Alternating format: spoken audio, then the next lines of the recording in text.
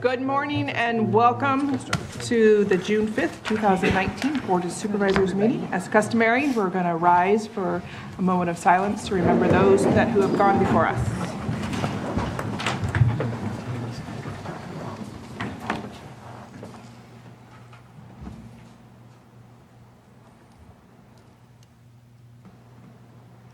Supervisor Simon, can you please lead us in the pledge? Yes. Ready, begin. I pledge allegiance to the flag of the United States of America and to the republic for which it stands, one nation, under God, indivisible, with liberty and justice for all.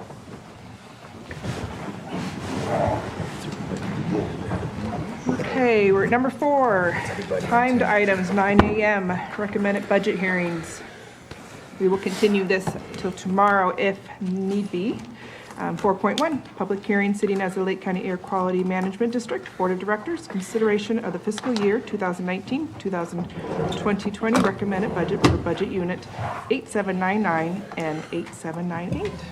Madam Chair, before we step fully into the air quality budget, which Doug will present because it's taken outside of the regular county budget, did you want to talk about the course of the day and Yes, if you have a plan for breaks and lunch? I am hoping to have a break at 10:30, at least a 10-minute break, and then break for lunch at noon for an hour. So we will watch the clock and see how we can stick to that schedule. And just so you know, since this is not a regular board meeting, Anita Grant, your county council's not going to be in the room except during her own budget presentation and the kickoff. And also Carolyn Purdy will leave, our assistant clerk will leave at the point we move into the regular budget hearings, the individual budget units, although the Granicus video will be running throughout the day. She'll come back in at breaks and lunchtime to pause things. Okay, wonderful. Okay. Good morning and welcome, Doug. Good morning, and thank you. So today we're having our the draft Lake County Air Quality Management District budget hearing.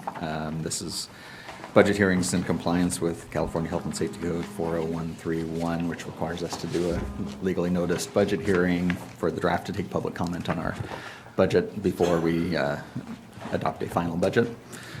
We have a long memo, which I will not read through to you unless you would like me to, but basically we have some important requested board actions, and then we have just sort of informational items that are included for your awareness. We kind of do this format every year where we get your input on just the general requested items, and then if you have information or questions on items that are going forward, that's the board awareness part. So, okay. So the first item, of course, is to review and approve the draft budget, and our budget has generally been fairly consistent. We've had a slight increase due to a number of programs and a number of additional permitted sources this year, but it's not a significant increase that we see at the moment. And then, I don't know, I guess we'll go through a lot of the budget stuff if you have questions in a minute, but I'll just continue on with this. Then for board items, we would like you to continue to be on the record as opposed to any further state subvention cuts to the air district. Subvention supports a lot of programs, like it subsidizes the burn permit program to keep burn permit costs low. It helps us with small business assistance, complaint response, things like that, and all of the state mandates that come to us as unfunded. So subvention kind of covers most of those costs, and the state is constantly looking at reducing that. So further with that, we're still on board with trying to track down ways to help, our local fleets. The state truck and bus rule still affecting a lot of people, and we just want to continue with the support, with your support of us going and trying to find flexibility and additional funding from the state and federal government to help some of those local fleets in compliance with these mandates. They affect and they're necessary for a lot of the state, but they're not really a necessary item for Lake County, but we're part of the state, so we get, these companies get pulled into these programs. And then we would also like your support to continue active participation in CAPCOA, which is the California Air Pollution Control Officers Association. Right now, I'm on the board of directors for that association, and what that does is that gives us a voice with state and federal regulators and this legislature and others that keeps us in the loop of the state so they consider us and they consider our needs. We're the only attainment district in the state of California, so it's important for us to be out there and point out that we need to be different than the rest of the state. And then, as a final recommendation, that this board continues their policy directive that health impacts, health risks, and health-based complaints, then mandated programs and requirements be our top priority, and then followed by other requirements, regulatory requirements, and funded activities, which include permit issuance, CEQA, periodic inspections, and all directions of this board. So it's kind of our priority for how we respond to things. So with that, I can go through the board awareness items, or we can just go to, ask me questions, and I'm not sure how much time you want to spend on. Well, anything important that you want to tell us? I'm actually just brought. The budgets Doug is referring to are in your budget unit details of your binder, pages D16 and D17. So if there's any questions from Is it 216 The or board. 217? yeah. D216 Yeah, and 216. 260. Oh, excuse me, did I not say 2? Yeah. D216, D217.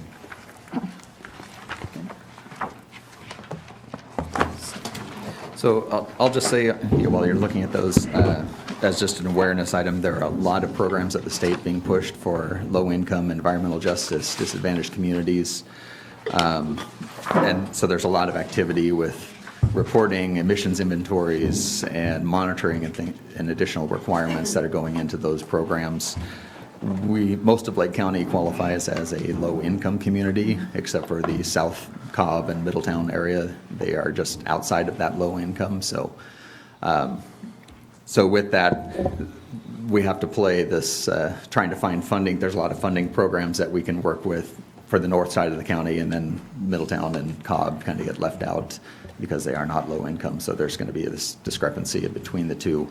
But there are a lot of things being pushed at the state for those, and we're continuing to try and peel some of that money away from the rest of the state and get a little bit to come to Lake County, and hopefully we'll have a board item in a few weeks to help with that, or to bring some of those things forward. Is there any questions for Doug on Supervisor Sabatier? Yeah, I do have a question. I know that we've been having, we've been having discussions about the cannabis fees and potentially reducing that, and I see here that you are looking at increased revenue on permits. Is that still continuing the trend of what you've already been receiving from the cannabis fees, or is that not involved in those permit revenues that I'm looking at? It's a combination of both. So Okay. there's some permit revenue that's from standard sources, modifications, CPI adjustment, all those things. And then there is a portion that is from the cannabis industry, but that also includes manufacturing and the other parts of it. And so next week, when we so- have that discussion, Right. there's the potential that it could change what's here on this budget list. It could, yes. Okay. Okay. Significantly, no, but we tried to balance, what we project, because a lot of those, well, we'll explain next week, but we don't expect a lot of permit renewal fees from the cannabis industry this year because of the way we did the permitting. So the fee impact on our permit fee revenue isn't going to be as significant this year as it seems. Right.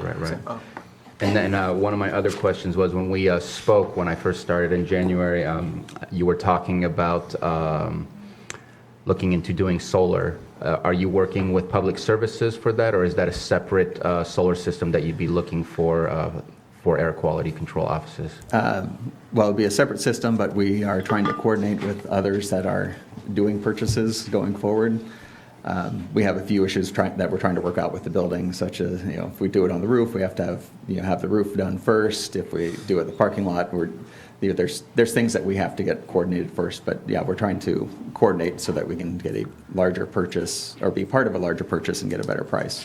Okay, because I saw also that there was an increase in the equipment, capital equipment, and also whatever the FA stands for, sorry, the Fixed assets. fixed assets, thank you. Capital fixed assets for buildings and improvement. And so I was wondering, Right, is that right. part of that funding from there, that that's why there's an increase to be used for those types of things? That's part of it, yeah, to get set up to install solar, so. Thank you. And also the normal building maintenance that we discovered, you know, when you buy a building that's 50 Buildings years don't old, stand it's- still. yeah, there's- Supervisor Brown? Just to follow up on the question that Bruno had about the cannabis fee, you know, it was, you know, kind of a experiment, you know, or, you know, we just kind of didn't really know what to charge or anything like that. Is there any anticipation that any of that will be reimbursed to, I mean, if folks from one year had to pay it, but from then on they don't have to, that's gonna be the request. And so I just wanna know if there's any thoughts on that. And I know we're not going to decide that today, but I just wanna make sure that as we move forward with our budget and our anticipated revenues, that we take that into consideration, if it is a consideration, so. Right. Is it, are you, I would prefer to move forward as of whatever it is that we Okay. decide, personally. well, and you're the one I'm asking because you brought it up, and I appreciate that either way. I just think that staff needs to know what to expect in terms of how, what their budget's gonna be moving. I like to look at it in the situation that we're learning as we're going, and if we make changes, the changes are as of now. Okay.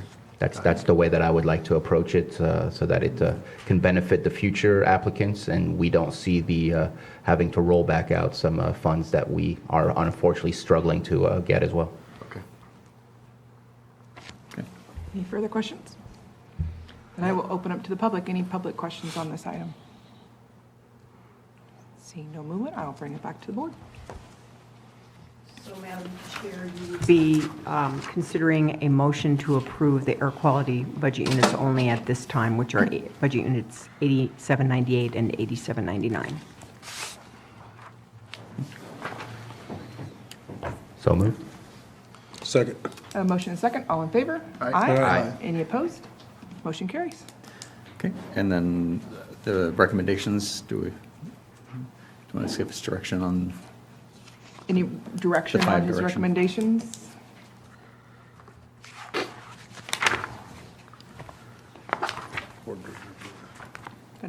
In the memo. So we do 1 and 2.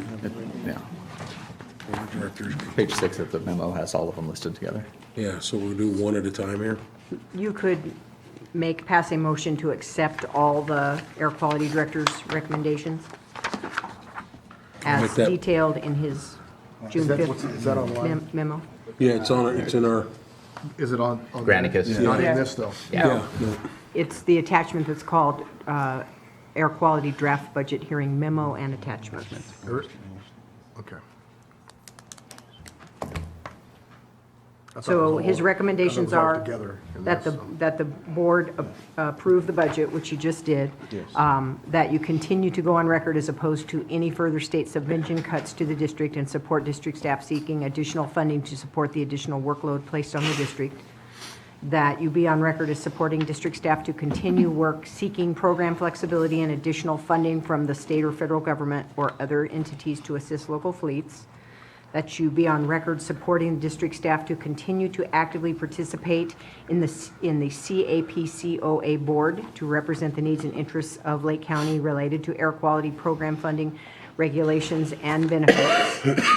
That your board continue their policy directive that health impacts, health risks, health-based complaints, and mandated programs and requirements be given top priority, followed by activities that have regulatory timeframes or other funded activities, which include new permit issuance, CEQA reviews, periodic inspections, et cetera.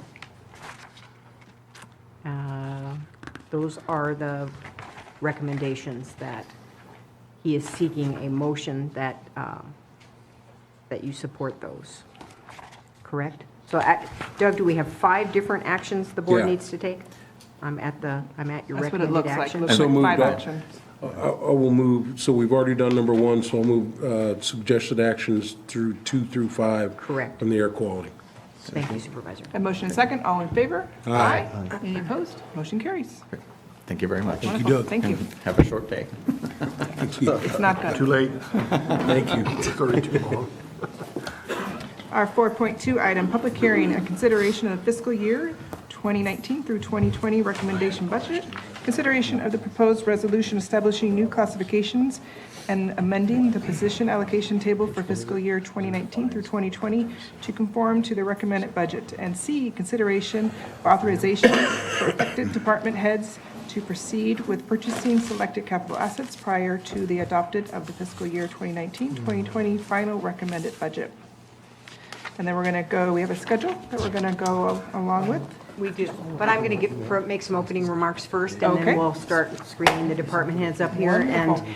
when we start the schedule, I want to note that the 3 departments that we have at the top of your schedule are ones that requested to go first because they have other commitments they need to get to today. So if you can allow me to just make some opening remarks.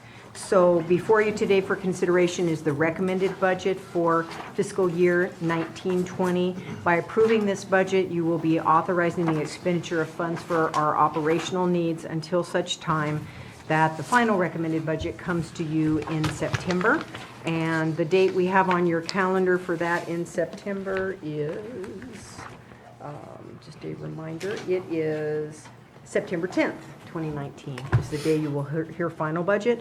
In effect, what this recommended budget does is it gets the fiscal year started, and then your board is responsible to finalize it all on September 12th.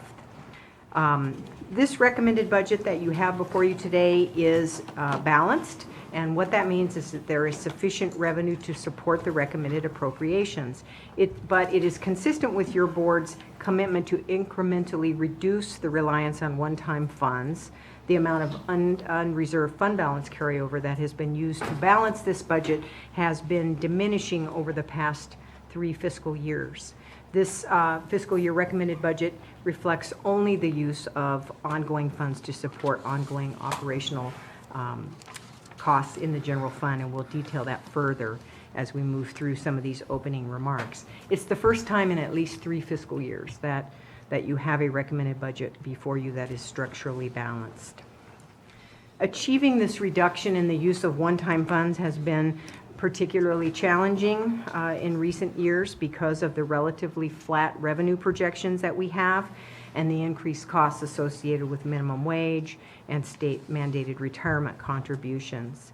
In order to offset these increases while also reducing the reliance on the one-time funds, this recommended budget reflects the first year in the fiscal crisis management plan that your board adopted in December of 2018 that requires general fund budgets to begin reducing their position allocation costs.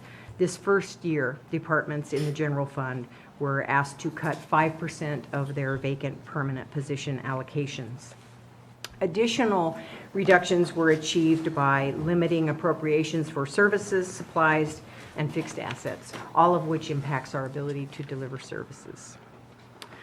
For the second year in a row, our general fund departments were provided with a net county cost limit within which they were required to prepare their budgets. This year's net county cost was based on last year's amount, an adjustment based on projected payroll costs because there are costs associated with employees moving through the salary step plan, and related benefit costs with fixed increases, and then reduced by the 5% payroll cost that they were requested to make. General fund departments accomplished their reductions in a number of different ways. It's indicated, as you will see in a few moments when I get to the page that talks about the positions that were unfunded. Funded and unfunded positions were eliminated, vacant ones. For example, in the administrative office, we have reallocated our staffing in such a way that we're going to operate more efficiently with reduced cost staffing. So some general fund departments, however, are not really able to make those staffing reductions. They can't continue to function with less staffing than they have. And these are departments that are kind of at the core of things, make the world go around for the rest of the departments, the county counsel's office, some of the financial offices that drive critical revenues. Our challenges with recruiting and retaining quality employees continue. The countywide staff vacancy rate, we took a look at it right before coming back with this recommended budget. It's still averaging about 20% despite all of our good efforts.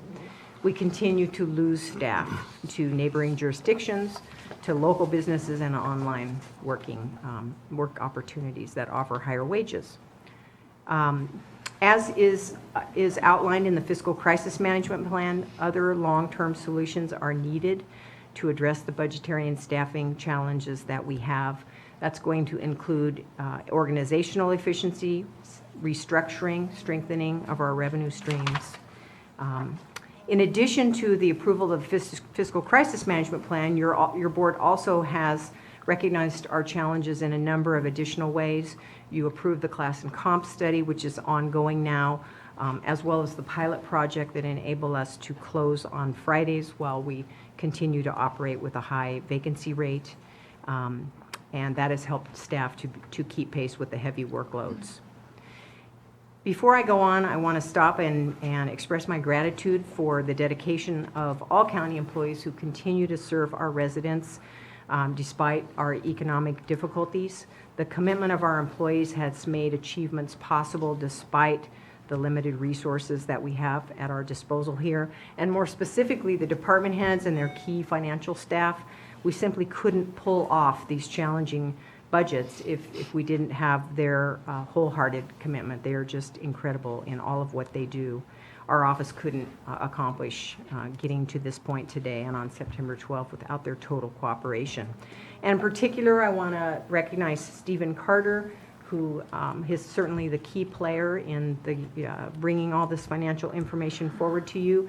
And Sarah Schuchart over there on my left, recently promoted to administrative analyst, has also worked tirelessly alongside Stephen. So debts of gratitude to both of them.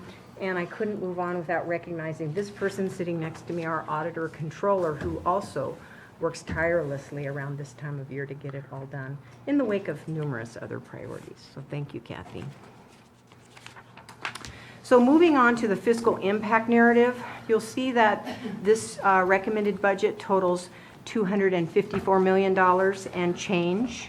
That is a total of governmental funds of $192,000. You'll see how it breaks down in your memo. General fund, $60.5 million approximately. Special revenue funds, just under $123 million.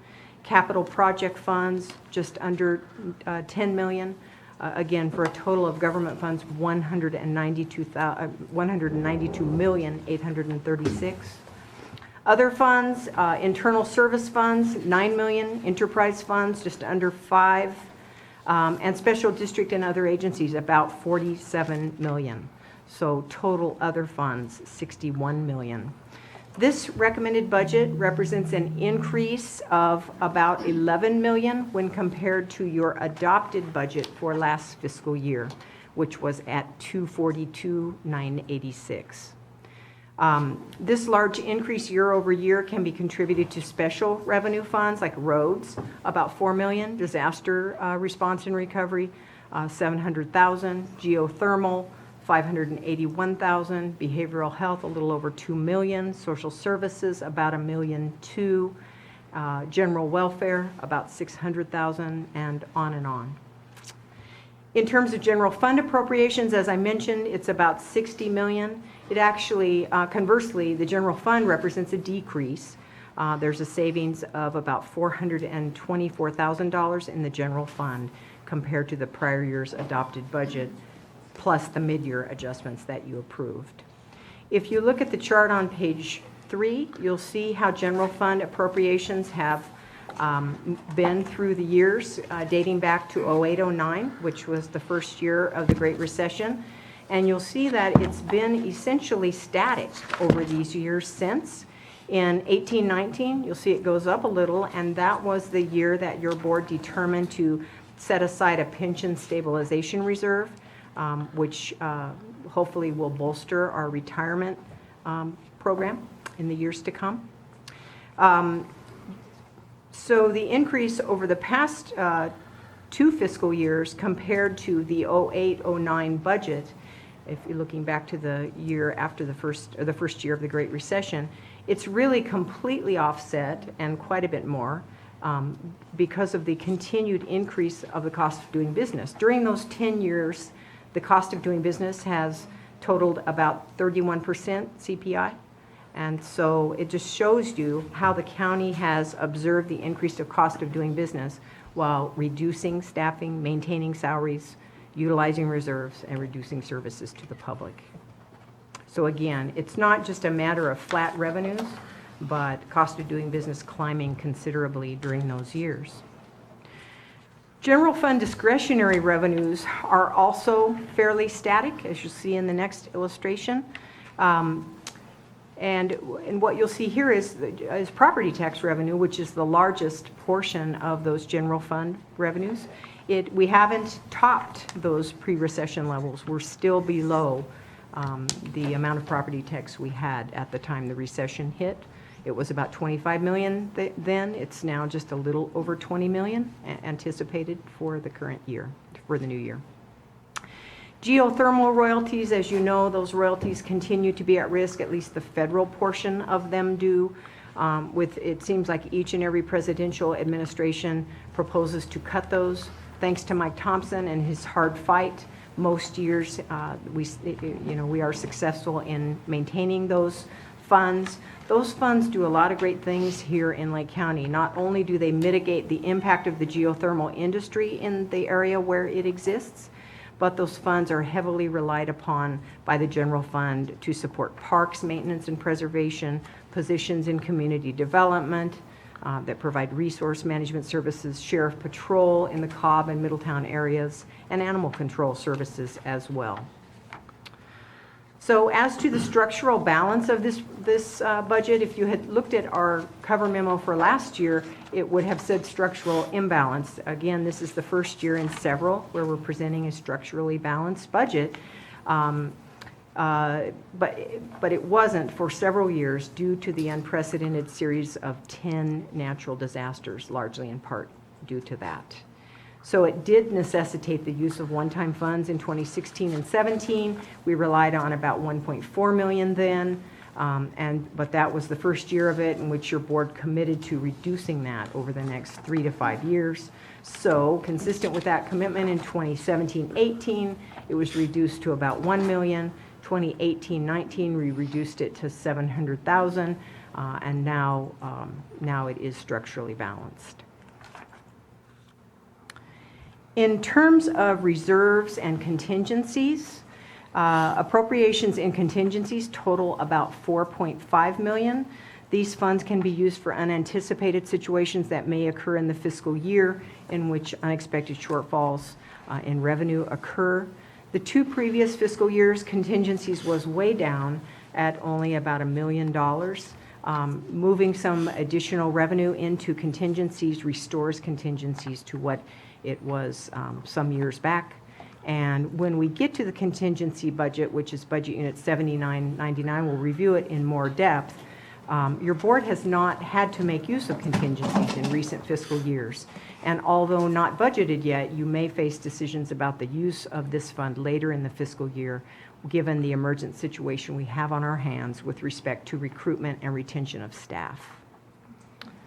The general fund reserve remains at 7 million, where it's been as long as anybody can remember. Okay, I'm looking at you because my memory is shorter in this office.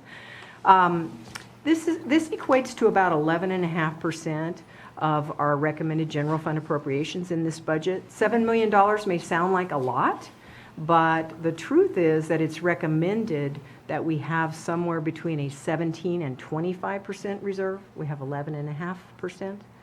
This present reserve amount, to put it in context, would only sustain the general fund operations for 2, possibly 3 months. So we leave that alone. It's there for an absolute meltdown, but again, not so much in the grand scheme of things. During the worst years of our wildfire disasters, your board authorized the auditor controller, who is our disaster finance chief, to cancel up to $5 million of those reserves in order to manage cash flow challenges that were brought about by all of the claiming to Cal OES and FEMA. We believe we are beginning to get past that time of risk, and we do not recommend that that authorization to cancel reserves continues in this new budget. There are a number of capital improvements in this budget, capital improvement projects, and the details of which we'll go through when we go through all of the different budget units, but you'll see $23 million for roads, $7.5 million for the Middle Creek Restoration Project, $2 million proposed for roof replacements. We would do a study first to determine which ones first and at what cost, but we certainly know that the courthouse and the jail roofs are needing attention. South Main Water Project, funding continues in there at $2.4 million. Lamson Airport Pavement Project, $720 million. Middletown Sewer Treatment Plant, $5 million. Anderson Springs Sewer Project, $4.4 million. Soda Bay Water Treatment Plant, $5 million. Lower Lake Parks and Maintenance Facility, which is under construction, just under $800,000, and a improvement project for Lucerne Harbor is proposed, and you'll see that later in the budget unit that includes that. You'll be able to consider that. And if I may make a correction for those that are just listening and don't have the paperwork in front of them, for the Lamson Airport pavement, that was 720,000, not million. Oh, did I That say sounded like a million? very big number. Thank you so much. A lot of numbers. Okay, 720,500, thank you. There were also some capital improvement projects that were requested that are not included in this budget, certainly something for you to think about. And those included a restroom and parking lot improvements at Hinman Park and improvements at Trailside Park in Middletown. Fixed assets, this recommended budget provides for a relatively modest list of fixed assets, primarily vehicles and equipment. They are detailed in the fixed assets section of your budget. In that section, there's also a yes or no in the far right column, and that indicates to you whether or not the department should be given authority to purchase those capital assets before you approve final budget. In some cases, there are reasons why departments need to acquire their assets early, and those will be discussed as we move through the respective budget units. So the county workforce. This budget provides for a county workforce of 1,009.45 full-time equivalents. That's a net decrease overall of about one position. However, in contrast, the general fund looks very different than that. Positions in the general fund total 363.25 positions. That's a decrease of 25.25 full-time equivalents. And that is mostly the result of removing unfunded positions at the Sheriff's Department. So you'll see them there, listed department by department, and again, as we move through these budget units, the department heads themselves will speak to these changes. And there are just a couple of positions that are added. You'll note that in the county counsel's office, there's a senior deputy county counsel position added, but there will be a deputy county counsel position that will be eliminated at the point that is filled. And then there are a few other additions, but again, mostly deletions. In the Sheriff's Department, there are 12 total positions eliminated, 9 of which were unfunded in the Sheriff Coroner Budget Unit 2201. The sheriff, I'm sure, will speak to this later today. Those positions had been carried over for many years with the expectation they could eventually be filled and funded. But after no funding availability for them for more than a decade, the sheriff made the difficult decision to relinquish those positions. At the same time, however, the good news there, if there is any, is that your board demonstrated a commitment not long ago when you approved a labor agreement that brought forward better benefits for the employees in Lake County Deputy Sheriff Association. In lieu of a formal hiring freeze, our office will continue to review all requests to fill positions in the general fund.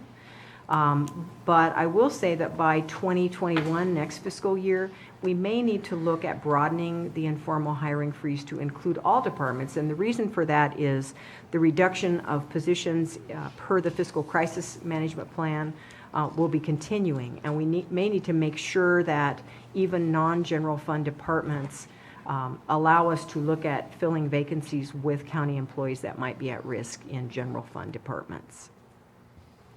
So there continue to be a lot of demands facing the general fund, in particular minimum wage. As you know, each January through January 1st, 2022, it goes up $1 a year. That is not only affecting the low end of our salary scale, where we have a number of employees, a number of classifications for which step 1 on their salary scale did not keep minimum pace with minimum wage, at least with this first jump that occurred in January 2019. But it also impacts some of our management level positions, because we do have some exempt management employees that do not get paid double minimum wage, which is the requirement in order to be exempt. For those classes, at least for January 1st, 2019, the solution we employed was simply eliminating step 1 on the salary scale for those positions. But that is not a good long-term solution. We're going to have a better solution for that before we hit the next step, January 1st, 2020. CalPERS costs are also going up somewhat exponentially. You'll see the costs there for both regular employees and safety employees. And as you'll see, the climb continues, is projected over the next 4 fiscal years. However, if payroll expenses were to increase, then the charged percentages actually go down, because it spreads those county costs out over a broader pool of employees. I have a quick question, if you don't mind my interrupting, unless you prefer I wait until you're... How many employees do you think are going to be affected by the state mandate to increase minimum wage as we move forward? The first round of it affected, that's a good question. I think it was about 25 employees in the lower classes that were affected. All salaries were adjusted, though, so they are making more than minimum wage. They all Right. went to step 2. The reality is all of them. Because... Well, yeah, it is. Yeah. I mean, all of it, it's 100%. It's going to be affected because you have to bring everybody up. You do, ultimately. But and I'm that's- speaking through mandate, not through just what's ethically right Oh, to yeah, do. okay, yeah. Yeah. Yeah. But Supervisor Brown's absolutely true, because we can't continue this vein of just lopping off the bottom of the pay scale, because you're not also adjusting the pay of the supervisor and everybody else. So pretty soon, if you don't take care of it, everybody's making the same. It ends up Yeah. condensing in the middle. Yeah. So Right. it was okay for a 1 step, but it can't go on any further. All other employees have these 12-step salary scales. That group, that affected group now only has 11, so we don't want that to continue indefinitely. The class and comp study is another prospective demand on the general fund, obviously. If your board moves forward with the implementation of the class and comp study early next year, which we certainly hope to bring you the recommendations to do so, the non-general fund departments will be tasked with finding the money within their existing revenue streams. For the general fund, however, it will be critical that we find solutions within the context of this budget. And the simple fact is that the situation is critical. It's going to require immediate and effective action in order to increase our capacity to provide the services to the citizens that both the citizens and your board expect.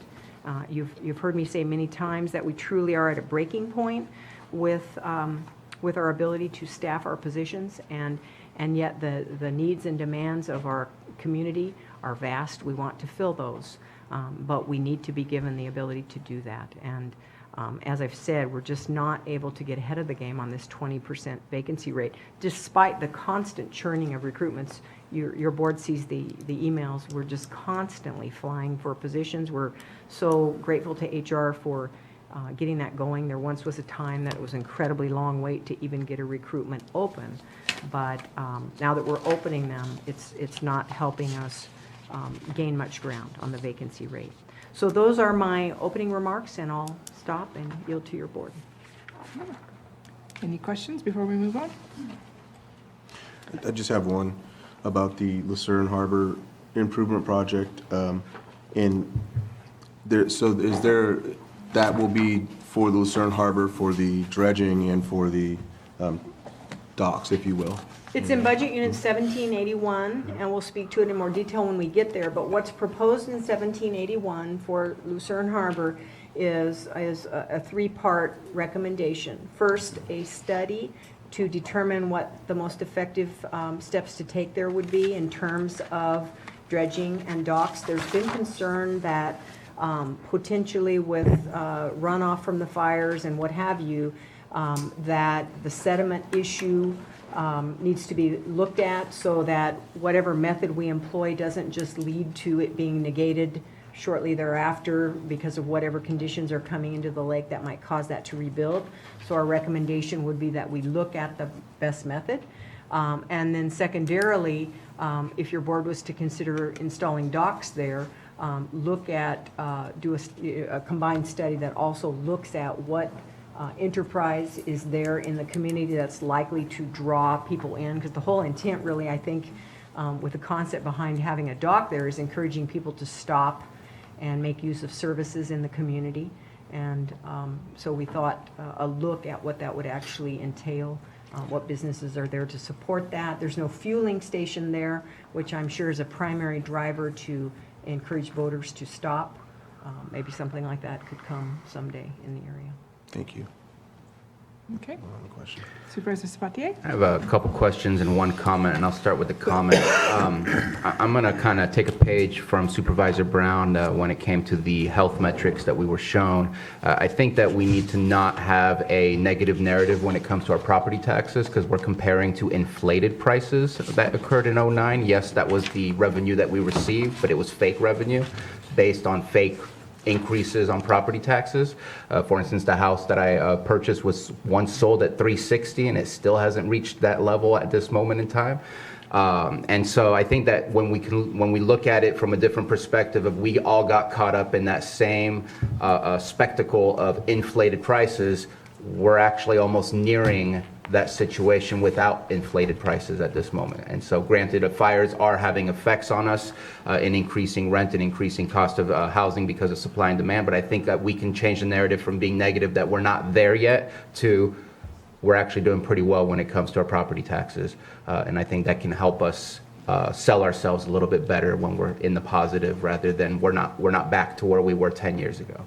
Also, I looked through this and I may have missed it, but do we have the implementation of the property tax backfill that we were promised of the $1.8 million for the next 3 years? So that's approximately $666,000. Yes. Is that in there? It's in Budget Unit 1120, Okay. and I'll show you that when we get there. Okay, perfect. Thank you. Anything further before we move on? So regarding the property tax comment, I think to put that in context, I mean, it's certainly true that right before the recession, prices were inflated, but I think if we compared ourselves to other counties, larger counties anyway, more affluent counties, you'll find that they're rebounding much better than a small rural county like ours. So it's true what you said, Supervisor, but I think we could put it in context, by looking at how much other communities have come back. We didn't actually look at that though when we put those figures together, did we? CSAC did a study, and at one of the meetings I attended, it did show that Make sure you're on microphone. it's on. Okay. I'm just not close enough. Might want to pull it up. That's right, CSAC did. When I was at a CSAC conference, there was a study that was done on all 58 counties, and 50 other counties were all much higher in the The rebound. rebound percentage than us. That's just perspective. Doesn't mean we're doing horrible, but they were receiving like 10% increases when we were going up like 2%. That's just part of the fires and everything else where we haven't rebounded quite as fast. And that study was before you took office. It was probably a year and a half, 2 years ago. We'll pull that for you if you're interested. And I think that we have other factors that others haven't had, and also being a rural community has an effect. And it's the same that I see the difference between Clear Lake's rise of property taxes versus Lakeport's rise of property taxes. When you don't have the same foundation as you would find in Marin County or Sonoma County, then you struggle to be able to move forward. And so I think comparing is not always the correct comparable, but we can see that we are moving forward. So I think that's the narrative that I would like to see, is that we are moving forward. Yeah, the first approach is to compare it to ourselves, you know, where we were, where we expect to be, as opposed to other counties that aren't comparable. Right. Thank you. Okay, with that, we will start then with mental health. Budget Unit 4014. It'll be found on page D122.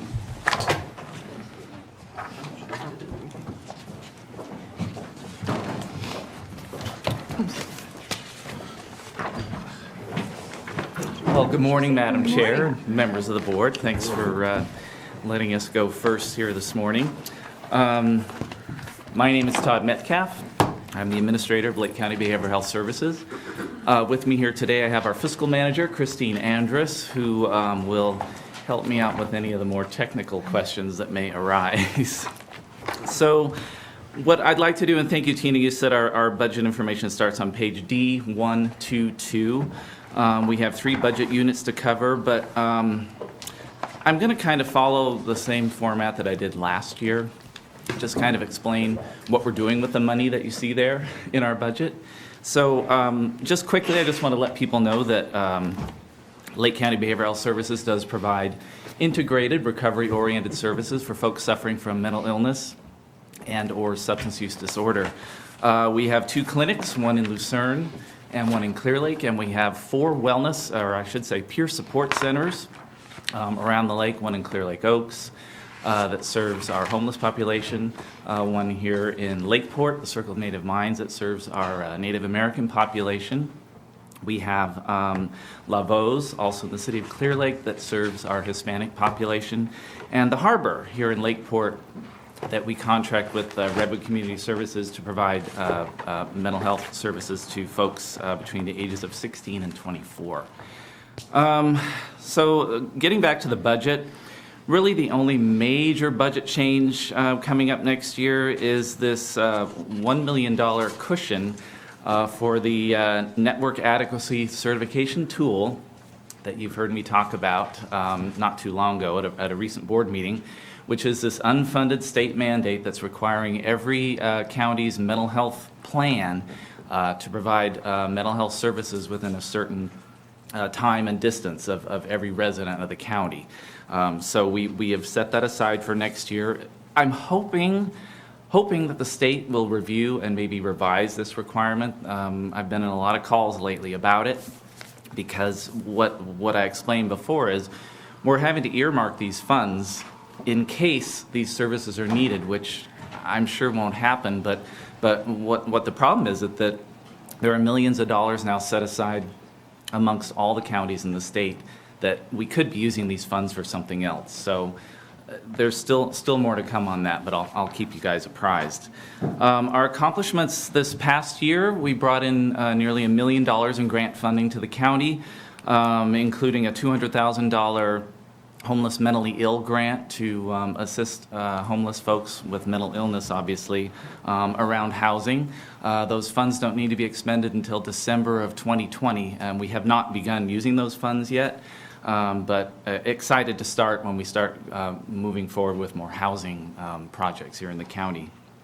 Also, we brought in about a $650,000 CalHope FEMA grant to provide crisis counseling outreach to folks affected by the Mendocino Complex fire. We're contracting with Lake Family Resource Center to provide those services. January 1st, we took over the Lake County Housing Continuum of Care, which is a real complement to the work that we're already doing around housing. The Housing Continuum of Care works to address homelessness and housing in our community. So we're excited to have that in-house. As I said, it just helps our housing efforts, and you've heard me talk a lot about that. We did expand service delivery to Clear Lake Oaks, as I mentioned earlier. We're also planning to open another office in South County in Middletown before the end of the calendar year. We continue to have positive media exposure about the stuff that we do. And there was talk a little bit earlier about vacancy rates. We're actually looking pretty good. Over the last year, we've gone from about a 25% vacancy rate down to about a 5% vacancy rate, which, since I've been in this position for about 2.5 years, our staff, we have about 50% new staff, which has created another problem in training. So we're working on developing, a more robust training curriculum for new staff as they move through our system. And also, I hope we don't have to do anything like this again this year, but we were very responsive and very involved during and after the Mendocino Complex fire, which took up quite a bit of staff time this last year. Our goals for this upcoming fiscal year, we plan to Medi-Cal certify each of our locations. Our Lucerne and Clear Lake clinics are Medi-Cal certified, which means we can bill for any services we provide. Our peer sports centers are not Medi-Cal certified, and there's a workaround to that, but I want to make sure we're doing this right, and also that we can provide a full array of services throughout the county. Again, I said we are planning to open an office down in South County that would focus more around family support for folks with mental illness. And then, plug your ears, Chrissy, I'm hoping the next fiscal year that we're looking at opening a facility in Upper Lake to work with our older adult population, because that's a demographic we're kind of missing right now. So that hopefully the following fiscal year. We're finally moving forward on our remodel for our Clear Lake office. We're getting a new roof put on. Thank you, Lars Ewing, who's not in the room, but He's over there. He's hiding. thanks, Lars. Yeah.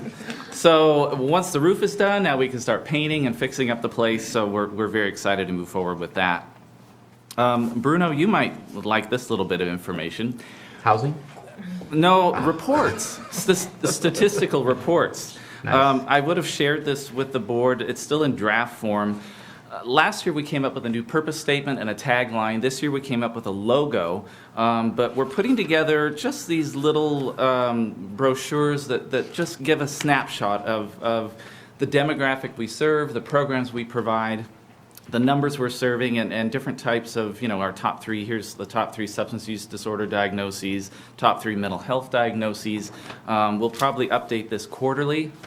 This will be on our website, but this is long overdue. A lot of this is due to the fact that we have a very outdated database, and this has gone to the board to upgrade this system, which is not going to be cheap, but it will help us to, again, bill for more services and provide more meaningful, compelling information that we can share with staff and the public. So more to come on that. Awesome. And that's the new Millennium Yes, software? you're good. Yes, and that's And will that's Bruno coming. get his own login? I just want read only. I'll make a note of that. I'll definitely make a note of that. I want to thank Human Resources for facilitating the whole PDQ exercise. We at Behavioral Health Services were on our way to performing our own capacity assessment, because we're finding that people were working out of their scope, outside of their job classification. So this will help us move forward with that analysis. We're continuing our community education and outreach. It's funny, I go out in the community because I live and breathe this, and I just assume everyone knows what we do, but they don't. And so that was one of the reasons I wanted to create a logo, so that when you hear behavioral health services, you think mental illness and substance use disorder. That's all people need to know, because that's what we do. We're working on, as I mentioned, the Lake County Housing Continuum of Care. We took over January 1st. We are moving forward in making it a 501c3, so we can apply for grants to continue to work on our housing efforts here in the county. We are planning to move our children's team out of our Clear Lake office to another facility in Clear Lake. Social Services is going to be vacating a space in Clear Lake down by Main Street Bar and Grill, and we're looking at that space. And the reason, our department's growing, we're running out of space, but there's a state regulation that requires us to keep our children's services separate from our adult services, and right now they're in the same building, though we have 2 separate lobbies and 2 separate spaces, and it's really not the best use of space. So we're looking at moving them hopefully before the end of the calendar year, and I sort of already got tentative approval from the Space Committee on that. We're also, I'm working with my management team to develop a strategic plan incorporating some of the Lake County Vision 2028 components listed in the vision, looking really at economic development, because I've talked before about housing, the monies we spend on sending our clients out of county to receive services that we cannot provide here. I'm hoping that once we move forward with a permanent supportive housing project, that I can start, or we can start looking at some sort of a psychiatric healthcare facility or crisis residential facility, some kind of maybe a lower level security housing complex to bring these people back home, transition them back into the community, which is our purpose and our goal at Behavioral Health Services, and also bring those monies back into the county. I've been having casual conversations with certain people throughout the community that are interested in getting on board with this.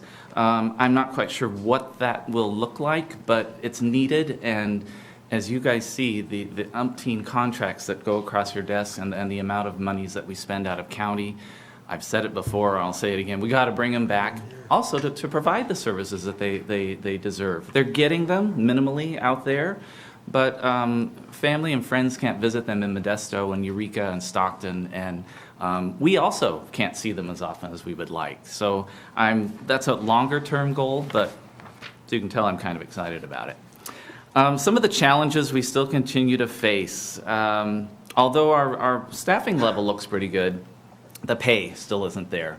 Our wages, in particular with our clinical and therapeutic staff, we cannot compete with the hospitals and other local clinics. As I've said before, even our top step salary is barely half of what folks make in these other facilities, and that's in county.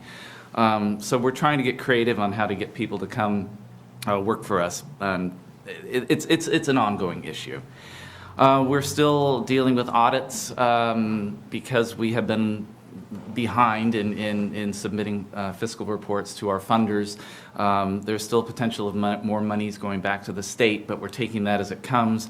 I think Chrissy and her fiscal staff, she's done a remarkable job in getting us caught up.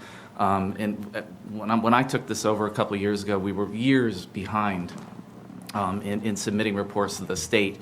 And what happens is we submit them our reports, they audit them, and then come back to us and say, okay, you owe us more money, or yay, we get more money back. It doesn't always work that way, though. It seems like we're always giving them more money back.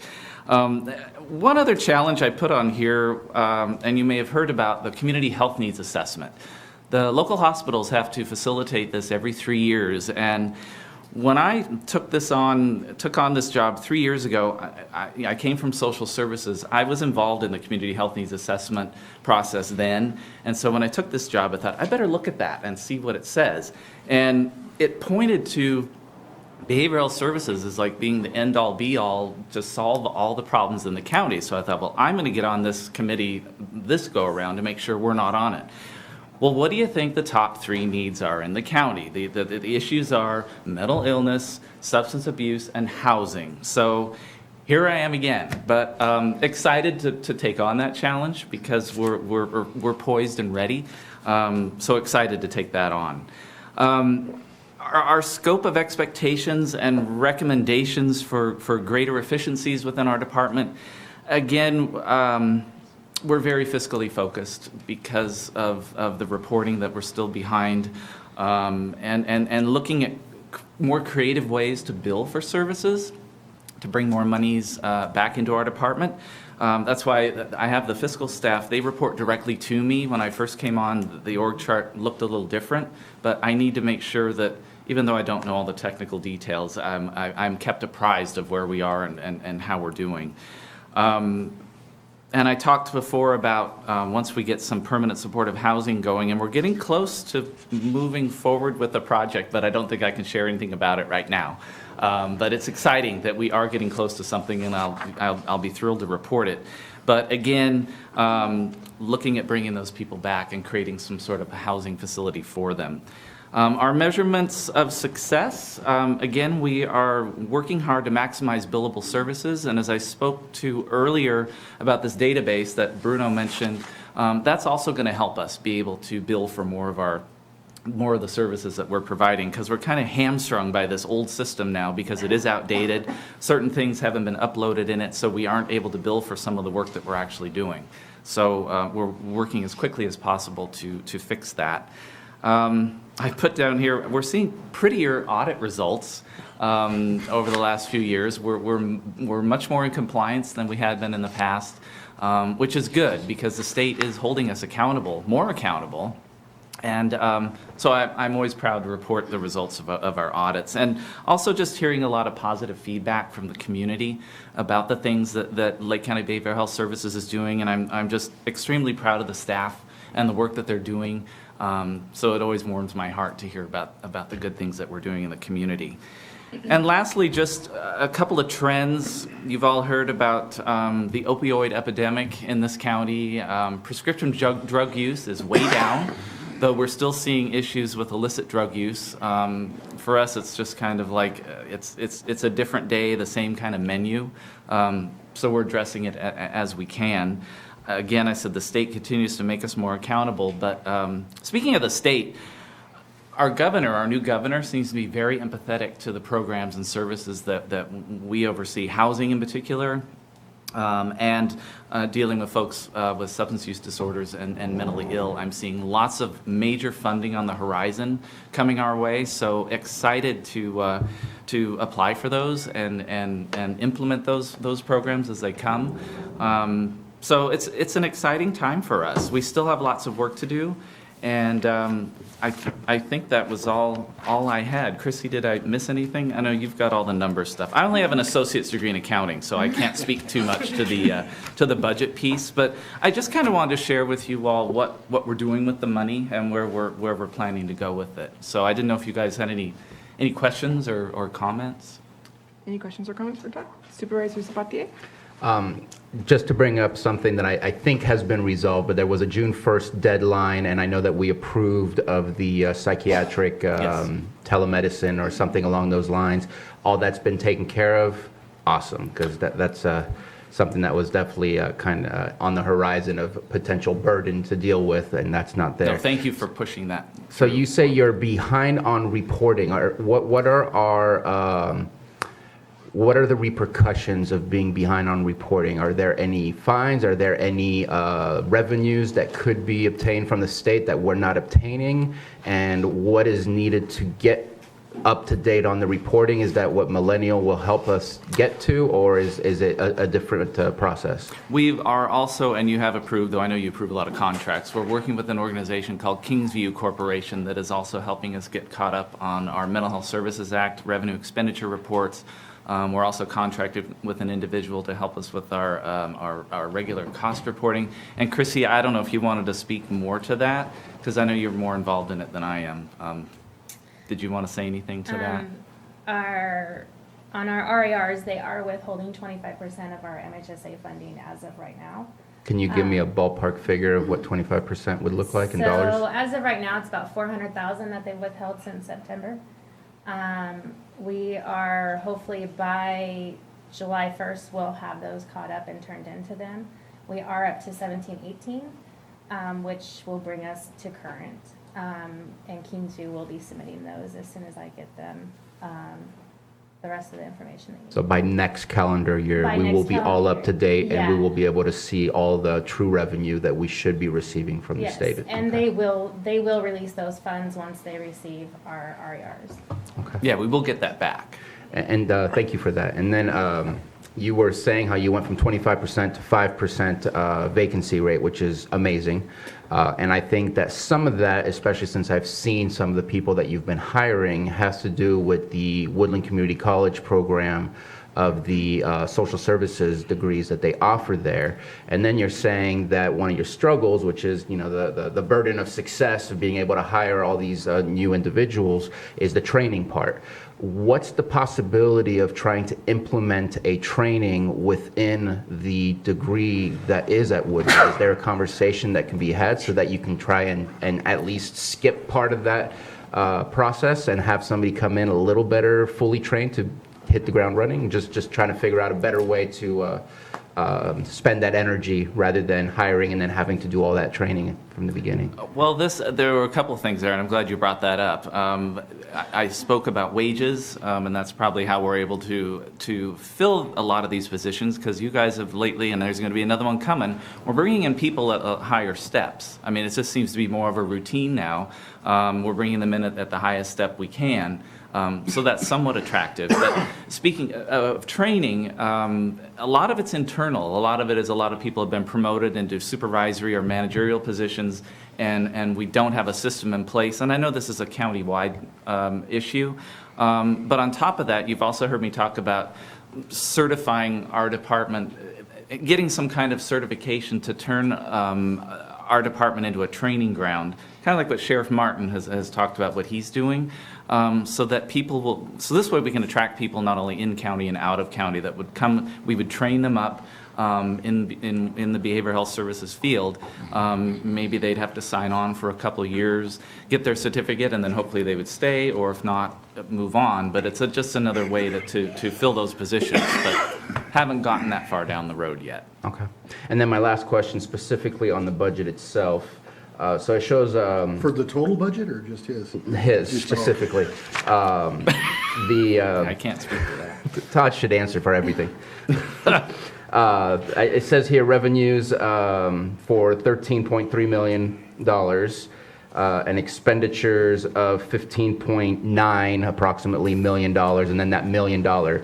There's still a discrepancy of 1 point something for the revenue, the expenses versus the revenues. Is that coming from a reserve? Where's that coming from as far as the It is coming from discrepancy? a reserve account, Okay. one of our. And what amount is in that reserve right now? Oh, I don't have it in front of me. And do we have that on a budget? Thank you. Which budget? 4014. 4014. And that was also due to the MHSA, the reversion that they were coming at us with. They were looking to take back about $2 million because our RERs were done incorrectly, and they missed about $1.5 million in expenditures when they were prepared by prior employees. So we're hoping to have that fixed, and as of right now, it's looking like they're only going to take about $400,000 back instead of the $2 million, and they wanted the $2 million by July 1st. So we've been working hard to prevent them from recouping that. Awesome. That's a Were big you talking difference. about audit settlements? What was that? Audit settlements reserve? Sure, I'm Yeah. not quite sure what Yeah, budget. that's, I think, that's where we were moving it from. There's 2 million still after removing. Okay. And is there a history in front of you? Is that a decreasing budget? Is that an increasing budget? It's decreasing as of this year. They took out 1.5 because of their current Because of that settlements. situation, okay. Thank you.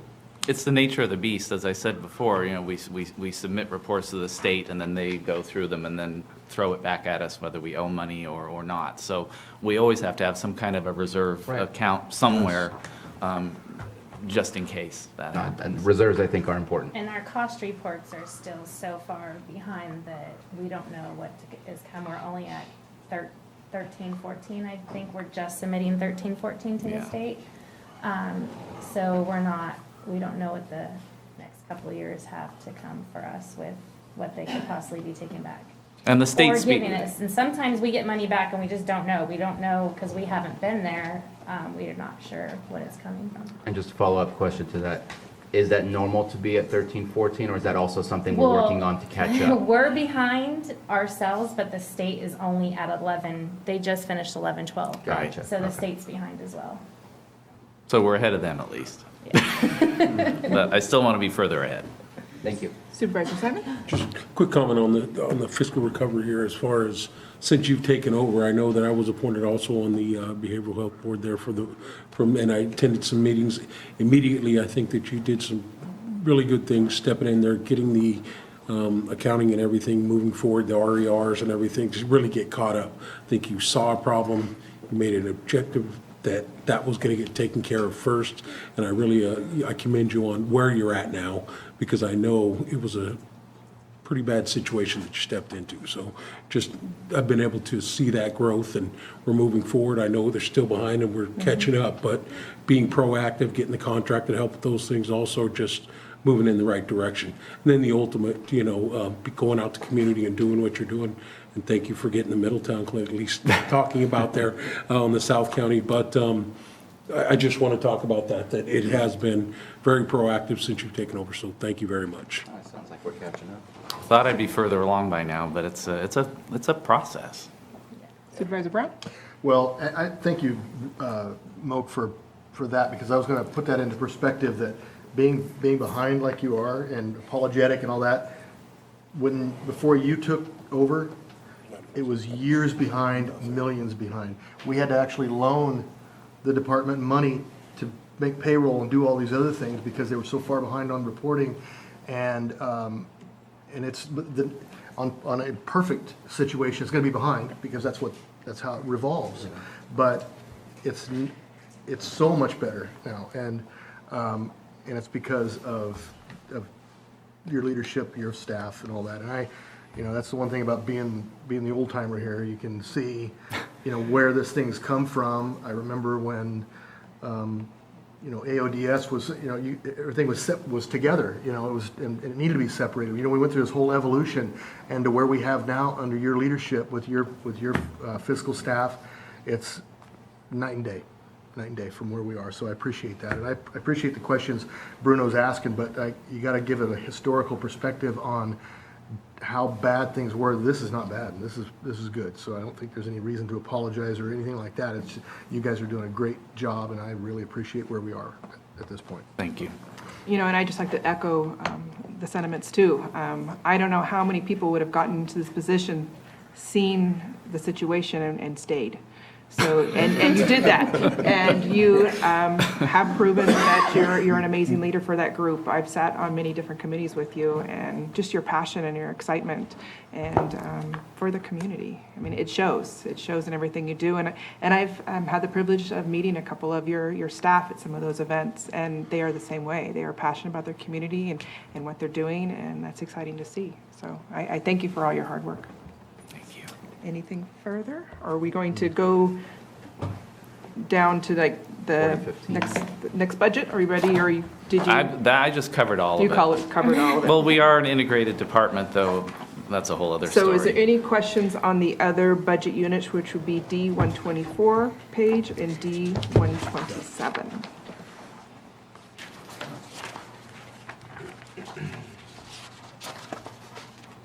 No.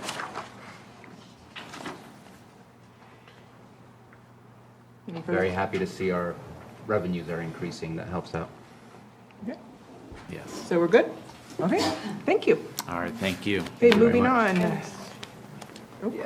You want her to take a motion at the end to approve all, or one at a time? One at the end. Okay. One big one. Wait, yeah, Okay. We're good. Thank you very much. That will be a lot easier. Thank you. Have a good day. Now, did I need to call for public comment on that? Yes. I'm going to call for public comment before we move on. Is there any public comment on these budget items? See no movement? I think we do individual See, I thought we motions. did it with each Yeah, department because too, so. I think it's a little presumptive to assume that we're all five going to support every budget. Yeah, so At sit the back down end. for a All right. second. So the board can Yeah. consider a motion to adopt budget unit 4014, 4015, 4018 for recommended budget fiscal year 2019-20. Do we need Carolyn here to, No, she's recording. So moved. Second. a motion and second, all in favor? Aye. Any opposed? Motion carries. Okay. They'll keep us on track. Thank you. Okay, jail medical services. This can be found on page D74.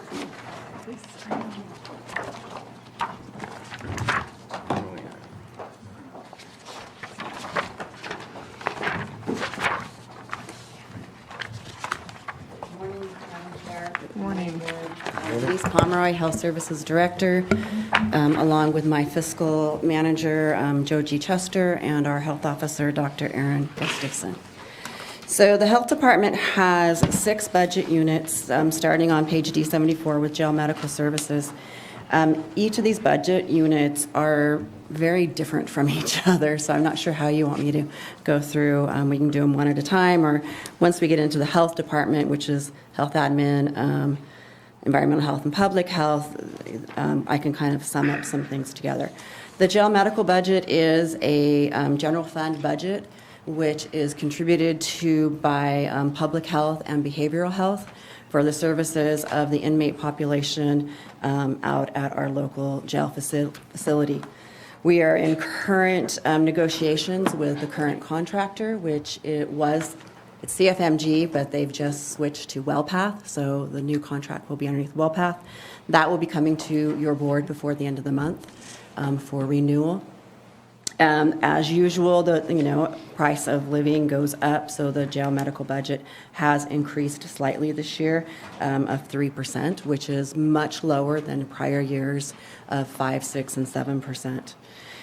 We have continued issues out in the jail where the population is such that they're staying in our jail longer. They are coming from higher facilities, then they're expecting more medical care. If they're only in for a year or two, a lot of the medical care, can wait. But now we're getting into medical care that is, chronic routine that they need to have. So, they need to have their CAT scans and all the things that come with, 5-year reviews, their preventative care.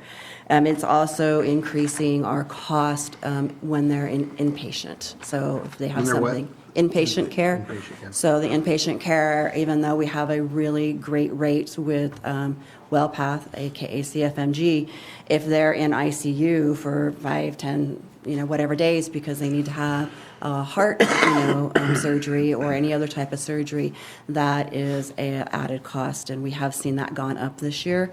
The health department contribute an additional $70,000 for that exact cause this year to cover those unanticipated costs. You don't know.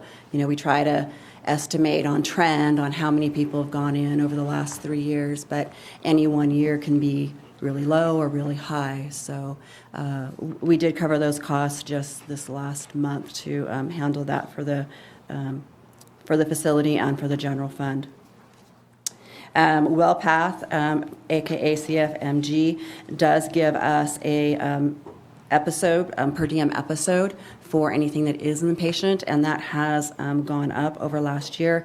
It's $22,000 per episode per inmate. So if somebody is sick and in the hospital this month, they'll cover up to $22,000 as part of our contract. They get sick in 2 months, again, they're going to cover up to $22,000. So it's each time, which is a great benefit to the county to help us reduce some of our costs. I think that's about all I have on jail medical. AB 109 does contribute to the jail medical costs of about $450,000, I want to say, $448,900. The health department has increased our contribution this year of $46,000 over what we've contributed last year to help offset some of the medical cost to the general fund. Any questions on this budget unit? I just want to make a quick comment. I think that's something that I'm looking for the state to help us out with that. They're sending us their state prison inmates. We have what used to be a jail with no more than 365 days typically, and then anything further would be sent off to prison. So we end up flipping the bill for the state for all these medical needs.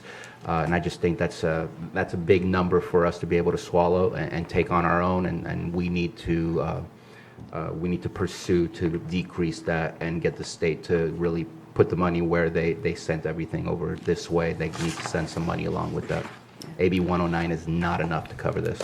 Well, AB 109 never included the healthcare cost of all these inmates coming to the locals.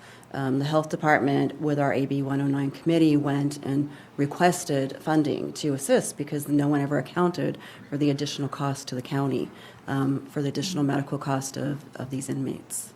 So. But the good news is the state has taken a lot of crimes and made them not crimes anymore, so you don't. We don't have to pull the teeth out of those people. Yeah. So on another note, every year. Well, they didn't have it, never mind. Sorry. On another note, every year the county does look at the Medi-Cal inmate claiming program, which allows for us to get a higher rate on return underneath the Medi-Cal claiming unit. We haven't done it yet. It hasn't been cost effective, but we will definitely look at it this year based upon our increased cost of medical care from this year. So I would imagine we will be bringing that program to your board this next year to apply for that. But it's, as far as I've read, and I could be wrong, it's only when an inmate has gone into admission for longer than 24 hours. So Correct. anything that's internally done or medication is not at all covered. Correct. It is only for inpatient medical care. So. Anything further? Okay, move on to the next budget unit. Environmental health, page D116. So environmental health is a regulatory agency with its mission founded on public health, safety and sanitation. Primary services are permits and inspections. About 60% of its revenue is fee-based from our community. With the new increase based upon the CPI, that is helping offset some of our cost, hoping to decrease some of their need for realignment to offset the additional cost. Those groups include retail food, public pools, spas, state water, tattoo, art facilities. Land development is a big one for us, on-site sewage, water supply, wells, including abatement of wells. With all of the fires that we've had over the last 4 years, this has really created a backlog of work for our EH department. Everything pretty much stops as soon as they can start getting in to do safety assessments with the fires, and that work continues for months. So it continually increases a backlog on our other programs, which has an effect on our community. So wanted to make sure that we point that out. They do an amazing job out there working together, but it is a continued challenge for them in their department. They also have the local enforcement agency, waste management, hazardous materials, office services group supports all the divisions and the customers. A big one that we're seeing right now is with the cannabis grows, the illegal cannabis grows. This last year we had over 1,000 hours put into investigation and complaints of hazardous materials being used. Carbofuran is the main one. Dr. Gustafson may be able to comment more on that, on the toxicity levels of that and what it can do not only to people but to the environment and to our water supplies. So far, we have not detected it into our land or water supplies, but the amount of time that it takes our hazmat team and our supervisors to investigate these cases and to assist with the abatement processes of them, there's no funding for it. So Yeah, there is. I'm going to get to that. Oh, okay, thank you. Why, I thought that was why- going to be our first, Yeah, why doesn't that come to us for abatement? You can, Well, it's not ours to abate. Fish and Game do that, and we help with the no, the levels. assessment, to do an abatement here before the board where we put a lien on the property. Well, we've billed all the property owners. We're waiting to see if we actually get any reimbursement Okay, from them. so. You're not going to get a. No, Yeah. the abatement Yeah. process. Right, so we that have will to- come after we bill and we don't get paid. So Okay, so that's the funding source. Yeah. And we need to make sure we follow up with that because it's substantial. And I don't know that I've ever seen an abatement come before the board on behalf of environmental health, so. yeah, it hasn't. Yeah, like I said, we just billed them last week for the last 6 months For 1,000 hours? for over 1,000 hours. Yeah. Joji, do you have the numbers? Do you know? You don't Okay, know so something? that will be coming before us then? Yeah, For- that was for- six properties. We put a lien on the property. Yeah, so that was 6 properties we just invoiced for. We know one is going to pay because he wants to sell the property and he wants it cleared. But other than that, we're not anticipating payment. But if there's no lien on it, he can sell the property. That's why we need to do it, because we can't keep him from selling it if there's no lien against it. So there's a risk there. Yeah. But we have to do our due diligence and try to collect first. So that's our process, and we just sent those invoices out. Probably ought to talk to Anita about that, because we don't do billing with code enforcement. But we're a fee-for-service department. That's in our fee schedule. That's your fee schedule for doing abatement? No, for complaints and hazmat. We have a fee for that. Okay, well, we can, then I guess we just don't do it. Yeah. I'm sure we can add administrative fines and other things as well. If there's illegal stuff going on the property, there's no fee structure for that. That's an abatement process, so that's just that seems fairly straightforward to me, but. Okay, all right, well, we will make sure that we bring that back before the board. I think we need to do that because like this guy wanted to sell his property. He sells it, it's done. We're out of- You're- we're out of you're those done. hours. You're not getting anything. Well, it is listed on the property as illegal actions with Fish and Game. And one of them was with Okay, the sheriff, all right. so. Well, Yeah, we would until definitely. it comes before us, it's Yeah. not a lien from us. so. I hear exactly what you're saying, Supervisor Brown, and we will make sure that those come back before your board once we've done through our process I of wouldn't rely billing. much on Fish and Game to recover money for us either, so, They're recovering for them. yeah. So, so with that, yeah, we absolutely will be bringing that forward because that is our only other option if we don't get paid. So, And before this moves on, can we, is there consensus that we can review that process to see how we can streamline it so that it might not have to take the amount of time and amount of steps that it has to take currently? That might be something maybe We Anita just check with Anita. Anita needs to look at to see if we have to Rob bill might be them doing that right beforehand, now. or we can, if we've already put the money out, it seems like we should not, because we don't do that with any other abatements. We don't Nope. send bills out. Nope. We just. no, so it is in Put our a- fee schedule when we have a complaint or any type of hazardous spill or anything like that. We have fees in our schedule to bill for that. So It's not collectible, though. it may or may not be collectible, depending, but I think a legal action would be different than You're right. an accident of a spill. So. You know, I'm not. So that is something that is a challenge that we just started facing this year. It's just happened over the last few months. It started in September. We just finished up the 6 facilities last month that were cleared. They did not get into the waters or to the soils. We have another one we're investigating right now. 1 or 2, Doctor? 3, I thought. 3? Yeah, we have Right. we have Did a we few do more that that we yesterday? just got. So we see this as an ongoing issue for our department. That is something new that we've never had to deal with. I just was at a meeting in Sacramento yesterday and got to sit next to one of the state environmental health people who came out and helped us here in our county before. And I'm going to be giving her a call to see if they can provide us with any additional assistance on this because she thought that they could. Okay. So, Excellent. yeah. Good conversation. Yeah. She came out and did the geothermal investigation from the state level when we had those issues a couple years ago in environmental health, and she helped with the Casper event. So I'm going to be reaching out to her to see what they can do. The revenues and expenses are about the same, excluding these new types of things that we've just hit on this year. They have completed their LAMP process, which is now going before the public for review. That was about 2.5 years overdue. So Jesse Kang, our EH director, has gotten on that and has been working diligently to get that done. So I appreciate his hard work on that. The strategic planning for upcoming Coupa program and evaluation of Cal EPA to complete and implement a permit process for existing and future Coupa facilities will be coming before your board in the near future. The Coupa facilities is another set of facilities that we have a charge for. We build them. There's no course of action if they don't pay. So other than sending them to the county collection, facility, there's nothing there, and we have continued customers who just don't pay. So we're going to bring to your board an ordinance request to put some ordinance relating to those facilities that will give us the authority to take different action. Our food facilities and our recreational facilities allow us to close them if they don't pay. Everybody pays. Sometimes they're a little late, or they make arrangements with us, but they pay. The Coupa has no such ordinance or regulations in their rules.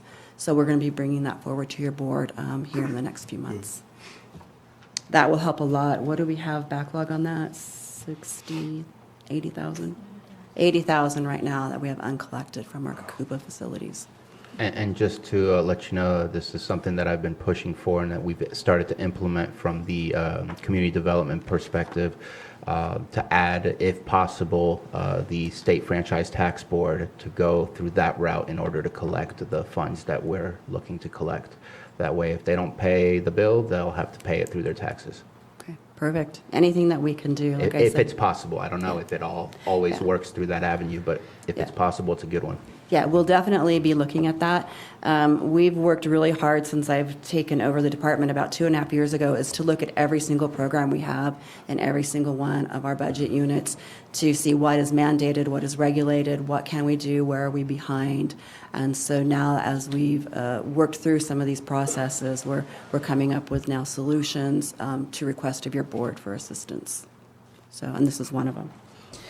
Let's see. So in our building last year, this actually is for the whole building, the public health, the Bevins building. We've been working on updating it.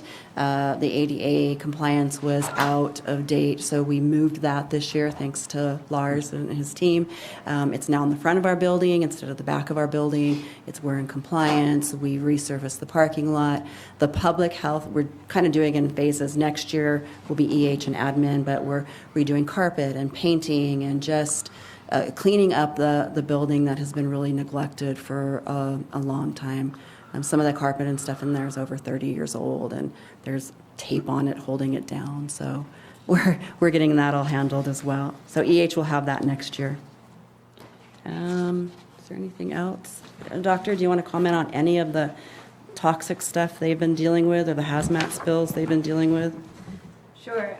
I know that Craig from Environmental Health attended a conference last week regarding the illegal pesticides. I had spoken with Murad Gabriel, who's at the Integral Ecology Resource Center, and we discussed how these toxins, this is a carbofuran, it's a pesticide that's essentially banned in the U.S. It's heavily regulated by the EPA, and he had spoken about how this can persist in the soil and the water in the soil, especially for many years. So we were concerned about the potential for runoff. We did have monitoring that did not show appreciable levels in the water and the soil. It takes a long time to get the results back, but this is going to be a continuing issue. Okay. So any other questions on environmental health? Okay. Thank you. I'm just going to ask my board, I know we're in the middle of this, but it's 10:30. Do we want to take a 10-minute break and come back so we stay on schedule? Or do we want to I'd say let's go ahead and finish with keep this. pushing? Okay. That's my opinion. Yeah, me too. Mike, I would encourage you to finish this Okay. one at least, yeah. Yeah. Go on to the next budget year. Okay, so the next one is public health. So D-118. public health is also all of the three divisions at the Bevins building are self-funded departments. Public health has a wide array of programs that we serve our public with and program revenue. The other part of our revenue that comes is from our 1991 realignment that we receive. Part of that 1991 realignment requirement is that the general fund support public health by, it's $118,000 a year that we get from the general fund. That's a requirement for us to receive the 1991 realignment. That realignment helps support not only public health, but EH and health administration and the jail medical. The portion we contribute to jail medical comes out of 1991 realignment.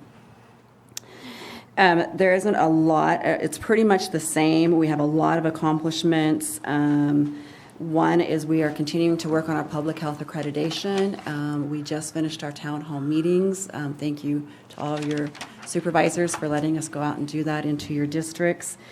We'll be doing our CHIP. The CNHA, the Community Health Needs Assessment, is done, but the next phase is our Community Health Improvement Plan, which is called a CHIP. And hearing the voice of the community will help us with making some of those priorities. Our programs, you can see in the accomplishments here, I won't go through all of them. They're huge. Our nutrition program reaches over 4,000 school children a year in 160 classes. And that's 2 staff members doing all that work. So it's really pretty amazing. We've implemented the whole child model, serving 425 children in our CCS program. We provided 1,000 influenza vaccines, 423 vaccines given at the Heroes for Health. We're currently doing 5 community outreach events a year, and our goal is to increase that and do more, be actually more visible to the community out in public health. The The Mendocino Complex fire was a big one for us. We not only helped Dr. Gustafson and I at the EOC handling all the mutual aid and the evacuations of our medical facilities, but the medical facilities at the shelters, and of course the outbreak at the shelters was handled by public health. Our Medical Reserve Corps, which was almost vacant when I took over the program 2 years ago, now has close to 80 members in it. The Medical Reserve Corps is all volunteer. They are medically licensed staff that we can call upon in a disaster or a need. They can come and help us give vaccines and all sorts of things. So our emergency preparedness program with Dr. Gustafson has really done a great job this year of getting that program back up and running to serve our community. Again, I already talked about the building. We are going to be replacing 2 outdated vans that we have from 1999 this year. So we have a couple of assets there that we're going to do. They are huge. The staffing last year in public health was 60% vacant. We are now at the county standard at 20%.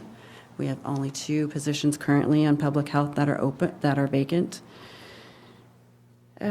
We continue to work towards compliance in all of our areas of health and safety code and regulations. We have passed every single one of our audits. That's a continued pride that we take in our department. Our reports are on time, and we have not had to pay any of our funding back, or if it was very, very minimal. We have a great fiscal team who works diligently to make sure those numbers and the tracking is accurate for what we're submitting to the state and the federal government. Low wages continue to be our biggest issue in hiring licensed staff, both in EH and in public health. It's a training ground. It takes us a good year to 2 years to get them trained, even when they come in with a licensed, on all the programs and all the regulations. It's hard work. And I'm really excited about the Comp and Class program that your board has approved and HR and county admin have been working on. We are hoping that that's going to help our situation, not just in our department, but across the county. So we're looking forward to the results of that. An example of that is we've had a PT, a physical therapy position, that's been vacant for 8 years. And that is a requirement of our program by the state and federal government, that we have that position. We've been contracting, so we've had a workaround, but every year we have to get a waiver from the state so that we can go out and contract that position, because we haven't been able to fill the PT or the OT. So that's pretty much it for public health, I think. Any questions on this budget item? No. Okay, moving on. D120. So that is health administration. The health administration department is the central direction and oversight of all the other divisions within underneath the health department's realm. That includes everything that you see here. They do all of the file maintenance, the accounting, the contracts, the record keeping, grants management. This year they did complete their goal of implementing their new financial software, Geneva. They have it up and running, so I'm very proud of them. That was very hard work with all the fires and all the assistance. We are working to assist the auditor's office on mutual aid, where, like in the Mendocino Complex fire, everybody that we requested mutual aid from sent all of their invoices to us. We made sure, actually Joji and her team made sure that they were accurate and in line and had all the supporting documentation that the auditor needed, and then we moved them on to the auditor's office. So we're hoping, we continue to try to help where we can. A lot of our funding doesn't allow us to help in a lot of ways, but some of our staff can. So that's one of the things that we've kind of taken on this year. We were completely staffed. We now have 2 vacancies. So, comes and goes. Our goals for next year are continue to fill our programs and to really work with especially EH and a credit card implementation program and online services. So that will come through our division.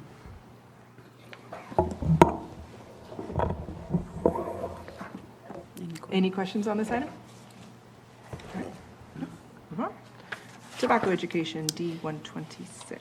So tobacco education budget unit is a pass-through budget unit.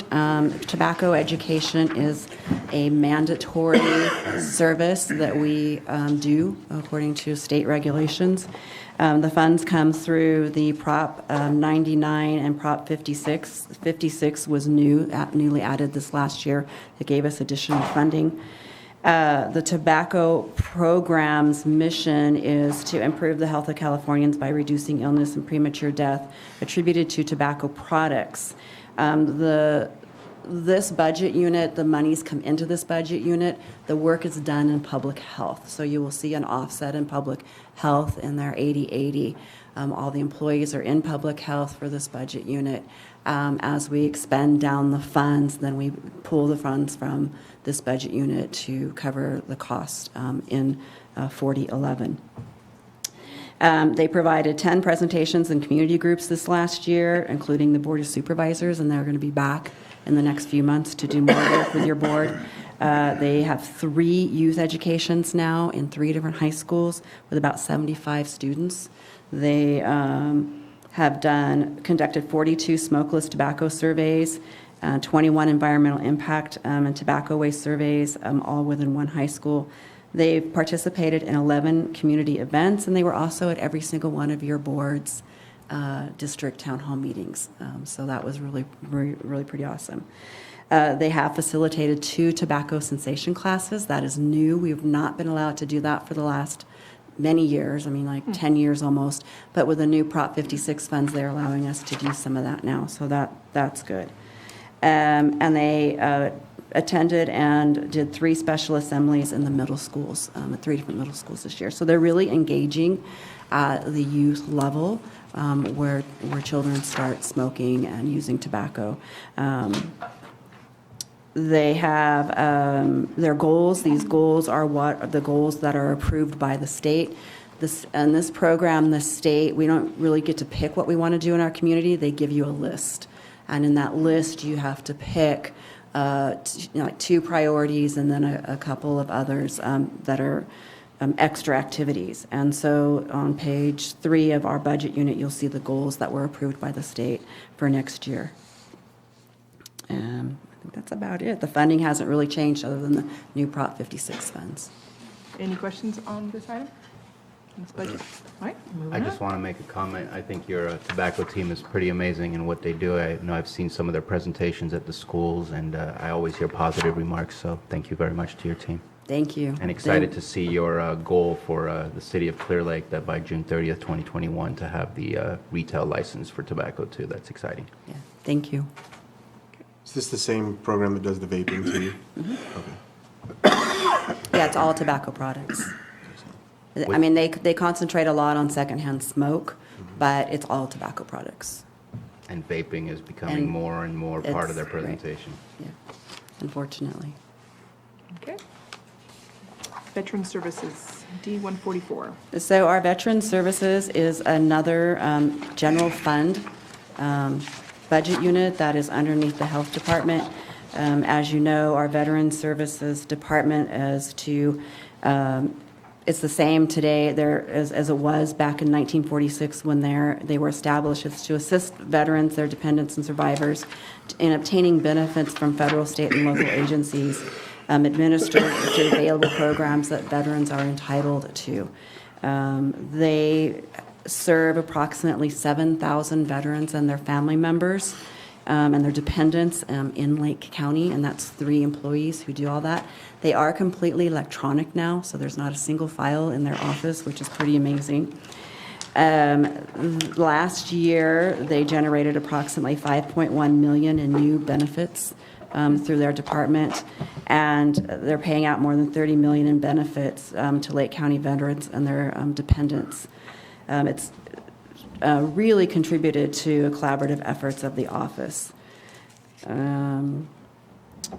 They reached and enrolled over 925 new veterans and family members into the VA healthcare enrollment system.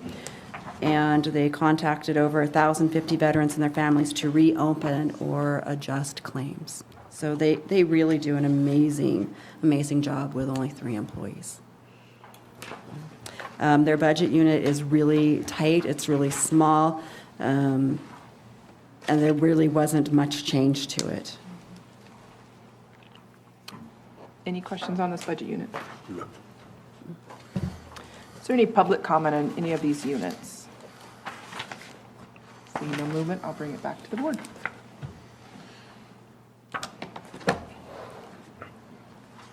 Has there been any, just real quick, has there been any other procurement for any way to get more funding for that department at all? They had one-time fund this year of an extra $10,000 that was just approved by your board a week or two ago.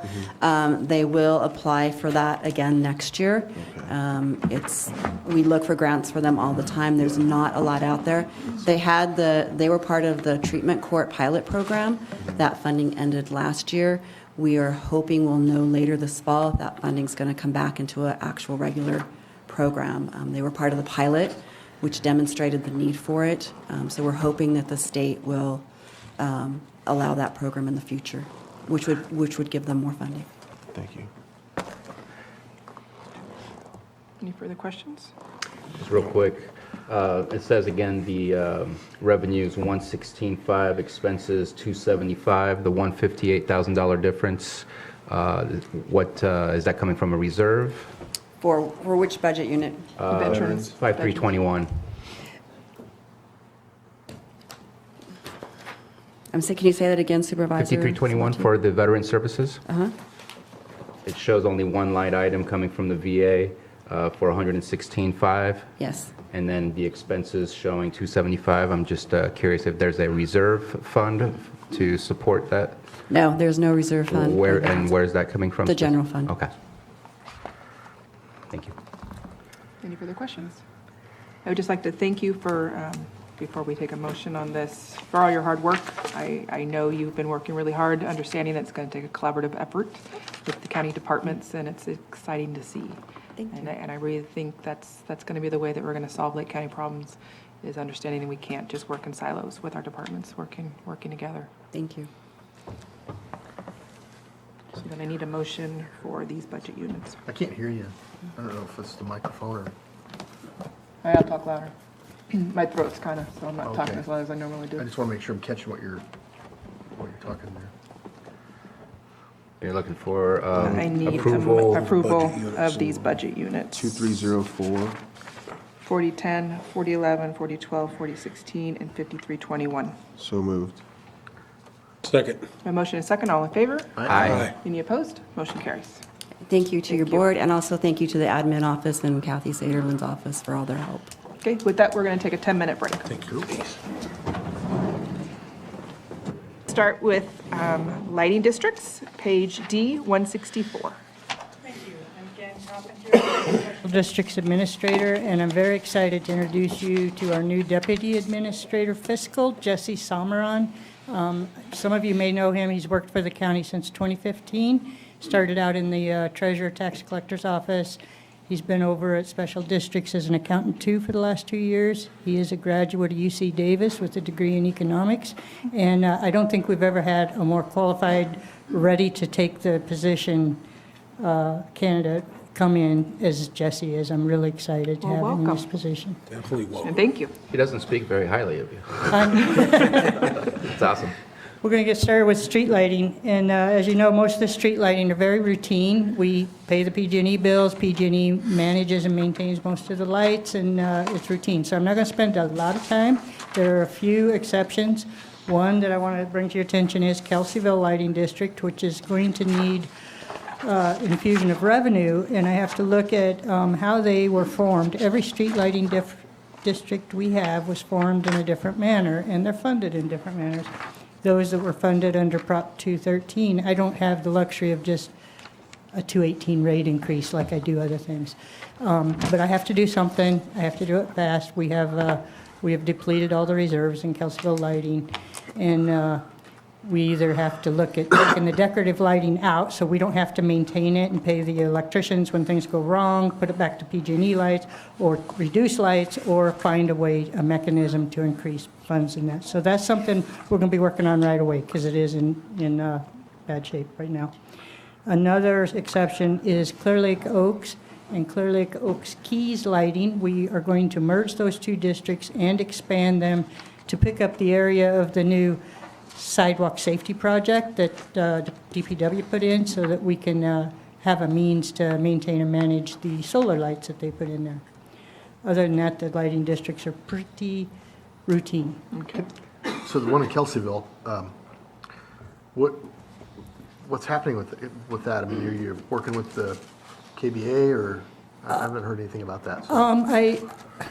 I was told that when that new light, when the decorative lights were put in, the Kelseyville Business Association agreed to help with the costs of that. They chose those lights. They did not want the PG&E issued, and they chose. That agreement was never put in writing. Right. That was before my time. Well, it was before their time too. That's the Okay, problem. yeah. You get, it's like math. You have different people coming in and going, and so. I did send them a letter, I believe it was about 3 months ago, and again, asking, please, can you help us? We're kind of, we don't want to take the decorative lights down. It is what makes downtown Kelseyville look like Yeah. downtown Kelseyville. Okay. But we've got to do something. There are no other means to keep paying these bills, and they have not responded. Okay, I'll reach out to. What's the timing on it? I mean, when do the lights go off? Well, Yesterday. yeah. Immediately, we need them immediately. We are making the bills right now. One of the things that saved us is there was a glitch in PG&E's billing, and while we're resolving that, we have some credits, but we need to get that money in So I there. won't belabor today's hearing with that, but let's meet right away. Okay. So we can, because I don't even know what kind of money you're talking about. Is it the 14,000? Well. No, Or is it? You're talking about the light bill per month. Yeah. Okay, so we'll talk about that. I don't. Okay, You don't have yeah. to come up with it right now. For but- today, we have a budget that is balanced. However, with any increases in PG&E lighting, we will not be able to maintain next year's budget. So Okay. that's the timing of it. Okay, so if PG&E shuts off, that's actually a good thing, because that's days that we don't. Yeah, it will save us a little bit of money. I'm sure somehow you'll still be paying for that. I'll get with you on that. Streetlights are Double it not up paid the by next day. usage. They're a flat monthly rate, so it Right. wouldn't save us any money, I guess. Right. So that is I do- it for streetlights, unless anyone else has. Any I questions? do have a couple questions. Have all the streetlights been switched over to LEDs? All that were eligible. There are some that for one reason or another cannot be, but all that were eligible have been. Yeah, I know the decorative ones had to go through a special process, or you had to pay for the upgrade rather than get it automatically. And also, you kind of hit on the subject I wanted to talk about, which is the potential PG&E increases or the upcoming looming updates to their rates. Is there any looking forward of doing what happened over in the Clear Lake Oaks and adding solar lights to a lot of those lighting districts so that we can reduce the cost as those costs increase? Yes, if we're adding streetlights right now, I could tell you I'm not looking at adding any street lighting districts or additional lights, but as we do, yes, solar would be something we'd look at. One of the problems with solar, when you need your streetlights the most, let's say safe routes to schools, the kids are walking to school in the dark in the winter, the solar lights aren't working like they should. That is one drawback to those. When you need them the most because of the short days is the time you're not going to have them. And that's just something that, one of the factors we have to look at there. But ideally, it would be nice, especially with the PG&E power shutdowns, if we had more solar streetlights. I think it would enhance public safety quite a Right. bit. And what's the difficulties of upgrading a already set up streetlight to a solar in comparison to adding new ones? Yeah, I believe just funding would be the main difficulty, but Okay. And I know over at the Woodland Community College, I really like the solar lights, or the LED lights they put in. They're motion censored as well. That way they don't use a lot. And so if we can somehow get solar panel street lights and motion censored, that would definitely help out with keeping the lights on when they're needed. right. Thank you. So if there's no other questions about streetlights, we can move on down to 8351 and 8352. These are Land's End and Corinthian Bay. They're little small, D173. yeah, D173. They're small, what I call satellite systems of Lake County Sanitation District, and there's really not anything significant in those. It's pretty much routine. A little bit of the I&I program that I'm going to talk about as I get further into Lake County sanitation, but other than that, those are routine. Any Do questions? you want me to go through these line by line, or if they're just normal operating with no changes from all prior years, do you want me to just move on? How would you prefer this? Yes. Yes. Okay. If someone has a specific question. Yeah, if Bruno has any, I mean, if we have any questions, then we'll just bring them up, I so. feel like you're mocking me. Just a little. Is that what that means? So with that, I will move on to Middletown Sanitation District. There's been quite a bit going on in Middletown. We just completed. D-175. Oh, yeah. It's okay. We just completed the Highway 175 sewer line relocation that was forced on us by Caltrans. That project went through seamlessly and very nicely, and we'll be coming forward with a notice of completion real soon. Terracon was the contractor, and they did an outstanding job. We also are in the final stages of the collection system at Anderson Springs. Well, I'll get into that one a little bit later. But also in Middletown, we are waiting funding for about a $5.5 million grant fund to upgrade the whole sewer treatment plant. The grant application is in. We're just waiting on the state. The state converted their accounting system, and they're now backlogged into everything. It's taken us over 4 and 5 months just to get reimbursement for our grant-funded expenditures. So I don't know when we're going to hear on that, but we do have, we've already been told we qualify. It's 100% grant funding, and it's just a matter of getting that funding agreement and moving ahead with that project. So. Good job on that, Jen. Thank you. Sure. Yeah, she knows where to find the money. She's pretty incredible at that.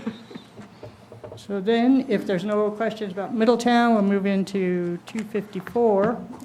Well, that is D-176. D-176,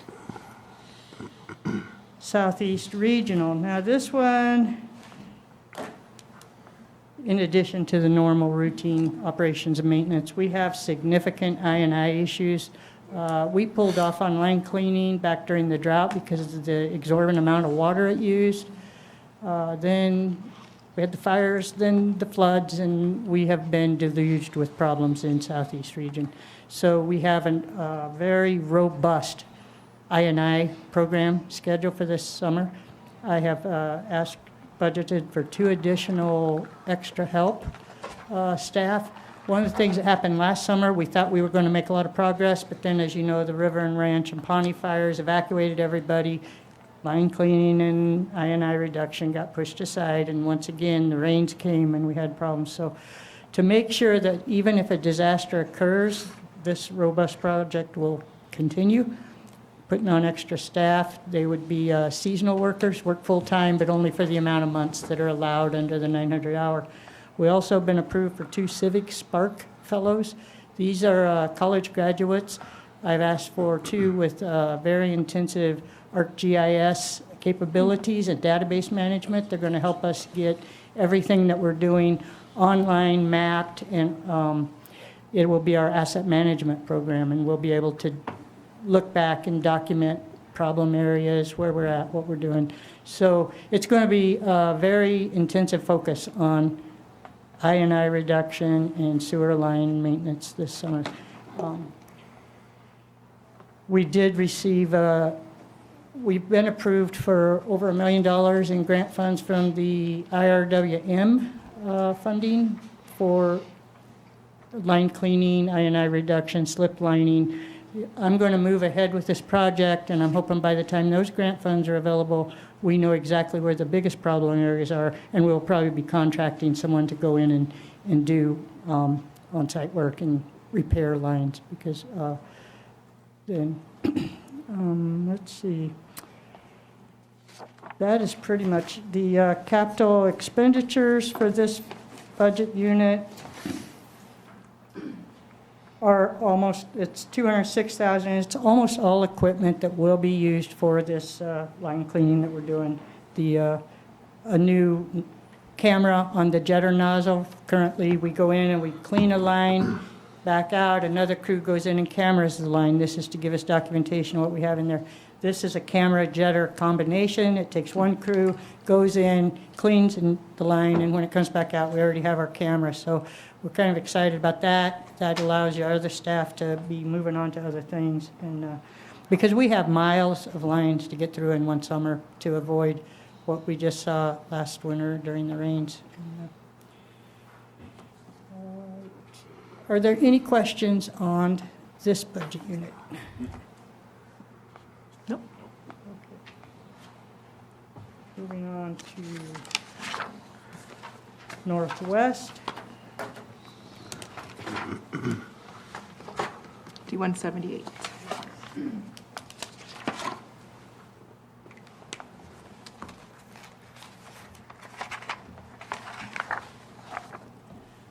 So Northwest Region also has I&I issues and problems, and they're going to be included. However, most of our focus for the first summer is going to be Southeast, but we'll be then moving on up. This is going to be a county-wide program. We have $418,000 in capital expenditure requests for Northwest. Most of these are just maintenance and preventative maintenance, paving, covering chlorine units with covers so that they last longer, things that have been needed and need to get done out there. Any questions on that one? Nope. Moving on to the D-180 Anderson Springs. Pretty excited to say the contract for the collection system is wrapping up. We're in the punch list items this week. We expect to be wrapping that up this week, possibly maybe into next week, and be coming forward with a notice of completion for this contractor. This is the entire collection line from the Middletown treatment plant all the way through the community, and the 300 laterals and ARVs all installed. This contract and project came in under budget, and it came in very timely. The contractor was outstanding. We just opened bids Tuesday for the next phase of this project, which is the on-site work, and it's funded by a different funding agency, Community Development Block Grants. We did get a bid that fit within the budget, so we're going to be coming forward to have a notice to award this contract. And our plan is the contract calls for 30 on-site completions within 180 days. So we expect to have at least 30 customers in the Anderson Springs Sewer District by the fall, by the end of summer. And it's moving right along. Good. Any questions on that one? No, just good job, Jan. Yeah, good job. Thank you. D-181 is the Spring Valley Campground. There isn't a whole lot to say about that. They have a little fixed amount that they bill everybody out there, and it's just maintaining the campground. I will say that vandalism and some of the repairs is way down. I don't know what they did, how maybe whoever was doing that for 3 years in a row might have got arrested or grew up and moved on. Burned out. Something happened, yeah. Yeah, their house got burned down. Maybe, yeah, something. So it's just kind of taking care of itself. There isn't a whole lot to say about it. Spring Valley, a lot going on in Spring Valley. This is, this is D-182. We have completed the Prop 84 grant funded project to loop the system and put in some line repair there. In addition to that, we've also been approved in the IRWM funding again for another $1.5 million. $500,000 will be for additional line repair. Spring Valley has a lot of lines that need replaced. And $1 million is for lake bed recovery project, which is something that's been in the works for many years. And we needed funds to dot the i's, cross the t's, and move it forward and make it sustainable so it doesn't just fill back in a couple years and be another big mud hole. So this is very exciting to have this approved. And again, IRWM has said they've streamlined the process, so it should be faster than it was the last time we received these funds. But I don't know that that's going to happen in this upcoming fiscal year or not. I hope so, but we'll see. So. And let's see, what else is going on? I just wanted to commend you on that work for Spring Valley. You know, I've been at those meetings, CSA. I know that they asked me to go and just to see that you've pulled through on that area, the presentations you give to explain this budget and whatever budgets that they have as well. I mean, just great job, so. Yeah. Thank you. You're welcome. I've told Jesse that's going to be his job from here on out. He's going to lose hair. Let's see. We're always trying to find funding in Spring Valley for road repairs. The roads are just horrible, and we really just don't have any money, but that's, What kind of road repairs are you talking about? well, the roads are crumbling. They're just big potholes. Yeah, They've been but I mean, filled. just, so, help me understand, that's Public Works, though, so, is that something that a benefit zone That's might something put that together? Monty Winters and I are talking about, a benefit zone, Yeah. a tax assessment. The people that live there are fed up enough with the roads that I think they would be willing to assess themselves some funds so we could get that on the, I'll go over that with you. Good. I've done Thank you. a dozen of those in my district, and I'll show you how to do that. they were holding off for a while to see if they needed to do that and lake bed recovery. And now that we have grant funds approved for lake bed recovery, they can focus on roads, and I think it'll be a much more How many streamlined miles of process. road do you think is there? I couldn't say right off. the 19 top. to 27 or something like that. Okay. Yeah. Okay, we'll talk about that, Okay. yeah. Any further questions on Spring Valley? Nope. D201, Finley and Bonanza Springs. As you know, Finley gets their water from Kelseyville. As far as the state's concerned, they are one public water system. They don't recognize Finley anymore as its own, but we do account for it separately because they have a different rate structure. Nothing new going on in Finley right now. It's pretty much the routine, just keep them going. Bonanza Springs has been consolidated with Cobb Area Water System.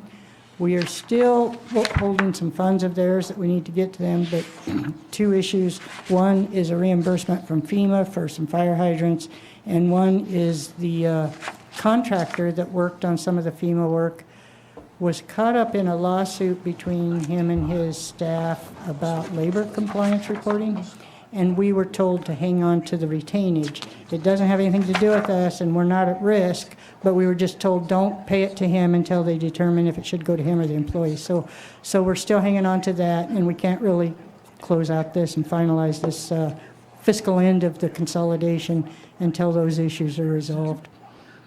But there will be no revenues or anything else coming in from that.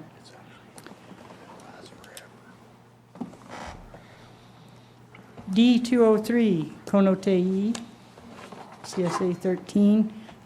They are pretty much routine. We are asking for some capital expenditures for engineering to look at the pad under tank 1. It's kind of crumbling and collapsing, a little bit of erosion. We need to shore that up to make sure that we don't lose that tank. So that's the only thing outside the ordinary for CSA 13. Paradise Valley. That's the two big tanks way up on the top. Tank 1 is not real high up there, no, it's. Oh, okay. Actually, it's the hillside coming down the water that's eroding the tank, so it sits kind of down low. Just real quick, did we skip over Bonanza? Bonanza is the one that I was saying we had consolidated Okay. with Cobb Area Water. Gotcha. Sorry. Paradise Valley, we have finally completed the consolidation with that system. They've consolidated with Clear Lake Oaks County Water District. Last week, Clear Lake Oaks took over management of the system and started supplying water. Again, we have some financial things that have to resolve down. Some of the things that were our obligation, still, I'm waiting for bills to come in so we can pay them. 2 items that we were going to do as a part of the consolidation, which was tank recoating and aeration. We decided with Clear Lake Oaks that rather than us paying an extra $150,000 or so to bring in temporary tanks and take the tank offline, I would give them the money. They will supply the water so they can take the tank offline without any cost and do the tank recoating. So it's an agreement we've made, and everything's going good. It's really nice. That's been, I think, 4 years in the making, and it's been a tough one. But with that, CSA 16's dissolved. John Benoit is sending me the final recorded documents, and once I take those over and get them recorded, there will be no more CSA 16. So, any questions on those? D206, Starview Water and Soda Bay Water. Starview Water is another one that was consolidated with Cobb Area Water System last year. Again, the finance is still pending that FEMA reimbursement before we can resolve everything. We are also working on quick claim deeds to get the land that we owned turned over to them. It's kind of a new process, but Jesse's been pulling documents and getting those sorted out so we can turn all the land over to Cobb Area Water District that Tank set on in Wells. You're waiting on that reimbursement for the 52,000? 52,000. On the, for the Starview Water, on the expenses, there's 52,000.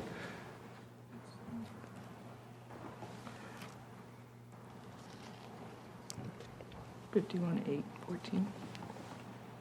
Yeah, I believe that's the retention I was talking about that we've been ordered to hold on to until the court says they've resolved the issues between the contractor and his employees. Okay. So it just has to remain there until we get a okay from the courts that we can release it. So, And then it would clear that out and it would dissolve? yeah, that'd be the end of it. Perfect.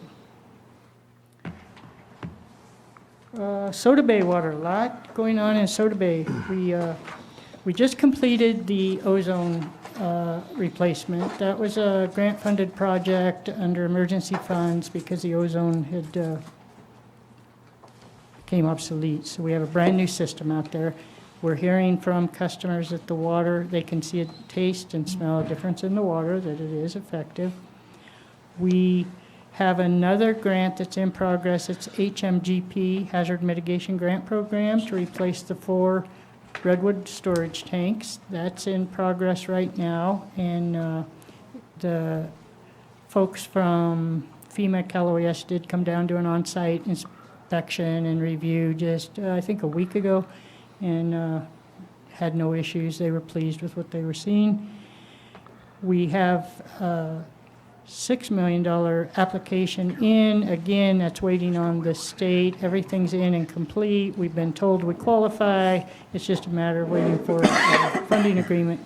When we receive those funds, we're going to upgrade the entire treatment plant and get a new water permit, which will finally lift the connection moratorium in Soda Bay. That's been there for a long time, and we have a lot of people right now wanting to build homes, and we need to get that lifted. So that is what's going on in Soda Bay.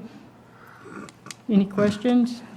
And so once the state says go, do you think that within this fiscal year that might be possible to upgrade? I believe the construction of the upgrades will probably be close to a year long. So within this year, next year, and then that should be completed as long as the state goes ahead and finalizes everything? what I believe is once we have the funding agreement in hand and a contractor on board, the state will go ahead and reissue our water permit and lift the moratorium.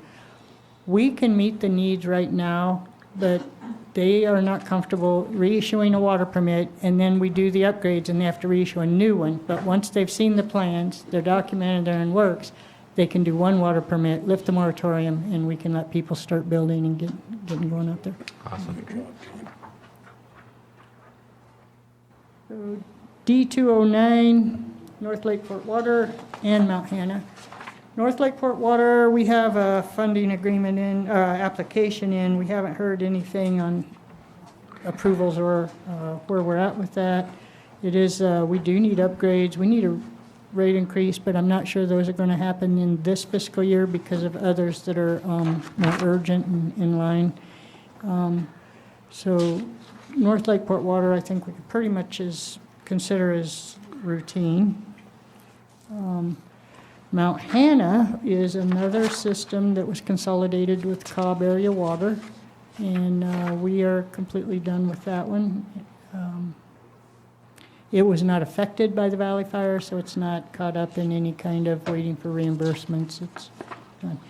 And it had 35 customers, so it probably benefited more than any of them with the consolidation. And because if they ever were affected by fire, that would just be it for them. There's no means at all to rebuild. So they're in much better hands now.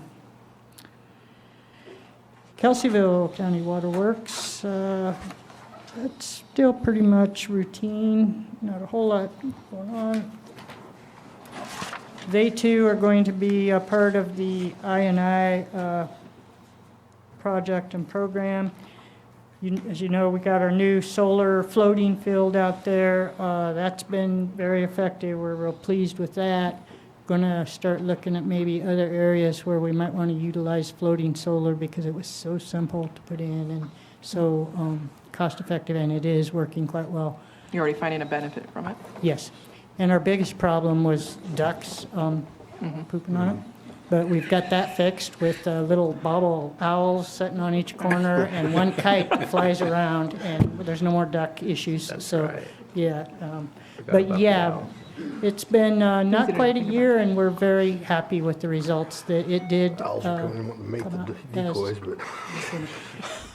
Actually, on that note, I do want to say thank you so much for taking the lead in moving into solar and looking at renewable energy. All the fields, everywhere that I've gone with you on our orientation tour, was just amazing how quick it's been installed and how feasible it's been. So thank you. And we're the first floating.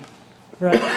Yeah, first public solar, floating solar in, was it California or the nation? I'm not sure. So, and I tell you, we kept getting deluged with people that wanted to come see it because they've been hearing about it, and it's been in magazines now, and there are really pretty pictures of Kelseyville in some magazines I've seen.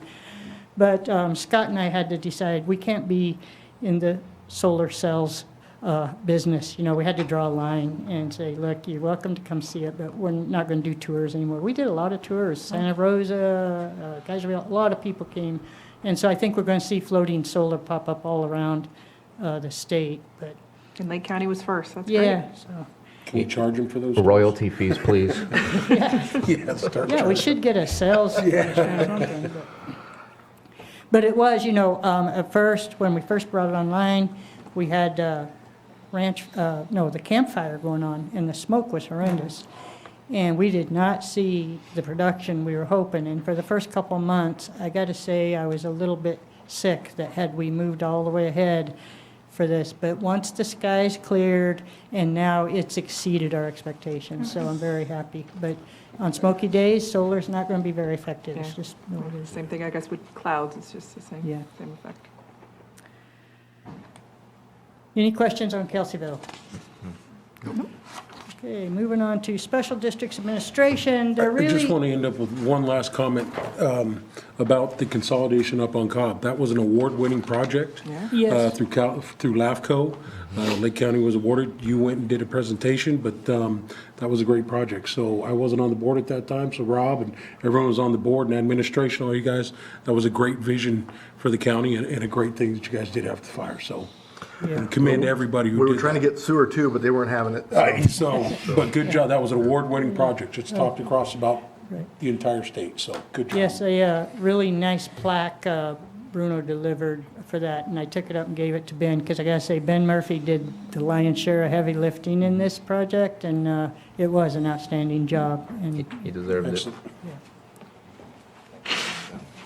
okay, on Special Districts Administration, we really don't have any big changes. Our expenses are a couple $100,000 more than the year before, and explanation for both those. One is our courthouse overhead increased 117,000 over last year, so that was one big hit. And then the other 100,000 is the extra staff I budgeted for to get through this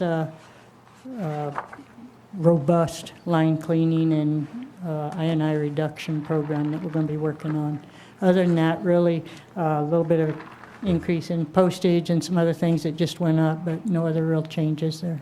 Okay. Any questions for Jan? Open it to the public. Is there any public comment on any of these budget items? Seeing no movement, I'll bring it back to the board for questions, comments, and a motion on all. Thank you very these. much. Yeah, thank you, Jan. Out of any department, I know that you have done an amazing job finding the money, finding grants. So it's always exciting to see that. I thank you for all your hard work on that, because I know it's not easy, because grant writing and finding, it takes a lot of work and paperwork, and Well, we thank you. appreciate it. She seems to excel at that. Most definitely. Madam Chair, I'd like to make a motion to approve 8210 through 8219, 8461, 8351, 8352, 8353 through 8356, 8460, 8462, 8466 and 8467, 8473 and 8476, 8478 and 8480, 8481 and 8482, 8593 and 8695, and I need to preface that with budget item number, all of the above, and I'd make a motion to approve those. Second. Did he hit them all? Yeah, we're good. Okay. Yeah. I have a motion and a second. All in favor? Aye. Any opposed? Motion carries. Thank you, Jan. Thank you all. And welcome. Yes. Yeah. We will now go to buildings and grounds. That could be found on, starting on page D19. All the way at the beginning. Good morning, Lars Ewing, Public Services Director, and Jan introduced her deputy with background. So Katie Galvani, a graduate of Kelseyville High School, is the way I'm going to add that. Not so much anything else. I won't name the year. That doesn't I mean think much. She'll get upset. Oh, yes, it does. She's a local. No, We I will. love having locals wanna- come back and continue to work for the county. Well, I never get credit for that.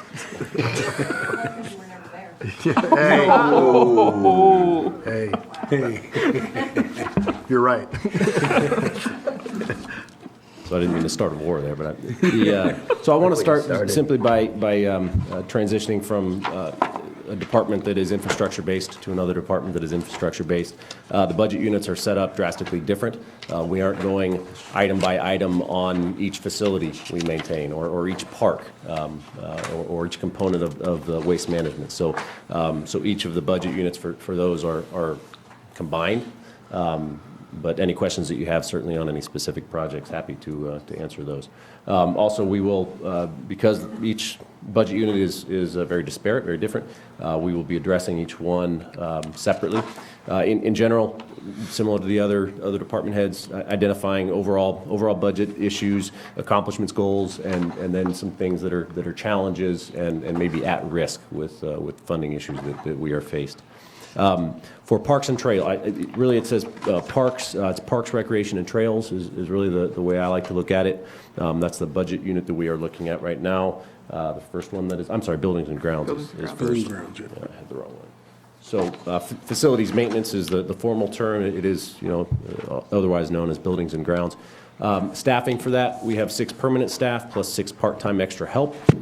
We did request additional permanent staff due to budget constraints. We're not able to include that in the budget, but would like to highlight the fact that included in here is additional extra help above and beyond what we have currently. So I want to thank the administrative office for that work. The funding is, for this budget unit, general fund. So it's about $1.5 million. Salaries and benefits make up about half of that, $700,000. Services and supplies are $787,000. Capital assets, there's $68,000 in capital assets, and that is a carryover from last fiscal year for a life cycle management program.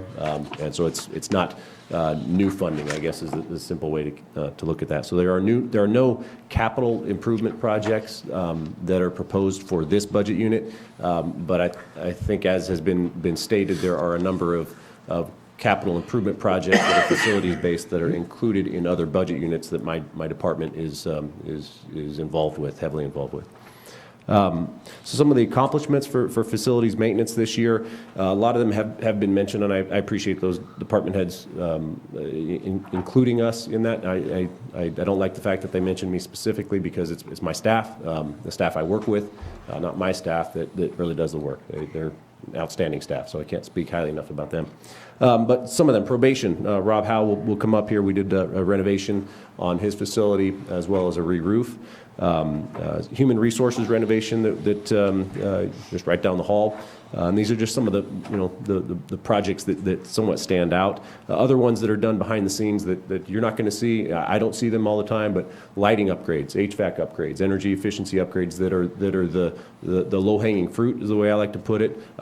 True, it's not a big solar panel, and we're getting there, but we have done some of the stuff that is it does not stand out, but it has been done. We've also completed about 1,500, I shouldn't say also, we've completed about over 1,500 work order requests. And that, with the staff that we have, is phenomenal. It ranges from changing light bulbs, understood, that's a simple one, To but fixing a door lock? to fixing a door lock, to renovations. I mean, a work order can take 5 minutes, but it can take months. So there's quite a few there. Some of the goals for the upcoming year: focus our time and money on preventive maintenance, not necessarily reactionary issues or big picture projects. We do need to focus on maintaining our existing infrastructure rather than the niceties and the wants. It really needs to focus on the needs. Energy efficiency, absolutely. We are pursuing an energy sustainability contract right now. Have been working with the administrative office, and we're probably a week or two away from putting one. She's saying one to put out an RFP that would be the first step in getting the assistance to identify what it is that we need to do. That's exciting. Feasibility studies. Ultimately, the goal is to do a big picture projects all around the county. Through the Space Committee, we'd identified that jumping all on board with one company using the existing government code exemptions for competitive bidding is not what the county wanted to do. So we are going through a competitive process, and that first step is this RFP. And a little later, when we review some of the admin office budget units, you'll see some funds that have been earmarked, to do that cooperatively with Lars and his department. Exciting. So some of the challenges: aging infrastructure with stagnant funding. It's very, very difficult, not just with the staffing that we have, but with the funding to upgrade things. That's a age-old issue. Going back to my time with Public Works. Same issue with roads, so it is just stagnant funding. Another issue is simply the staffing and how much facilities we have to maintain, how spread out they are with a big lake in the middle, and that we're about 2 to 2.5 times the industry standard for the square footage per employee. So that is a big challenge. But I do want to highlight the fact that we are getting additional funding for extra help. How we totally roll that out, whether it's facilities maintenance technicians or facilities maintenance workers or janitors, we're working through that, but it could be any mix of those. A few at-risk operations, capital improvement projects. I say at-risk operations with the financial hurdles that we're facing.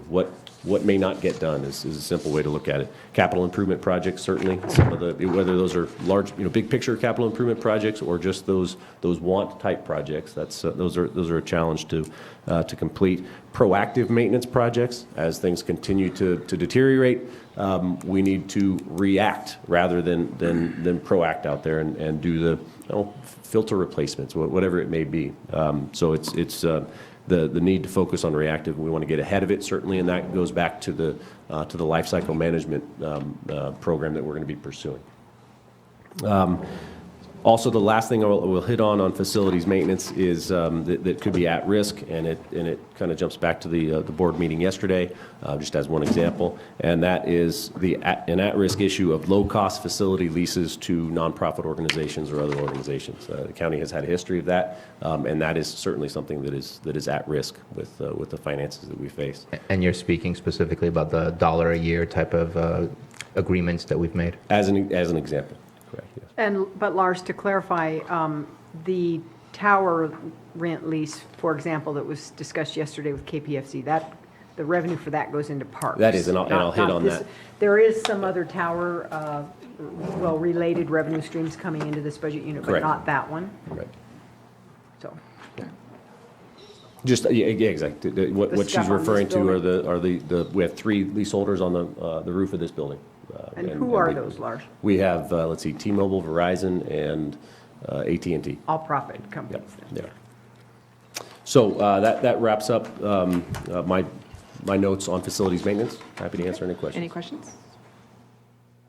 See no questions? Okay. Yeah, actually, real quick, I saw that there was quite a bit of a decrease in your expenses. Is that due to not having to deal with the Lucerne Castle at this point in time? When you say our expenses, which It looks like it was under the professional and specialized services. I think I can answer that question because the maintenance of Lucerne Castle, the utilities, all of that was in one of admin's budget units, which I'll notate later today. But certainly Lars and his staff had to go out there and respond when things happened, so. You might be referring to 2391. There's about $46,000. That is. Or 2380. 2380. 2380. Looking at. From 227. Oh, understood. Okay. Where are we? Let's see. On budget 16. D19, yeah. Oh, 2380. got it. 2380 Insufficient funding. Really, it's proactive maintenance contracts. In past years, we had some funding for included in this budget unit, roof replacements, pavement preservation. Now we have the $2 million that was referenced earlier for roofing contracts that is in a different budget unit. So a lot of it is where that money is actually allocated. All right, so if we're good there, moving on to parks and trails. Not waste management? You can do it in whatever order you want. Yeah, no, waste management is just fine. D128. Integrated Solid Waste Management, Budget Unit 4121. This budget unit, it houses, the landfill is the primary staffing for that. We have 9 permanent landfill staff, plus 1 full-time term, and 7 extra help. It also houses, my department does not have an administrative budget unit that houses all the administrative staff. The administrative staff for public services falls under integrated solid waste management and bills the other budget units for parks time and buildings and grounds and museums time. We have 7 permanent office staff. We do have 2 vacancies within the administrative section. And that's a point to highlight for just my office staff. That amounts to a 30% vacancy, which does impact our ability to put out projects, whether those are capital improvement projects or special projects. So there is an impact there. I want to end on the positive note there, is that those are the only 2 vacancies that we have. So across the entire department, that's about a 6% vacancy rate. So we do have among the other divisions, very, very solid staff that good retention that we've kept. So solid waste, it is an enterprise fund, so we are generating the funds internally. The budget itself is about $4.8 million. Revenue side is about $3.5 million. The bulk of that comes from landfill disposal fees, about $2.5 million.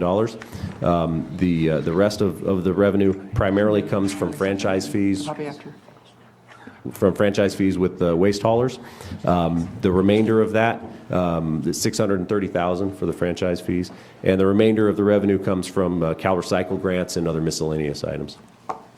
Salaries and benefits is about $1.5 million, $2 million for services and supplies.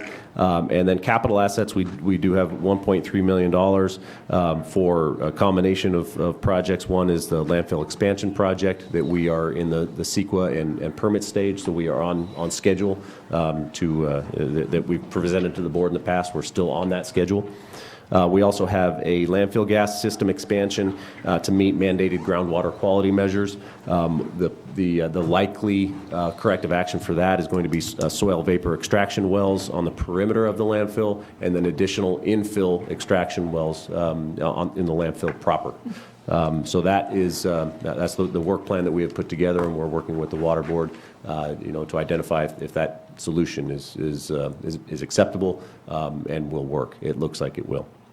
Also in the capital assets are equipment purchases. I will say this year it's relatively minimal. Typically, we have a big picture $250,000 equipment purchase. This year we're just looking at some minor attachments to a skid steer to help us with slope and road grading. Accomplishments over the past year specific to the landfill, I'll hit on just the acceptance of debris, and that is above and beyond the normal municipal solid waste stream with the fire debris that is still coming in. So a typical year is about 40,000 tons. We're looking at about, by the end of this year, we anticipate about 100,000 tons of debris coming in. So we're still, the disaster is certainly not over for the county and the landfill. We're at the tail end of that. I mentioned the landfill gas system expansion and improved groundwater quality. That work plan is completed. Also on the landfill staff, it's really, I think it's important to note the work that they do and how efficient they work. They have annually we have a study done for how much space we've taken up at the landfill, and from that study, we've identified that our staff can pack the material at a rate about 25% above the benchmark for the industry. So what that really boils down to is we're using our space, which is the money that we have. We're using it effectively. If we're just letting it go and we're not compacting it, well, that landfill is going to fill up a lot faster than it otherwise would. So I want to give credit where credit is due, and that is to the guys out there that are in the equipment day in, day out. So the few other accomplishments, it's an interesting one, but it has to do with our reserve funds. We have over the last few years drastically increased our reserves that we are mandated to have these reserves. These are not just rainy day accounts. We are up to with the proposed budget, we will be up to $14 million, a little over $14 million for our expansion project.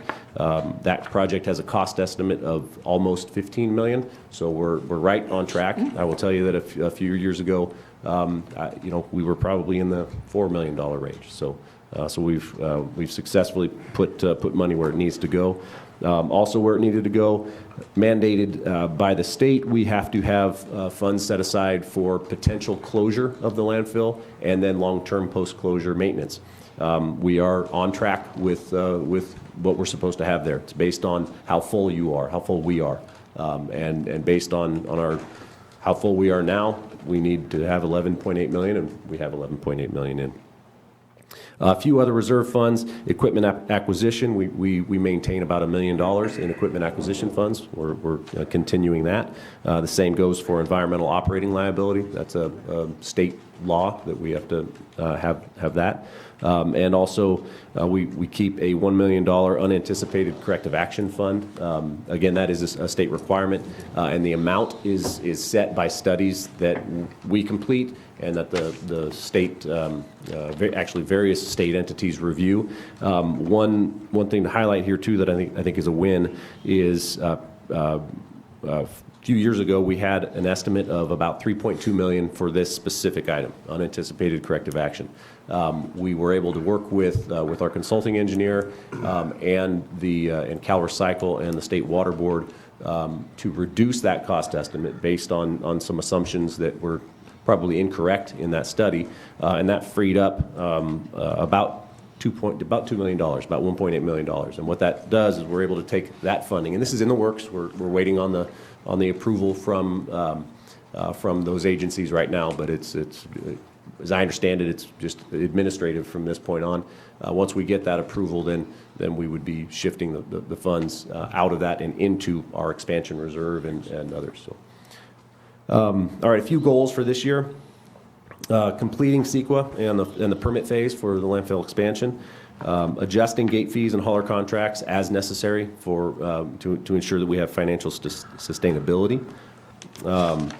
We are working on, and we have a requirement to oversee a countywide integrated waste management plan. And every 5 years that has to be reviewed, so we're in the process of doing that through the Solid Waste Task Force. And then mandatory curbside collection has been, it's been up and down from the time I've been here. It was pursued, then it wasn't, based on board and Solid Waste Task Force direction. We're going to be picking that back up.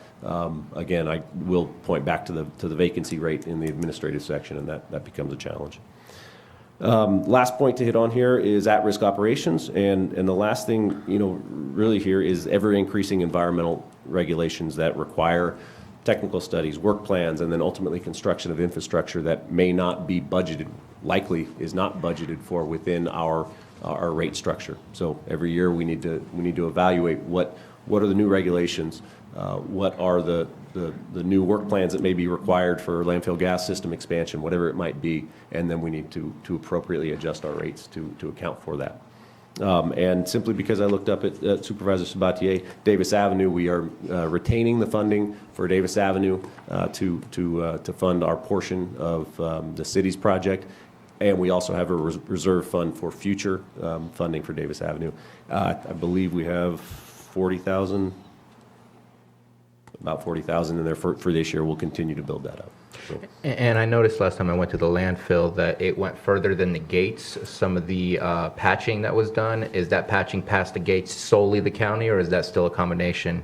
That was funded by the county entirely. It happened to be the same contractor, but we had we hired them to do the work in turn. Might as well, since they're there. Absolutely. And I know they just redid the actual pavement. I think it was Monday or Tuesday. I forget when I went by. On Saturday, they were in the landfill proper. We shut down the landfill for a half day so they could do that. And we jumped on that because it was a microsurface, and contractors are not doing microsurface projects every day. So we really wanted to capitalize on the fact that they were mobilized. Yeah, that looks good out there.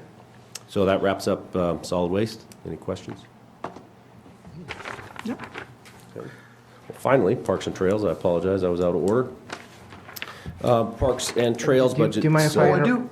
Go ahead. Yeah, I do have one more. Do you mind if I question. interrupt real quick? So I'm looking at your permit franchise revenue and revenue from use.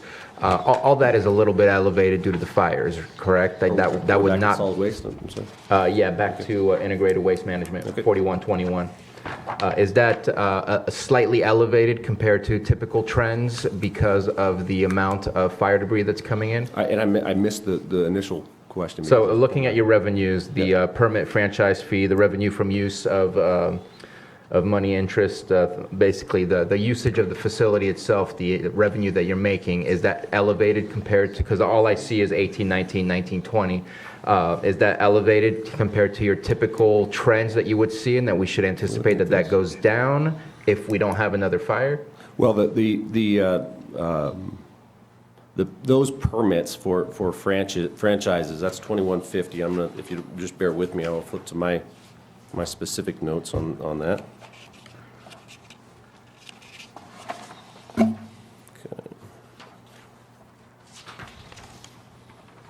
Can you point that here? Okay, so these are specific to the franchise waste haulers that we have. About a year and a half ago, I believe, we amended the kind of how the franchise fee was built out. So right now we have a 10% franchise fee that accounts for that revenue. So is it different? It's an increase from previous years, but it's about standard for what we anticipate moving forward. I don't know if that answers the question. I was just curious if we're seeing an elevated level of revenue since the fire debris has increased. You said it should be 40,000, we're seeing 100,000. Okay. And so on a normal year, let's say to this year is finally a normal year, would we expect to see lower revenues because We of that? we absolutely will, but the franchise fees, so the curbside collection is. 'Cause it's gonna be the typically same no not- matter what. Exactly. It's not Yeah, fire related. There will be some changes, and we have seen that. But the bulk of the fire impacts have been at the landfill itself. Right. So our franchise fees, you know, they ebb and flow a bit, but they're gonna remain relatively stagnant, or stable, I should say, even through the fire, and did remain stable. But what was not stable was certainly the landfill tipping fees, just at the gate. Right, and I know that they were just recently increased not too long ago, which is still, by the way, a great price. I want to give kudos also. I believe the gentleman's name is Chris, out there over at the landfill. Chris Bird, yeah, he's the landfill manager. And he is doing a fantastic job. That place is, I mean, it's a landfill, so I can't really sugarcoat it too much, but it's a very clean and easy in and out process, and they do a great job. I couldn't agree more. He does a great job out there. Okay, Parks and Trails, budget units 7011, as well as Quimby fees, which is 7073. This is D151 and D149. One of the things that was mentioned during Carol's comments were some of the non-funded capital improvement projects that simply were not funded through this, at least for the recommended budget. One that was mentioned, it talked about, you mentioned Hinman restroom and parking lot, just a minor correction there. That was what we had proposed was a parking lot improvement at Hammond Park in Nice. Both of these are in Nice. And then a restroom at Hinman Park. And then also Trailside Park, the improvements there. Just to hit on our plan of attack for those. Hammond parking lot, we are applying for as a part of Proposition 68 grants that we've been doing multiple rounds of public input surveys. So if we are successful with that, that'll be funded externally with no requirement for a match. Trailside Park, same topic there. So we are pursuing those. Hinman, unfortunately, that's one that we there is no restroom at that facility, and we want to continue to look for an opportunity there. So Parks and Trails and Recreation, we have 10 permanent staff plus 6 seasonal extra help for over 25 parks all around the county. The budget is about $2.9 million. It's funded from a variety of sources, general fund, but also geothermal, Mount Konocti telecommunications leases, which I'll touch on here briefly, as well as insurance reimbursements and grants. The insurance is expected from the Lower Lake Parks Maintenance Facility that is being rebuilt right now. Mount Konocti telecommunications, I will simply touch on the revenue and the revenue stream in comparison to the expenditures. It was brought up yesterday with a request to ensure where are we with that. So what we did is we looked at since the purchase of Mount Konocti, what are our expenses, what are our revenues, comparing utility costs as well as consultant fees. And what I can tell you is that our expenditures exceed our revenue. On average, over the last 11 years, our expenses are about $240,000, and our annual revenue on average is $188,000. I can also tell you that does not even factor in our labor up there, or our vehicle costs. What it does include as far as expenditures, the large one is $1.2 million to purchase Buckingham Peak itself. So right off the top, we're talking a large dollar amount. We had power upgrades, and I will bring this back to the board when we come back for the KPFC discussion. But in 2013, we had a record of the county purchasing the antenna for KPFC. So more to come there, but just wanted to ensure that there was some information about what our expenses are and what our revenue stream is. Appreciate that. So Parks talked about the overall budget. Salaries and benefits are generally about the same, a little under $1 million, a little over $1 million for services and supplies. Capital assets is $915,000. The bulk of that, 95% of that, is externally funded through an insurance rebuild, as I discussed, for Lower Lake Parks Maintenance Shop, as well as a grant we received through State Department of Parks and Recreation, Habitat, HCF grant. I know the acronym. It's, what is it? Habitat Conservation Fund. Thank you. And that is for Hammond Park trails. The only, excuse me, the only capital asset that is proposed through the general fund is a chipper, about $40,000 for a chipper that'll help with our vegetation management, fire breaks and such, and we also plan to use that material to upkeep our trails. Some of the accomplishments over the last year, we partnered with Rotary and hundreds of volunteers at Trailside Park for replanting ponderosa pine seedlings. Trail and dog park improvements at Hammond Park in Nice. We installed a prefabricated concrete restroom at Rodman Slough Park. Currently, we have environmental studies underway for a proposed Mount Konocti Park Phase 2 expansion. When the county bought the mountain, they had a Phase 1 approach, and Phase 2 was never kicked off. We're doing some of the studies that are necessary to see what that master plan would look like. What is it that we can use that Mount Konocti for above and beyond its current use? So those studies are underway. Also, as I mentioned before, the 15 public meetings so far, with more to come, plus the creation of conceptual improvement plans for the 3 parks that we are applying for. And also just at each of the parks, we permit on average about 125 events at the parks that require permits. That's aside from people just dropping in. So we're talking, weddings, birthday parties, baby showers, family reunions, Special Olympics polar plunge, whatever it might be. So there's quite a lot there. So our goals in the upcoming year, Proposition 68, the grants for both park improvements, but also a separate funding source that is funded through Prop 68, or I'm sorry, a separate grant program that is funded through Prop 68 specifically for trails. So we will be doing a similar approach for that, which is very time intensive for our staff, but there's one-time funding that if we don't go after it, then great, we can focus on other things, but then the money's gone. So I think it's worth our time. We want to get the CEQA and master plan for Mount Konocti Park Phase 2 started up, and also teaming with local and regional partners and grants to fund those improvements. We've been working with Redwood Empire Mountain Bike Association, REI, Sports Basement in the Bay Area, a lot of organizations that have expressed an interest in helping us out and partnering with us. We should, within a matter of a month or two, complete the Lower Lake Parks Maintenance Shop, so that'll be wrapped up. And at-risk operations, very similar to facilities maintenance. It's aging infrastructure with stagnant funding, maintaining the park. Imagine the way I always like to look at it is, as a kid, imagine if the same equipment was there now. It's outdated. Sure, maybe we keep it so it doesn't get rusty, but you don't see too many teeter-totters out there anymore. We want to make it look fresh. So that is a challenge. Park improvements do. We do complete them a lot through Budget Unit 7073, which is the Quimby Park improvements, development projects that require payment for park mitigation purposes. That's where the funding for that goes. And we try to we have to do park improvements, specifically park improvements with those funds. So we are able to do some. We have about $100,000 in all of those, in that budget unit itself. But we try to spend it where it was generated in that area. So that completes that for Parks and Trails. And any questions? Any questions or comments?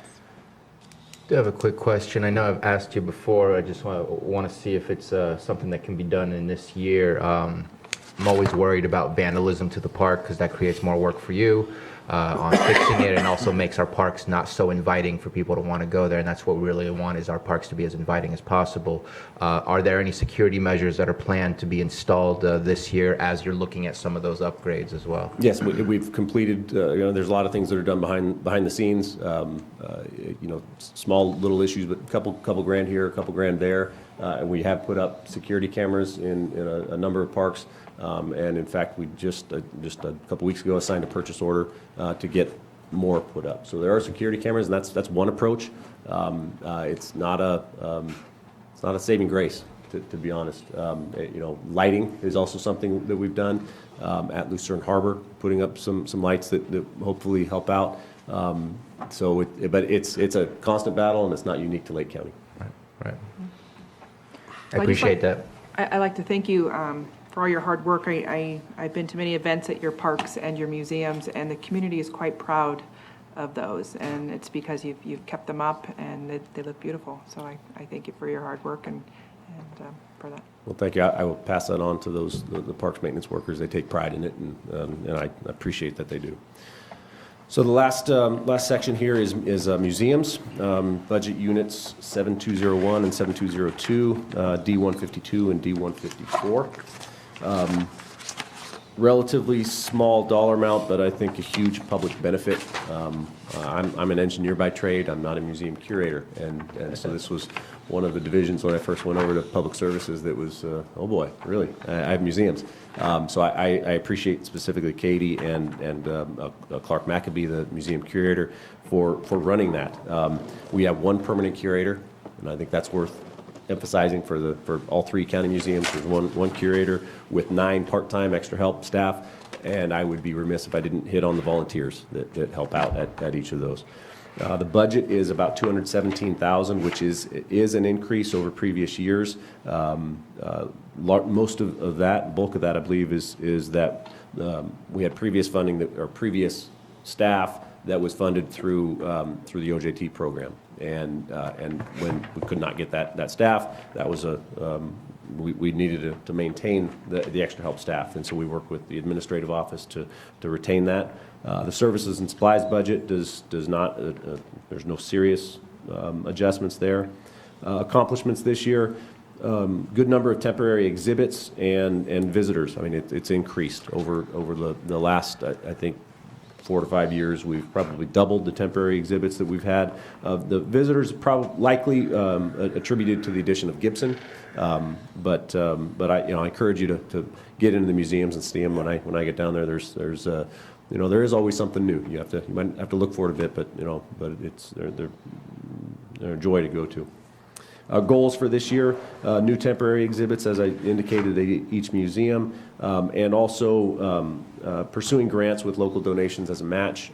Unfortunately, we did not get the National Endowment for the Arts grant for the Pomo statue in the courthouse, Lakeport Courthouse Museum Square, but we are retaining the funds that were donated for that in 7202, or is it in 7202? So we're retaining the funds that were donated and pursuing other grants. We've had conversations with the grant managers about how we can improve, and there are other grants out there, and we're continuing to look for those.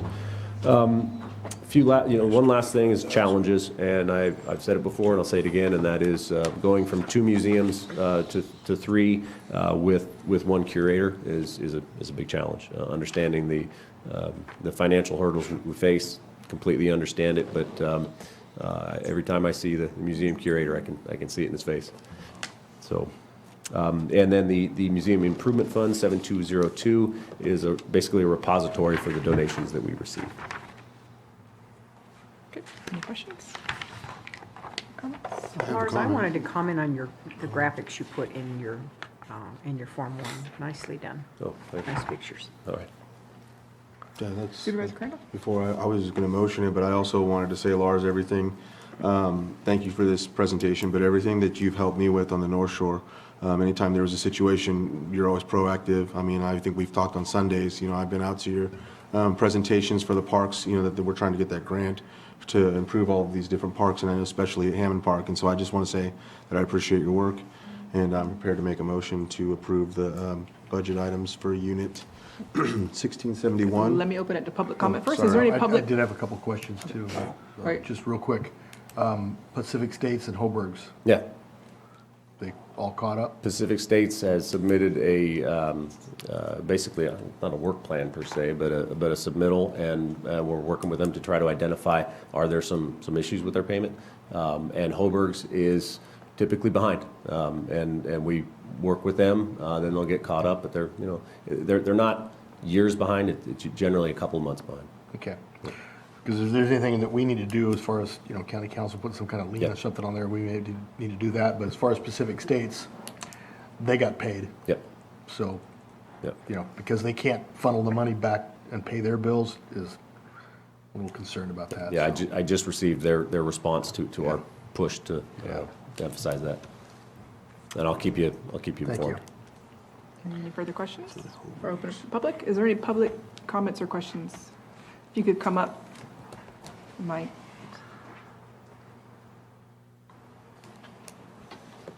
And state your name for the record.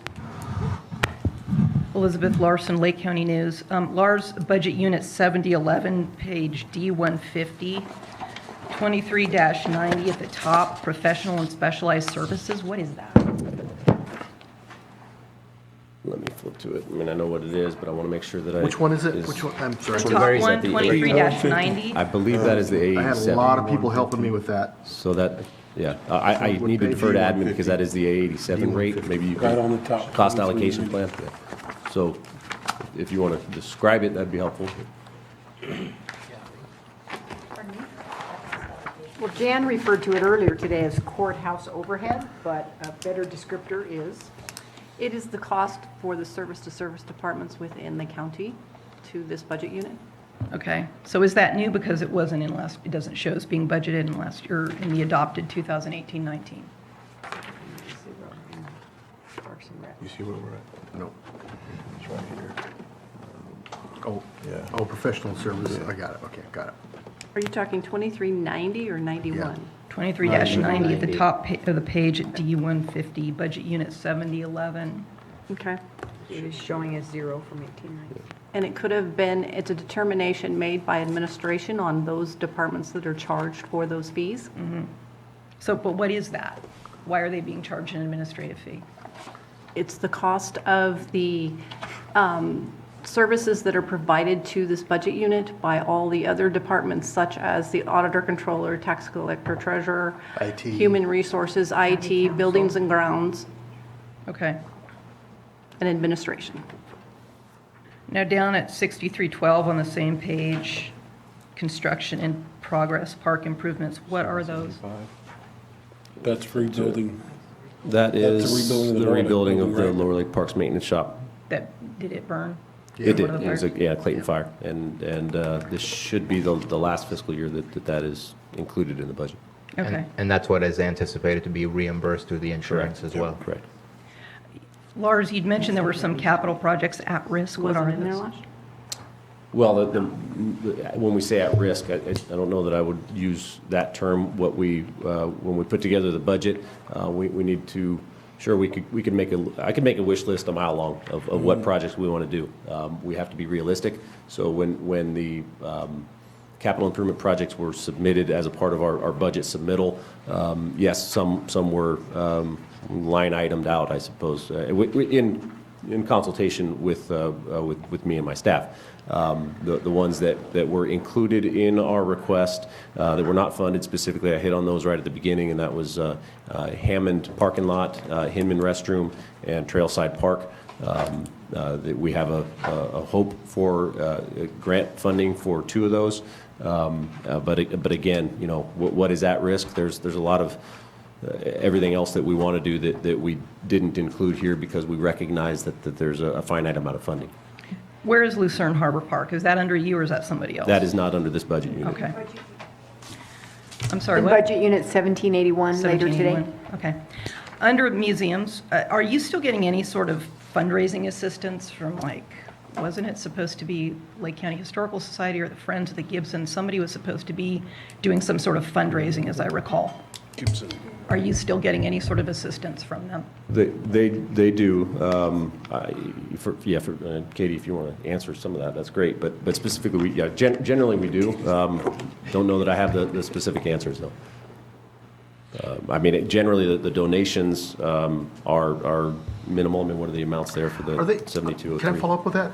Stuff too, because are they applying for grants to do something with the Hells Bend School?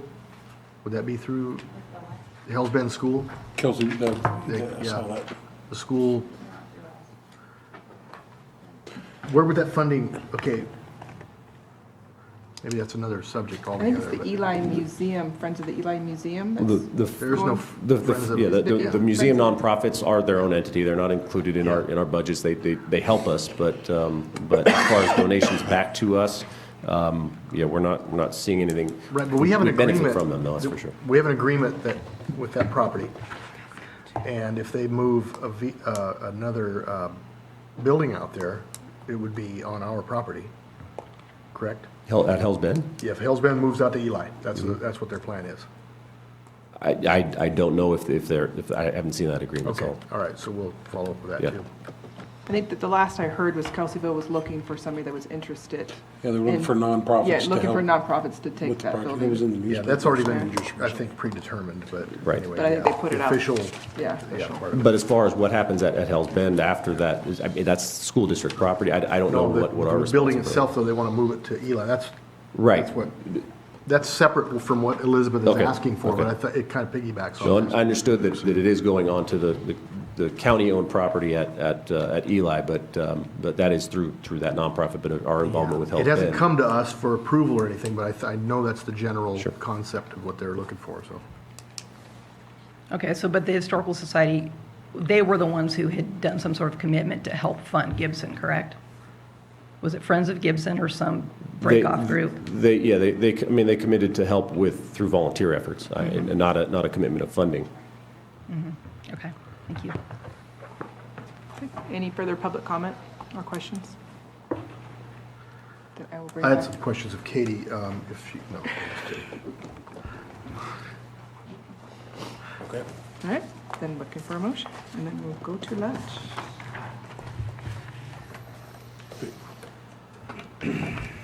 Gonna wrap them all off. Yep. Bruno did it last time, I guess. So, go ahead and, make a motion to approve budget unit 1671, 4121, 7011, 7073, 7201, and 7202. Second. I have a motion and a second, all in favor? Aye. Any opposed? Motion carries. And with that, we're going to go to lunch for an hour. Can I ask a question, Madam Chair, just real Yeah. fast before? I have a group of people here for the Lucerne Harbor issue that's coming up on the admin. And that, I see, if we're going in order, I see that that's really far down on the list for special projects. Like Friday?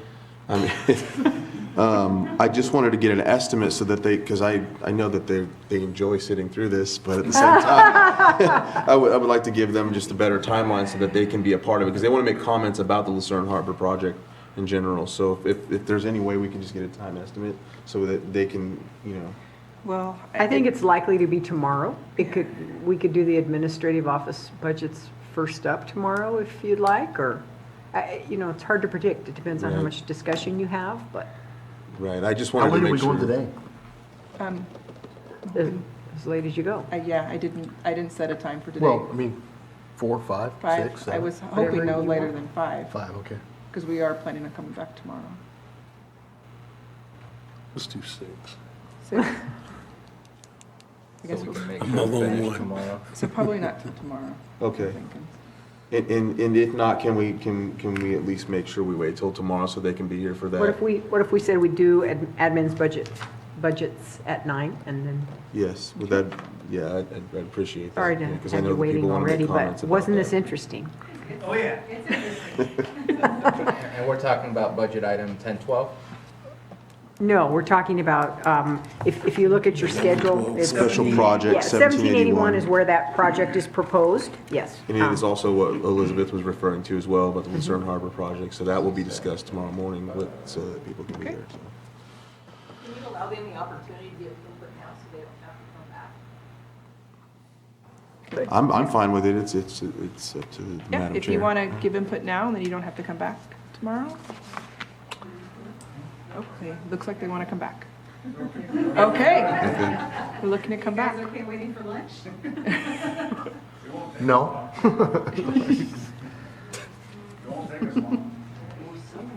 Do you want to speak? You have the opportunity. After lunch? Hold on, let's see what they're saying. Rob, do you want us to wait for you to get something to eat first? I thought we were going to lunch. Well, and that's were what I gonna was come hoping, back. and then it just kind of continued. What, you tell me what we're doing. Well, I thought we were going to bring this item up tomorrow, but then it was asked if they could give public comment now. Are they able to return tomorrow? Yeah. Okay, then, yeah, and that way it's in context to the Yes, because it'd recommendation. be probably best to have the information and then. And Supervisor Crandall probably wants us to speak to it as well. But yeah, I would like to. And so if they're fine with that, but if not, I'm open to allowing them to speak now as well, so, I mean, but that's, Tomorrow morning. Okay, so with that, we'll break for lunch. We'll come back at 1:25.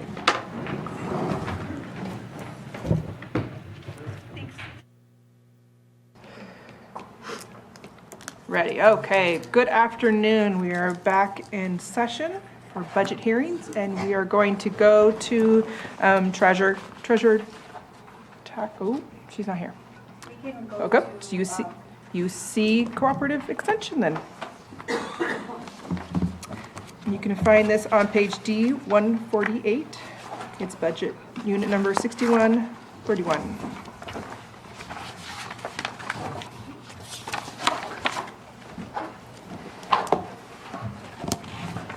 Hello.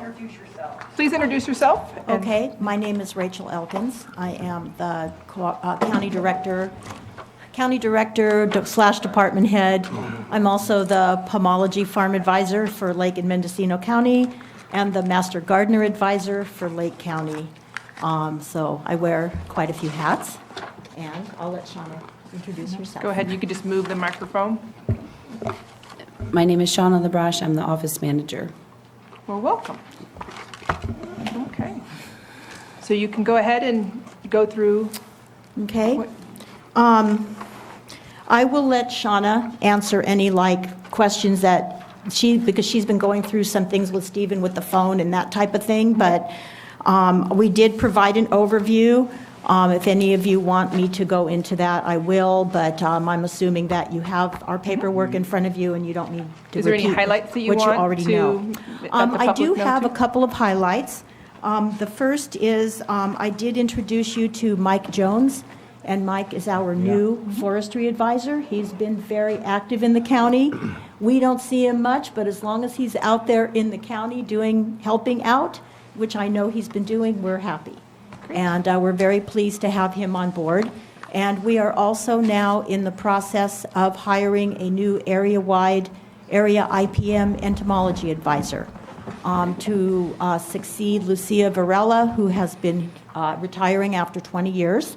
Worked with us a lot on developing IPM programs for codling moth, the mating disruption programs that we use in pairs, also European grapevine moth, vine mealybug, just very, very active in developing IPM programs for Lake and Mendocino.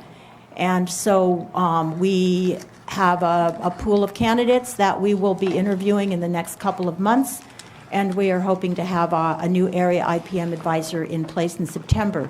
The position is housed in the Sonoma County office, and will cover Napa, Sonoma, Mendocino, and Lake counties. But we've definitely gotten our share of attention from that position, and we expect to do so in the future. So we're real pleased. Also, the last thing I wanted to bring up is I have written in the pool, a prospective pool of new advisors for UC A&R. I have written a position description that will eventually succeed my position in the county, and it's titled Diversified Agriculture, and it will sort of expand on what I do and include more crop types, because we do have an increasing number of smaller growers, people that are interested in specialty and niche crops that really do deserve a lot more attention that we can provide for them on an applied research and extension basis now. So I'm have a lot of support from community organizations in developing that proposal. Hopefully, when we do have the call for proposals goes out, it will go forward. We'll be hopeful down the future. The last thing I would bring out is our Master Gardener program has been really, really active with fire safe recovery, and also working with Tribal Health Council this last year on health gardens, to for increased health outcomes, and we have a really strong relationship established there. And so we are really looking forward to opening up our, continually expanding our diversity of programs in our Master Gardener. And of course, I won't even go into 4-H. That's just a huge, Carmen is just doing a fantastic job reaching new audiences, working with the schools, Cooking Academy, STEM education, tribal health. I mean, she's just doing, her and Julie are just doing a fantastic job increasing our visibility, diversifying our audience in the 4-H, and also keeping our club programs going. So we're happy about that. Good.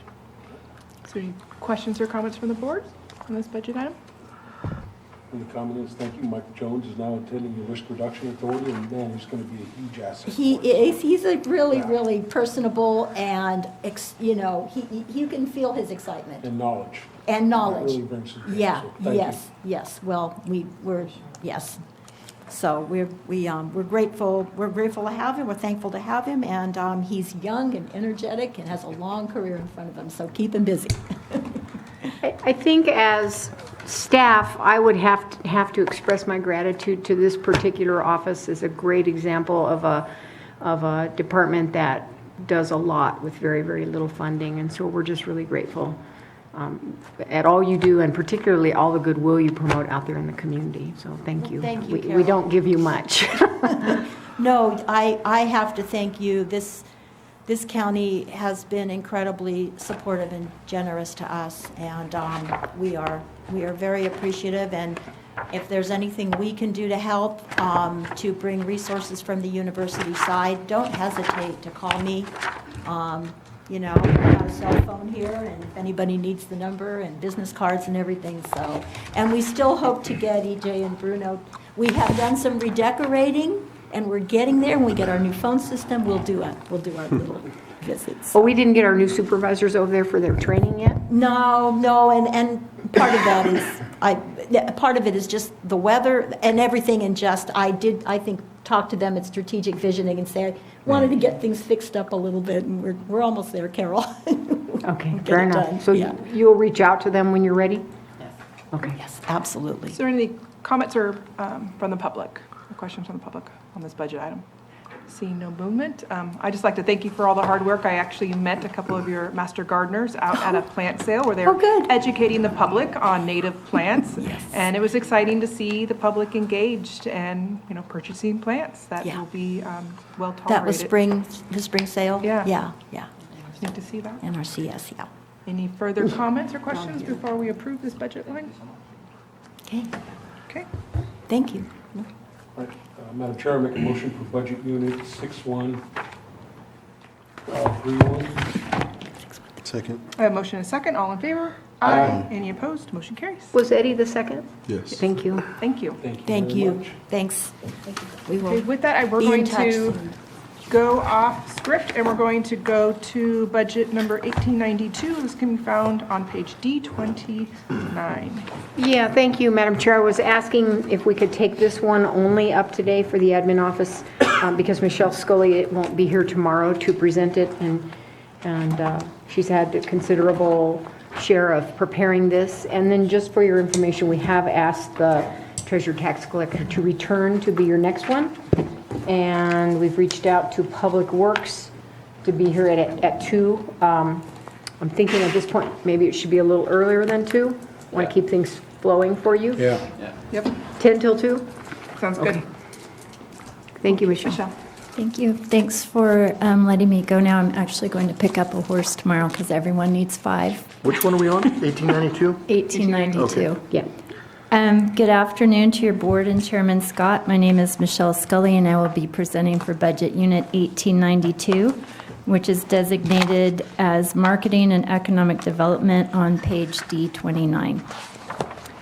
The revenue estimate for fiscal year 1920 is $530,000.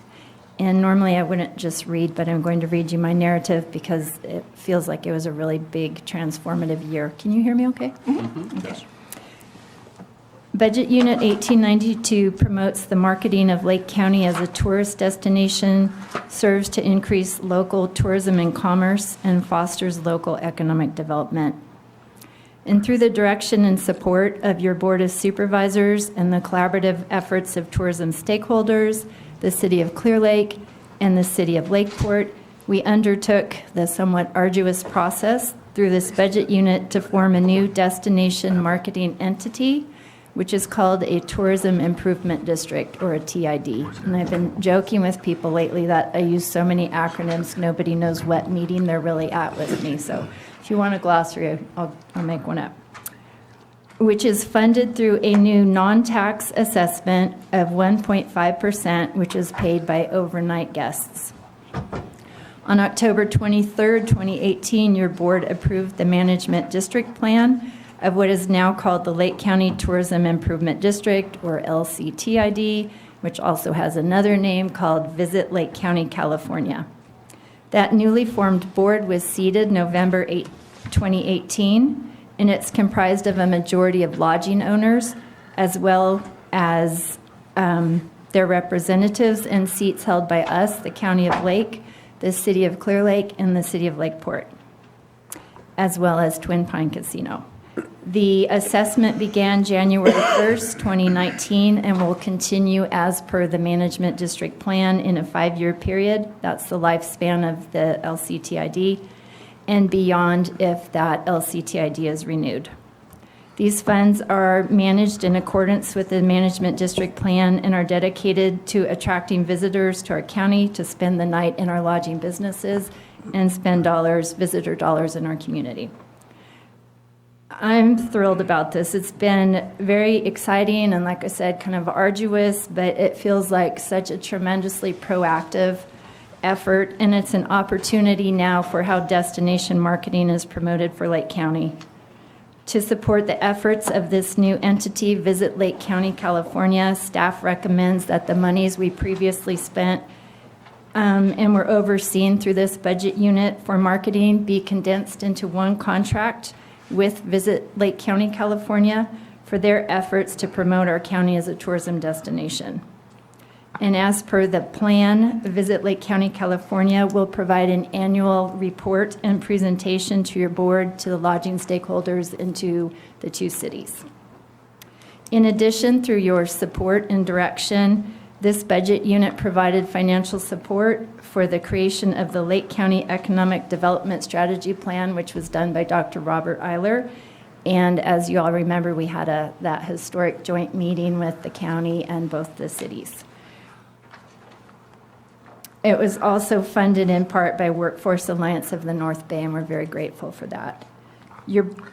That joint meeting was hosted on December 3rd to present this plan to the community, and in January 2019, your board adopted a resolution adopting this plan. And as per Vision 2028, your board and the County of Lake are committed to economic resilience for its citizens by growing our economy and spurring the creation of quality local jobs through focused economic development. Through your board's efforts and support, we now have 2 exciting collaborative entities and processes for marketing and economic development in the county, and I'm really thrilled to have been a part of that. Thank you. Is there any questions on this budget item or comments? I do have a... Supervisor Sabatier? Looking over again the professional and specialized services, the increase, it's almost double as to what it was last year, and I'm just curious as to what that might be. Where are you looking? 2380. 2380, correct. 2380. About halfway down. Speaking to that, our estimated revenue this year is different. 530 from 494 last year. I'm on the wrong page. Stephen, you want to help me out with how that was divided? Question again?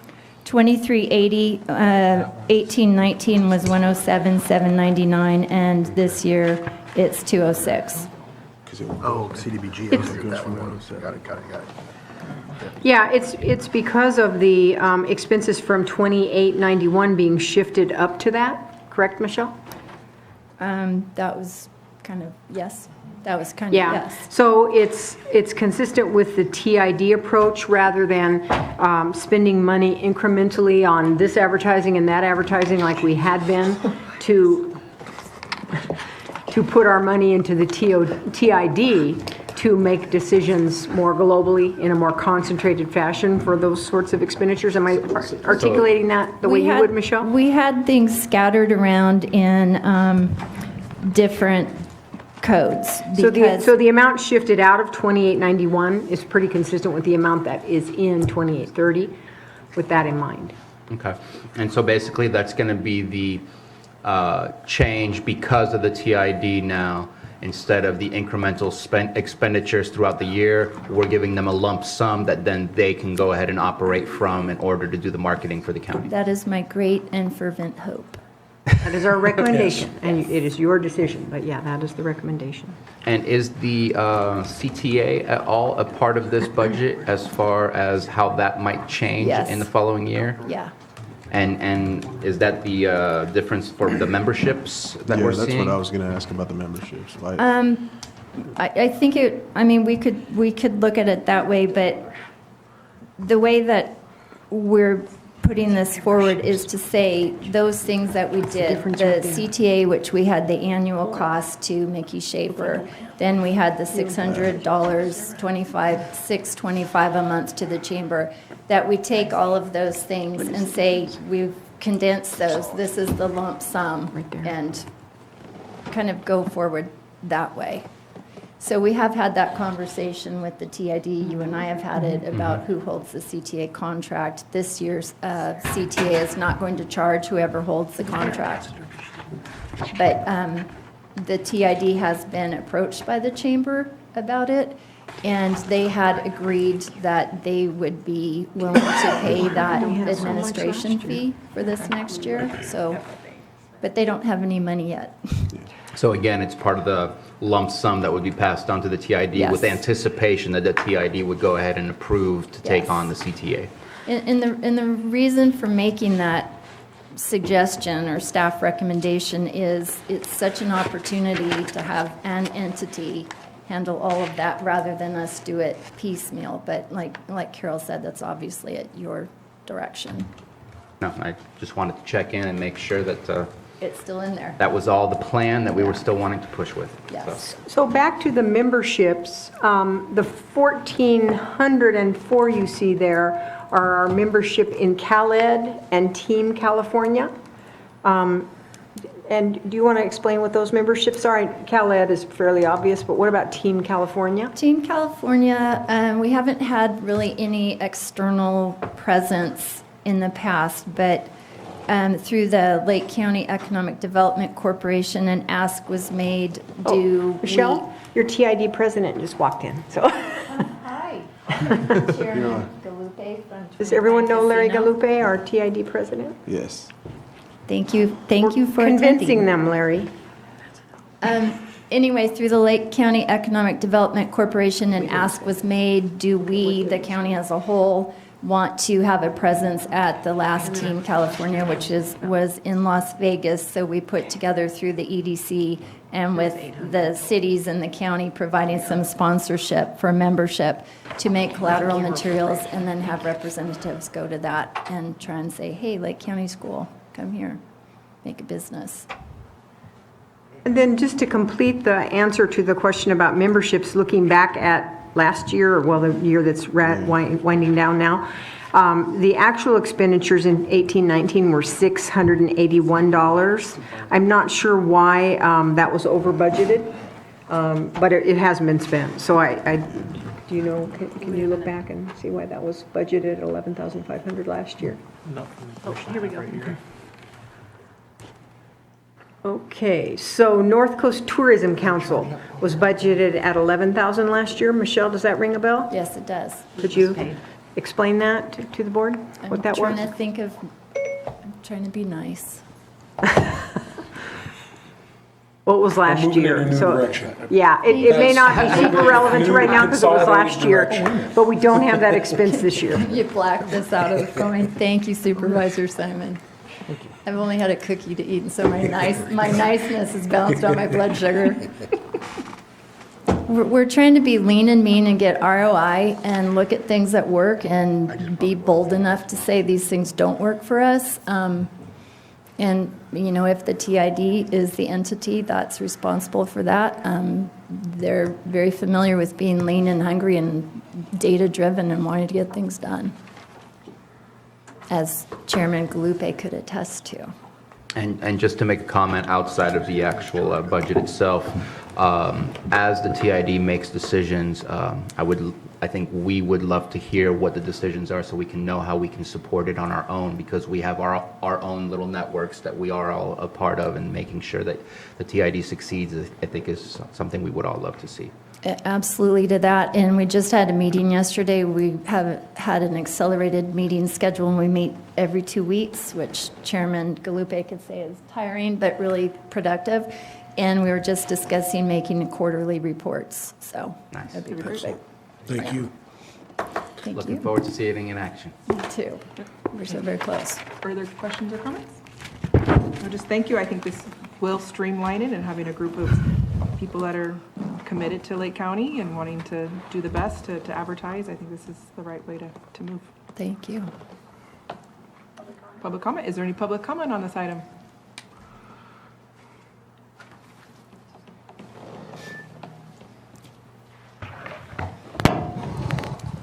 Elizabeth Larson, Lake County News. I just had a couple quick questions just for my own edification. Item 53-48, water quality improvement, and 53-54, law enforcement. What are those charges for? Those are per resolution that was amended originally 9/5/95, Elizabeth, and then amended in 7/22/04, designating or suggesting that those were support that came out of TOT funding. Is that, am I correct in speaking? Correct. In county policy, the board has delineated how TOT is to be used, and there are portions, flat rate amounts set aside in the manner she just described. So you're giving law enforcement $150,000 for what? That Per comes out board of the TOT. policy. That's what the TOT was designated for a percentage of that to come from So it's just TOT going to into law a general enforcement. use, or does it have to go into some sort of tourism-related use, is my point? Well, I'm sorry, you want me to go ahead? No, it's just according to the policy. It's, the reason for it is anticipated cost of law enforcement as it relates to people coming to the county. You know, it's not, you know, we don't know how much it costs for people to be arrested or whatever happens, but that's what they use it for. That's what Michelle, if you have that copy of the TOT policy, you might just give it to Elizabeth. I do. I mean, I'm familiar with how TOT is generally used. I'm Yeah. just curious about. This one? It's discretionary for the sheriff's department to use it however they see fit into Okay. their budget, so. TOT in itself is interesting. I believe it started in 1964, 65, and I think it was San Bernardino County, which keeps popping up in things, because the county was asked for money for tourism, but it was never in state law specifically designated, for marketing or whatever. So I think it's been interpreted, and lots of times, like you said, Supervisor Brown, for infrastructure, because people don't come to a place without having an impact on it, like you just said. Thank you. Michelle? Sure. Is there any further public comment? Yes, please. If you could state your name for the record. Larry Galupi, Twin Pine Casino Hotel Director and Lake County TID Chairperson. I'd just like to thank the Board of Supervisors for giving me this opportunity to speak, and for Michelle's presentation. I'm sorry I was late. I do have a primary job that I do. But I thought it was important, and I asked Michelle. Michelle pointed this out yesterday that the budget hearing was today, and I thought it would be important that I be present, even though it was a unspecified time for the presentation.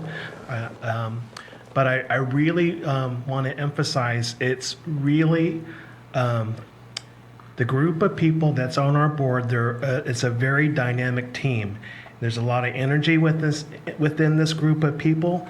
And as I said yesterday, we're all a little bit part of this gigantic puzzle of Lake County.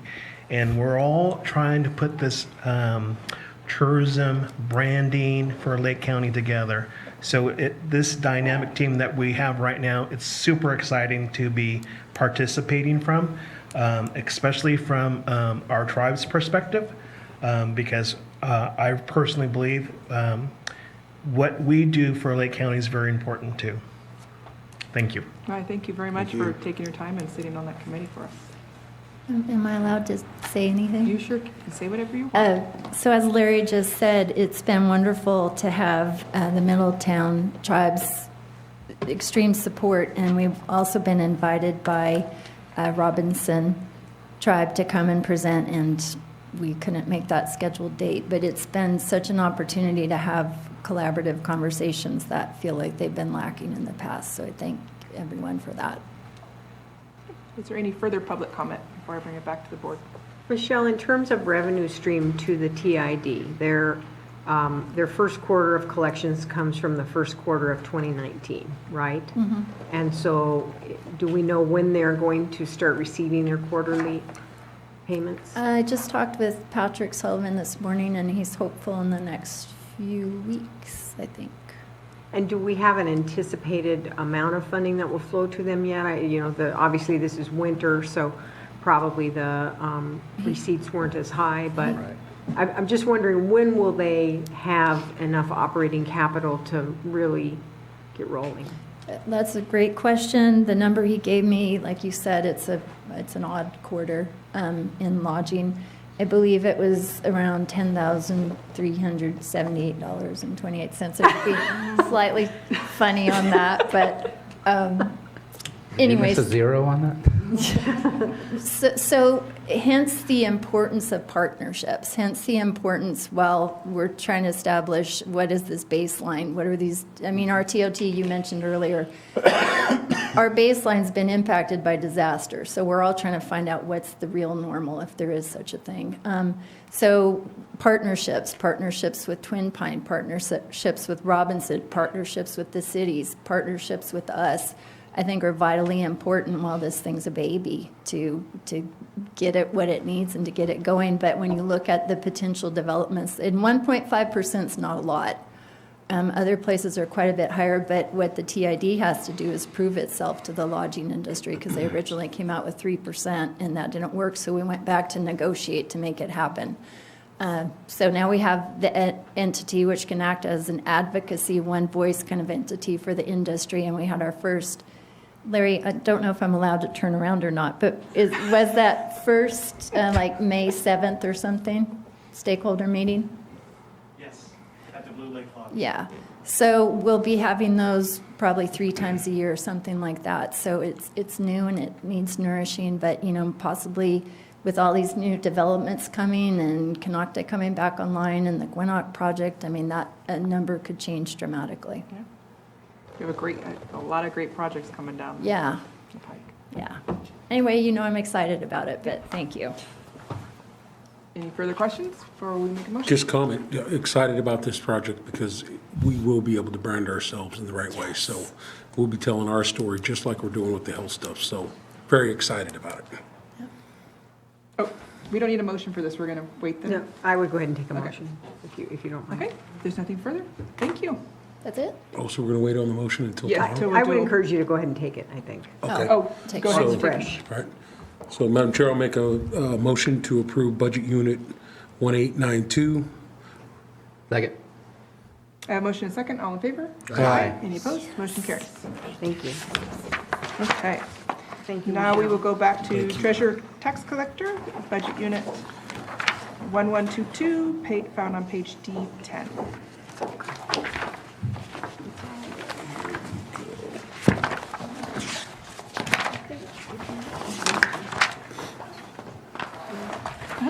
Hi, good afternoon. Barbara Ringen, Treasurer Tax Collector, and with me today is Elizabeth Martinez, the Assistant Treasurer Tax Collector. Okay. I'd like to just give a quick overview of the functions of the office. The treasurer tax collector operates 3 divisions: treasury, tax, and county court debt collections. The treasury functions include the banking and cash flow management, pooled investments, depository services, warrant maintenance, unclaimed estates, and deferred compensation administration. The tax collector functions include the billing and collection of property taxes, transient occupancy tax, the new cannabis cultivation tax, preparation of tax liens, and coordination of tax defaulted land auctions. The collection division collects court fines and other countywide debts. The revenue source operations are funded through service fees, reimbursements, and general funding. The majority of the revenue is generated from delinquent property tax fees, penalties, accounting and treasury administrative fees, and cost reimbursement for delinquent court fines. What's mainly due to new this year for our expenditures, we've been watching Megabyte, our property tax software. They've added their TOT system module. It's an annual cost of about $25,000. We feel that this will greatly improve the collection of the TOT tax. Right now, we're tracking it on an Excel spreadsheet, but having access to their software, it'll assist in billing, obviously the collection and reporting and tracking of all the TOT members. We're also including in our expenditures the purchase of 2 new computers. Our accomplishments for this last year, we did implement the billing and collection of the cannabis cultivation tax, and we were able to fill 2 vacancies, both our vacancies in our collection division. Unfortunately, we still have 2 that are open, one in treasury and one in the tax side, which leads me to the challenges. The 2 positions, although we've recruited many times, we still have difficulty filling those. Hopefully, we will be filling one of those positions within the next 2 or 3 weeks, but we have gone out again for the accounting position on the tax side. Is the difficulty finding somebody that's qualified? That, but also we've come close several times, but at the very last minute, we've offered the position, but due to salary, they turn us down, reject it. So our goals for 1920 is to provide the highest standard of customer service to the Lake County taxpayers, continue to process tax payments timely.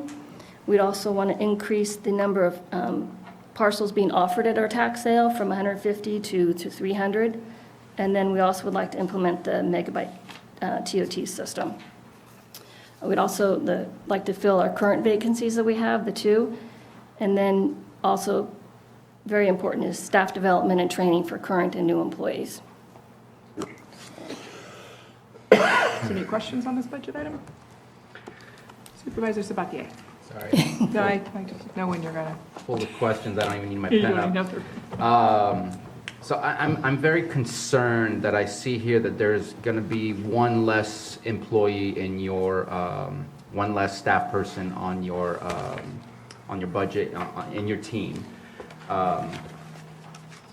I'm concerned that this year that we're not going, and correct me if I'm wrong, to have a tax sale, because I believe it's been canceled for this June, correct? Right, this last year. And so now we're looking at increasing it from what's been typical, the 150 maximum, to 300, but yet we're taking away 1 staff. And my concerns can't come from this is a huge asset to make sure that we succeed in those things, and to see that we have not been successful this year to make that happen, but plan on doing more with less next year. I'm stuck and very concerned that we're not setting us up to. I think Carol wants to. Yeah, the answer is a simple one. This time last year, we had anticipated having an accountant position that would support cannabis activity in that office. And we ended up not going that path. Instead, we came back later with the tax administrator position that's funded by cannabis. It's based in our office. So this accountant position that's being eliminated wasn't a regular part of the treasurer tax collector staff. It was specific for that purpose, and we went a different direction. Now, that doesn't mean that that office doesn't need more staff. Right, but my concern that wasn't the still intent stands of this one. I mean, I love the goals, but I would suggest that the goal, we need to meet these goals. I'm just very nervous about the importance of meeting that goal, and how do we bolster the team to ensure that we can meet those goals. For instance, District 2, City of Clear Lake, is desperate for this county to meet those goals because the city has its hands tied and can't make those things happen on their own. So I'm in, not to say that it's not important for anyone else on this board, but for the City of Clear Lake, it is so much more desperate of a measure to ensure the success of the tax collector's office. And I'm just going to put it out there. I'm seeking for one other person to be added to make sure that we can not only meet the goals, but continue to exceed, because I believe we're up to 3,000 properties. And so I don't know how that can fit in there, and I'm just putting it out there, but to me, it's one of those revenue generating things that we have to be able to do. And 3,000 properties to sell? Yeah, that are delinquent. And this doesn't count the paper parcels. That's just other properties. Well, for me, I think that comes down to the five of us. What she said was is she can't get somebody to fill the position because she can't pay enough. So it's going to be up to us to make sure that we look at that comp study and we figure something out so we can pay our employees so they'll come and work for us and stay. It's going to be up to the five of us. And Carol helping us out. No pressure. As you know, the chair formed the ad hoc committee to meet with Barbara and talk, and in fact, the first meeting is set for Monday to talk about some of these challenges. Certainly, step one is to assist her in filling the position she has. But I don't think anybody would disagree that all of our financial offices are in need of additional staff to do the work. And it's absolutely a goal that we need to aim at and focus on right away. But when they have vacant positions they can't fill now, that's more pressing, honestly. And I don't want to put you on the spot, but you have an ongoing struggle in filling positions as well. I'm not sure, does anybody know the status of the assessor recorder and his fill rate right now? Do you happen to know? We can ask him later when he comes in. All of those departments are going to need attention right away in order to really get the motor running, so to speak. Yeah, and I see where you're coming from, and we need to strategize on that because, you know, there's also a risk to dumping 3,000 tax lien sale properties on the market, too. Because supply and demand, it makes a huge shift. Then you affect all of the sales that ripple on down, and it's, you know, I mean, there's a cause and effect to good intentions, and so we need to strategize on, you know, priority lots. You'll do them all at one time for a lot of reasons, but you know, we're behind in assessments. Assessments are way behind, and that affects, you know, what she's got going on. That has to be done before she can do what she's doing. So there's a whole. It's definitely a domino effect. Yeah. Well, and if you review the goals that we'll go over with you when we talk about the goals of the administrative office, it's absolutely to support these departments that need more support to carry out all their priorities. So your point is well taken. I totally agree. I'm not sure we're in a position to recommend an additional position right now. But if we continue to focus on this systematically, perhaps by recommended budget or final budget, and in the interim, a lot of support to the department to fill what they've got allocated and unfilled. And actually, that leads, never mind. I'm going to open up to public comment. Is there any public comment? Sorry.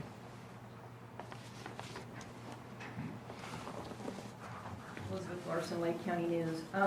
The cannabis tax was mentioned that you're collecting it, but under revenue, I'm not sure where that's recorded. It's in its own Has its own budget number. 1072 cannabis program. Yeah, that's under the admin. It'll be in the admin. Yeah, we'll be talking about that. And Tomorrow. So that's under administrative. right. All right. Any further public comment? Bring it back to the board. I think Supervisor Simon wanted to say something. I cut you off. No? Okay. So we're ready to make a motion then. Madam Chair, I'll make a motion to approve Budget Unit 1122. Second. And motion and second, all in favor? Aye. Any opposed? Motion carries. Thank you. Okay, we'll move on to Public Works. This is Budget Unit 1903, page D30. Chair, while Public Works is coming up, I'll tell you that I invited Water Resources Director David Cowan next, District Attorney after that, and then at the request of the IT Director Shane French, he would be following the District Attorney. And by the time you get to that, it might be time to think about a break, I guess. Okay, remind me when we're done there, because I'll probably skip him. Okay. Okay, welcome, Scott. Good afternoon. Thank you. Scott DeLeon, Public Works Director. I'm joined here this afternoon by Alicia Ayala. She is our fiscal coordinator. We tackle the budget in my department as a team. My division heads all have input, all provide information, both accomplishments, goals, plans for the future, things of that nature. So it's truly a team effort, but Alicia and then I have a couple other fiscal staff members, Sylvia Valadez and Lindsay Nolan, are just paramount in the preparation of our budget, and I'd like to acknowledge them. They do an outstanding job. We're going to talk about under accomplishments, something that we do every year, but I want to again highlight it about today in front of you and to acknowledge Alicia and our fiscal staff, and I'll get to that. Public Works has 11 primary budget units and 34 secondary units. I call them secondary units. They're budget units that are specific to subdivision improvements and benefit zones. We're not going to go through each and every one of them. Most of them don't have any activity this year. But the major functions and divisions that you and the public see that are covered by Public Works include DPW administration, the road maintenance division, engineering and inspection, which includes the county surveyor, the Lamson Airport, and then our internal service funds for central garage and heavy equipment. I'm going to focus on those specifically, and we'll start with Budget Unit 1903, which is DPW administration. That's on page D30. We'll be real quick with that. There aren't any real specific or significant changes to that particular budget unit. Last year, we went ahead and funded the assistant director position. I think that because of the uncertainty of SB1, we did not pursue a recruitment of that position. We've maintained the funding for that position in this year's budget, and we'll see if we're going to need to do that. To be frank, and you've heard this before, you just heard it, recruitment of positions is challenging, and it's a very specialized position. It requires an engineer's license. It's a high-level management position in our department, and frankly, they're challenging to recruit for. So I'm anxious to see the outcome of the class and compensation study, and perhaps we'll consider a recruitment for it sometime in the future. Moving on, if there are no other questions about DPW admin, 1908 engineering and inspection, page D34. The only real significant change in this budget unit is the purchase of a large-scale printer for the county surveyor. We've had a machine that prints the maps for the public, and that machine is showing significant wear, and we're having some real issues with it, and it's time to replace it. So we've proposed the replacement of that printer. I'll just keep going and wait for questions. Next budget unit is 3011, the road department. That starts on page D94. About the same. This is our biggest budget unit. The majority of the funds in that budget unit are all grant funds. The significant purchase that we are proposing this year is an excavator for the road department, and there's some specific reasons for that. It's a little smaller excavator. It can be used specifically where we want to use it is for ditch cleaning. The last two storms that we've had, 2017 and again 2019, have really impacted our storm drain system and our ditch system, our roadside ditch system. The key to keeping your roads in good shape is the control of drainage. And we've really struggled with that because the ditches are full of sediment. They're difficult to clean, and the smaller excavator that we're proposing to purchase will be specifically used for that, and then other projects. We're going to get some different pieces of equipment to attach to it for drilling post holes for guardrail and other things of that nature. So a very useful piece of equipment, and we're looking forward to hopefully putting that to use here soon. Moving on, 3122 and 3123 is your Lamson Field operations and capital projects. Those are on page D 114 and 115. We have a number of projects going on out at Lamson. We're in the process of developing a pilot's lounge, and hopefully this summer we're going to have a pavement preservation project. We had a bid opening for the project. Unfortunately, we got no bidders on our pavement preservation project. So we have staff contacting the folks who had plans to inquire why they didn't bid on the project. So we're going to get to the bottom of that. But we had you had about $7 million to work with for a minute there this morning. Yeah. So Bruno sabotaged that. Actually, it was 720 million. Was that what it was? Yeah. I guess I should pay closer attention.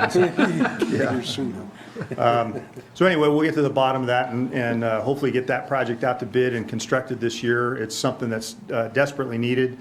We were going to build it last year and we didn't because of the fire, and so hopefully we'll get that going. But we are going to be receiving a general fund contribution for the Pilot's Lounge lease that's in the budget, and so we're very thankful to Carol and her staff for providing that, and we're very excited about the Pilot's Lounge and where that's going. It's coming along nicely. That's going to benefit the entire county. Agreed. Just if you don't mind, I'm going to ask a question on this one and back up. I'm going to back up first. The excavator, is your plan on using that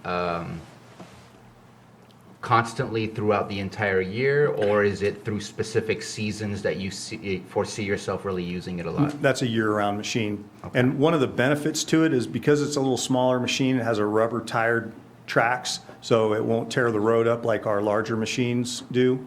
And the excavator is the most efficient piece of equipment to clean the ditches.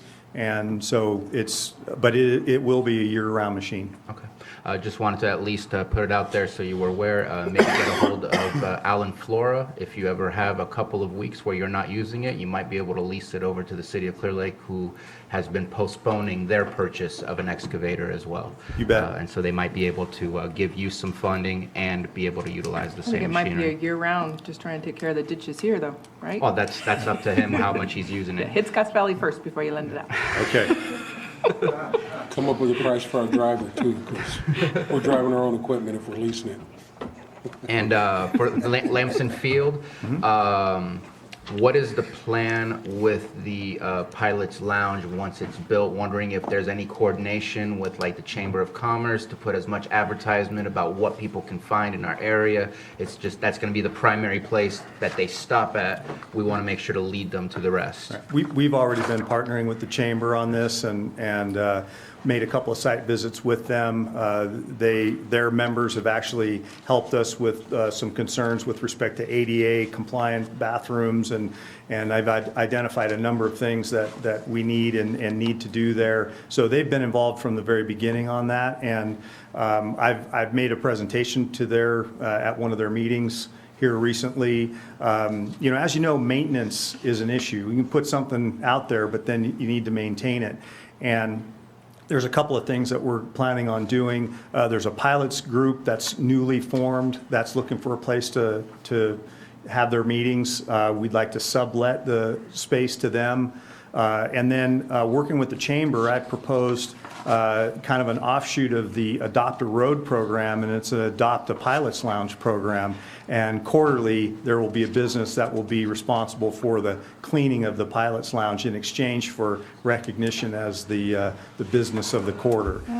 They plan to put all of their material up. There will be a space available for them to put, advertisements and different things. So it should be a really good space and a really usable space. We're excited about it. Very nice, exciting.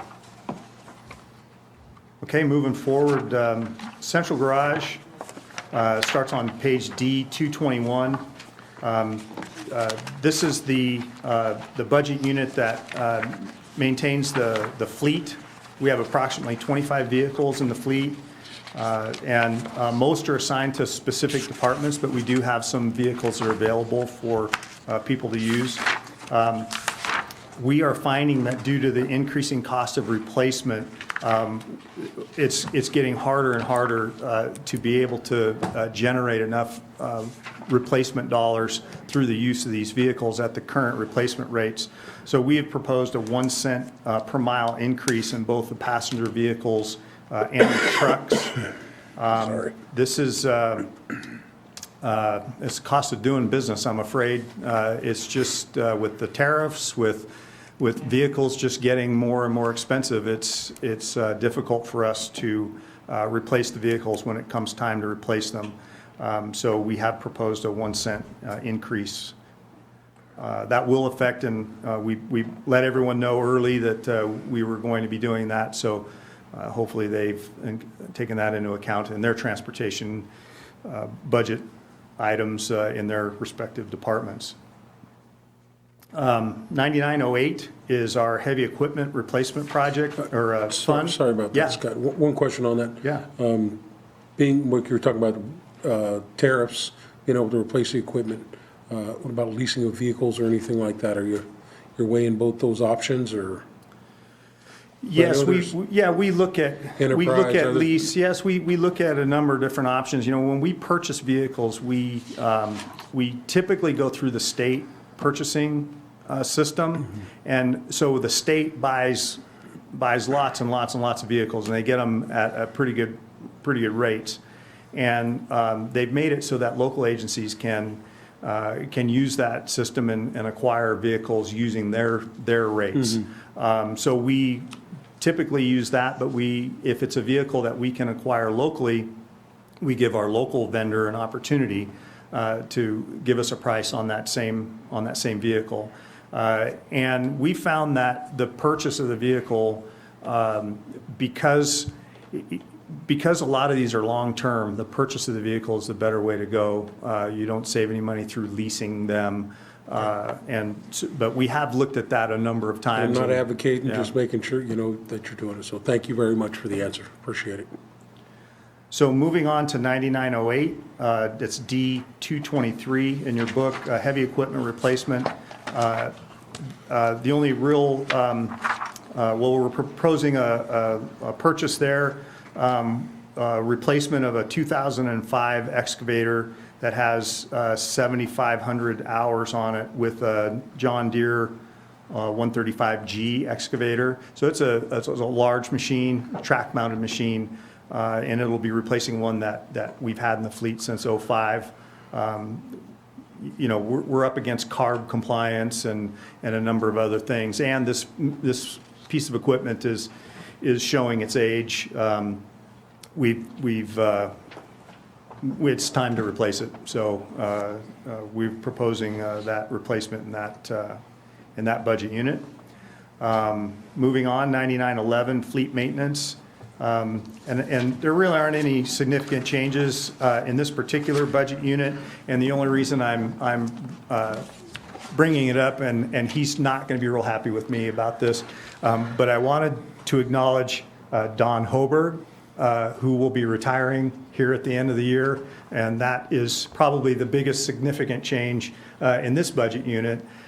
He's over 30-year employee with the department and just done an outstanding job for us. And again, he's not real happy with me. I can feel him back there. And I'm not going to look at him, but I did want to acknowledge Don and Maybe he'd his like to come up and leadership. say a few words. Don, would you like to? Take the mic.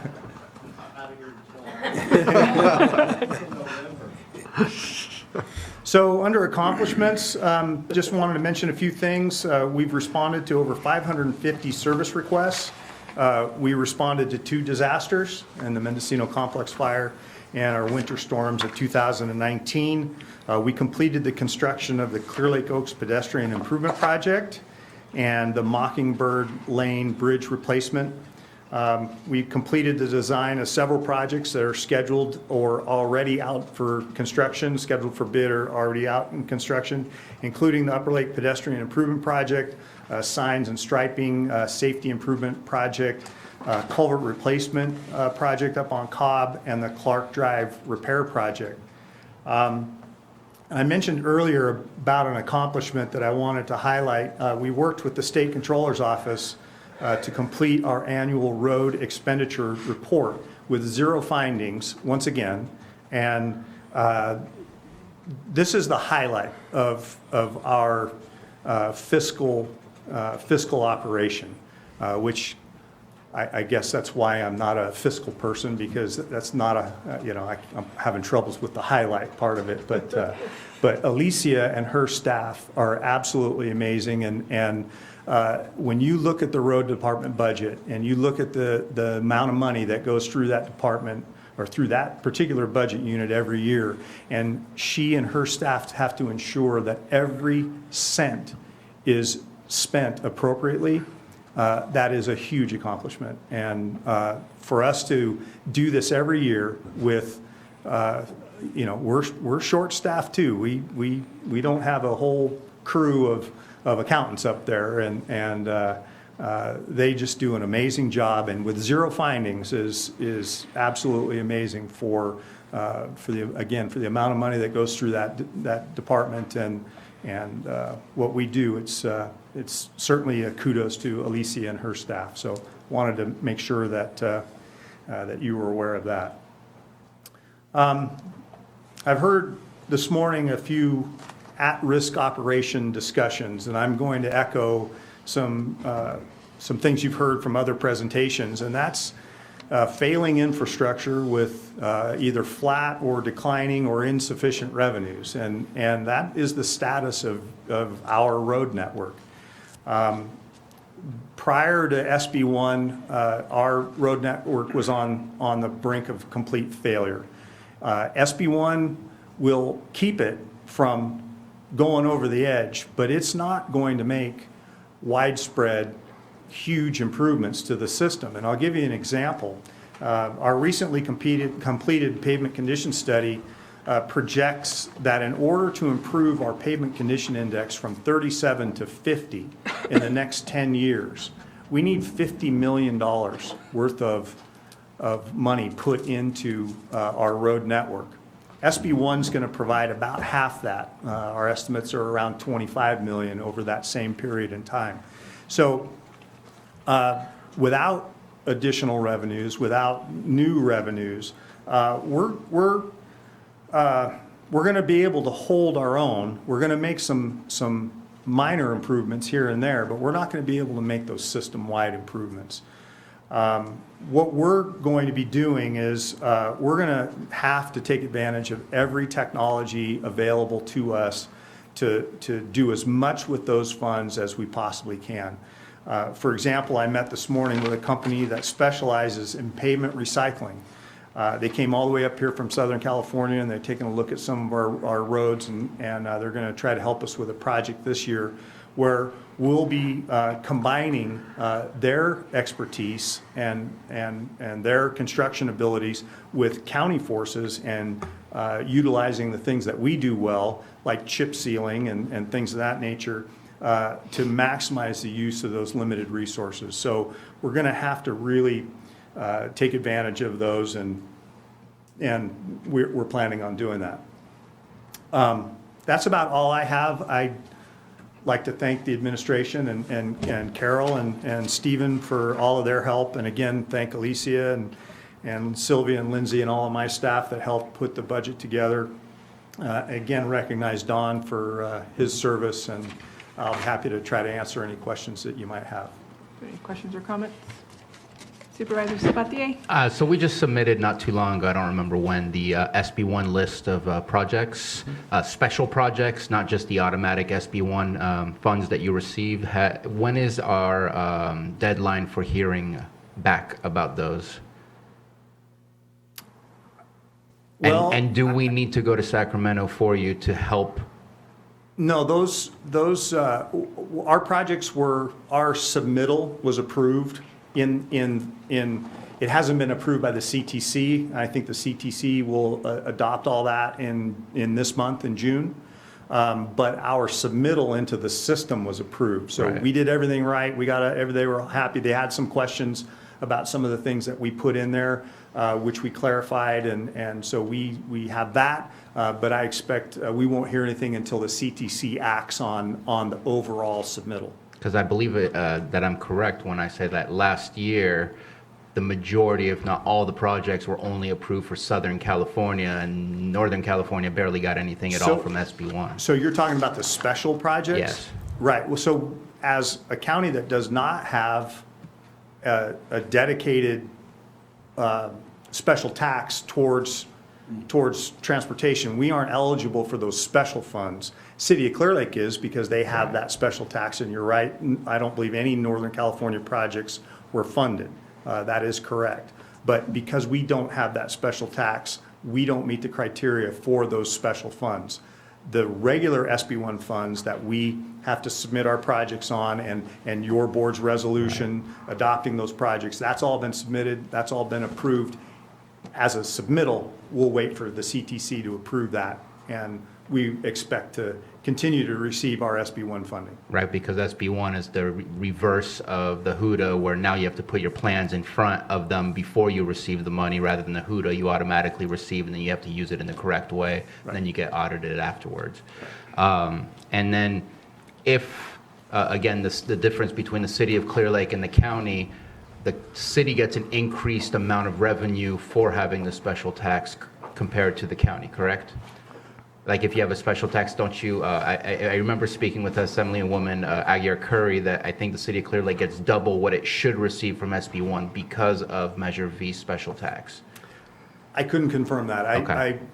Because we don't have a tax, to be honest with you, if we were eligible for special funding, if we had a tax, I'd be pushing that, but I'm not aware that they're receiving additional because they have it. I know they're eligible for additional, but. Okay. Okay. Thank you. Yeah. Any other questions? For me, I'd just like to comment, I know you're struggling with your budget, but you did a great job going out and trying to find grant funding, projects that you could do with all these bridges that we have in the community. Those, I believe, are no cost to the county. That is all correct. those beautiful bridges that we have all over. So I thank you for that again. Department heads looking and finding money to bring into our community. Well, I appreciate the comment, and I'll certainly extend it to my staff, but again, it's a team effort, it's staff that finds those programs, and that program's been in place for a while, and I can't take credit for it, but we do continue to nominate projects to go into the HBP program, which is the program you're speaking of, and yes, it's 100% state and federal funding. Last comment I have is thank you for the long-term vision on where we're going with the roads. Because I think you kind of underplayed. It only gets us to 50%, and it should be 100. So we got a lot of work to do. Glad that you're thinking at the long term how we're going to get there, and hopefully bringing us some options how we do that. So thank you very much, you and your department, for everything that you guys do. Thank you. Thank you. Any other comments? I'll open up to public. Is there any public comment or questions on these budget items? Elizabeth Larson, Lake County News. Scott, just quickly, do you still have the Hill Road project?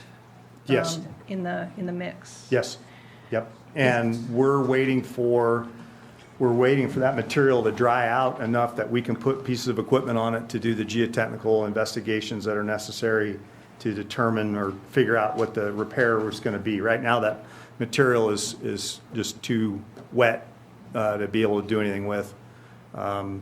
But as soon as we can get out there, we're going to have the geotechnical work getting done. Right, and that's definitely not going to be this year, right? Because it's Well, probably just too late for you. I don't have hope for the construction this year, but I definitely think we can have the geotechnical work and the design work completed. And have the dirt taken out of the road?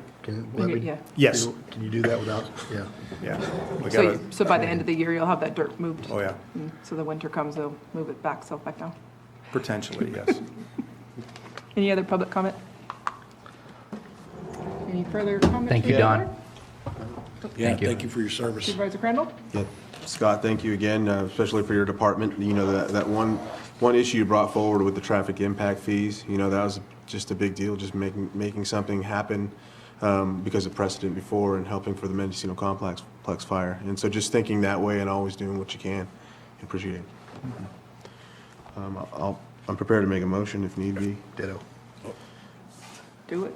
So I make a motion to approve. Oh, hold on. Supervisor Simon wants No to make. public comment. Oh, I already did public Oh, you comment. did? Okay, I missed it. Yep. I don't know. Last time I did it before public No, comment, so I want to make Oh, sure. yeah, that's right.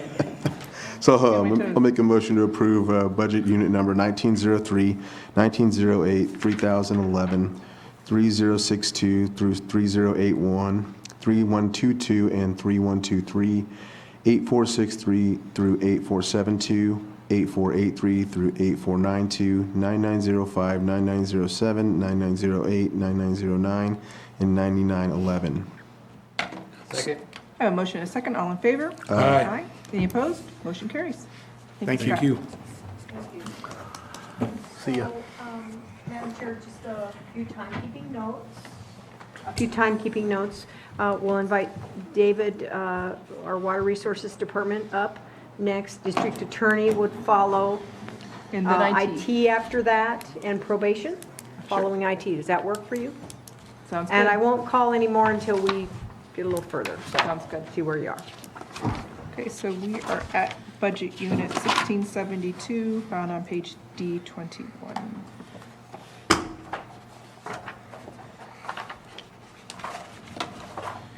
Good afternoon, Madam Chair, members of the board.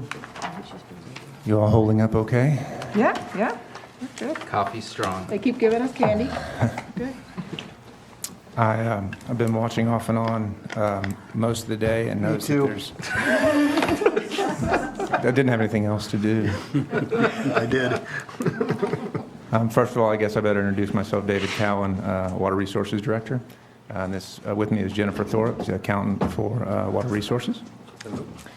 Notice that there's a little bit of variation or leeway in how most department heads are presenting this, and I was wondering if I could give a brief overview of all of our programs.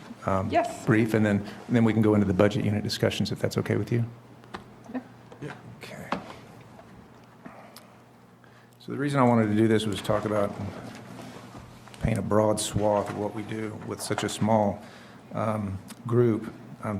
So if I can just list a few things, we're responsible for permitting lake bed construction.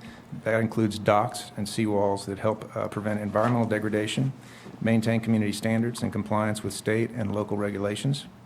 We maintain 11 miles of levees that protect the community of Upper Lake and the surrounding area. That includes maintenance of the levees, improvement projects, as well as flood fight, as we experienced a few months ago. We manage 3,200 acres at the Highland Springs Recreation Area. That is to protect water quality, enhance groundwater recharge, and to provide recreation and flood prevention. We're also the responsible party for the Clear Lake TMDL, and that's the Total Maximum Daily Load Project, which is a state mandated program to reduce, essentially to reduce cyanobacteria, but it gets at it through phosphorus loading in the lake, and I know that you all have heard about that many times before. We're responsible for purchasing and maintaining properties as part of the Middle Creek Flood Damage Reduction and Ecosystem Reclamation Project, AKA the Middle Creek Reclamation Project. That's 1,600 acres of land at the confluence of Scotts and Middle Creek, which again, once that project is completed, it's a very long-term project, but once it's completed, it will provide a natural filter to help prevent phosphorus loading into the lake and improve water quality and reduce cyanobacteria blooms. We're responsible for the MS4 program. That stands for Municipal Sanitary Storm Sewer System. Sounds pretty sexy. It's stormwater. That's another state mandated program that targets, in our case, unincorporated areas of the county. Clear Lake has one, as well as Lakeport has an MS4 program. We manage the Quagga Mussel program, which minimizes the risk of invasive species from entering the county. Do this by performing screenings, inspections, public outreach throughout the county. And we are responsible for managing the FEMA National Flood Insurance Program, NFIP, which ensures construction in the floodplain is done in compliance with federal, state, and local regulations. We're responsible for groundwater management in the county. We monitor over 75 wells throughout the county. We're behind the curve on this, but we're in the process of trying to establish a groundwater sustainability agency in the Big Valley Groundwater Basin so that we can develop a groundwater management plan. The state has deemed the Big Valley Basin as a high priority, which requires it to have a groundwater management plan. We permit mechanical means as well as use of herbicides in Clear Lake to control nuisance aquatic vegetation. That's not only in our areas of jurisdiction where we do it for the public benefit, but also we permit private landowners who have riparian rights and want to spray herbicide in their backyard, the lake. And we also do cyanobacteria research and coordinate outreach with the Public Health Department, with the tribes, with parks, and with other groups. So I bring this to your attention because it all comes down to staffing. Recall that Water Resources Department became a standalone department in 2017. At the time, we were allocated 8 staff positions. We were able to hire a coordinator this year to complete that allocation of 8 staff folks. And that's been great. We're well on our way. It's allowed us to accomplish a few things. We've updated the aquatic plant management ordinance, working towards compliance with our stormwater permit and the TMDL requirements. And we've applied for several grants totaling over $9 million to accomplish some of these tasks that I've mentioned.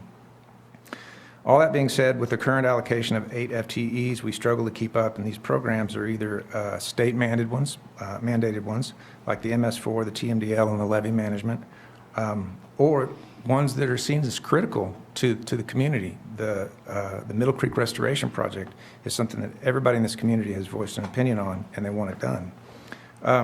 We simply lack the capacity and in some cases the expertise to manage some of the programs that we're tasked with, such as stormwater, groundwater, and the growing and the lands of our growing land management needs from the Middle Creek Restoration Project. So for this reason, I'm requesting 3 staff members in this budget: a technician, a watershed coordinator, and a supervisor to oversee the day-to-day activities of the group. Funding for those positions will come primarily from Budget Units 8109 and 1672, and from increases in lake bed, enforcement, and grants. So that's an overview of water resources. If you don't have any questions on that, we can go through the budget units. Carol, I got a question about, because usually their budget has, how many allocations, how many positions are allocated, and how many were from last year, how many are requested, but I'm not struggling to catch up on each budget unit on those, so. If you look at your position allocation tab, Okay, so you got to, Yeah. back and But forth. what on it that. doesn't have is last year's. We can certainly get that information. It looks like David 8106. David can. Oh, I see it, okay, so I compare basically and just need to pull that out and keep it with each budget then, okay. And then Yeah, it looks to me like 8107 went from 12 to 8, is what I saw in the larger books that we had. Yeah, I was looking at those earlier, but then I couldn't find this one, I wasn't on the You say right it went tab. from 8 to 12, David? If you're talking about allocations of 8107, proposed allocation is 11 for the new fiscal should be year. 11, yeah. Oh, now it's 11? Handy what it was It's 11. in current year. Let me just get, what's the page on that one? Page A12 of your position allocation A12. pages. Okay, got it. 8107 is what we're talking about right now. 807, okay, all right, got Glad it. to see that it was brought back to 11. Well, yeah, it's what the request is now, but it doesn't show what it was. So we're going to tell you that in just Okay. a second. So for 1819, it was 8. And the difference is... 3. David, you can speak to Kelseyville. that. And the- yeah, okay. Yeah. Quick on that one. Kelseyville education coming in handy. You were there that Maybe day. you should be was- serving in one of those capacities The doing, day I was there. So the additional Water Resources Program Coordinator, the additional Water Resources Technician, and what am I missing, David? It's a supervisor. Okay, so now I gotta go back Yeah. to the budget. Let me, I need, if I can clarify something. We originally had that in there as deputy director, but decided that for funding purposes as well as for recruitment, that a supervisor could do the same thing. We are a small group, and that could be handled by a supervisor. I don't know if that change was made. What we're comparing is recommended to recommended, and I think something was adjusted in mid-year as well, was it not? Well, No. okay, I just wanna, and I'll tell you why I'm asking about this. Most of them are the same, but, okay, so this is budget unit 8107 in Water Resources Department, but we were talking about 1671. Hold on a second, let me get caught up. 1672 and 1673? So you're not asking for positions in any of those, though, right? So all of the funding goes from those individual work order numbers Yeah. into 8107. So Yeah, there are no positions 8107. allocated to those? Okay, well, yeah. that's- 8107 is funded by the other Okay. business units. All right, so let's talk about Middle Creek Marsh for a minute. Where are we with that? And I'll just tell you why I'm asking this. Sure. Because one of the things that we can fund with the cannabis money is this.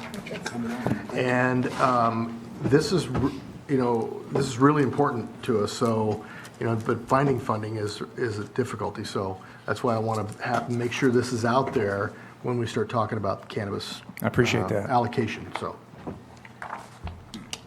So tell us what's So you want to talk about happening. Middle Creek? I'd like to hear about it, yeah, because it's so really important to the TMDL program, to Absolutely. It's just a lot of stuff that we've got going on. The management of that land, the easiest way to manage it is to let it flood. So You're talking about the restoration? yeah, Middle Creek Marsh Reclamation. restoration, yeah.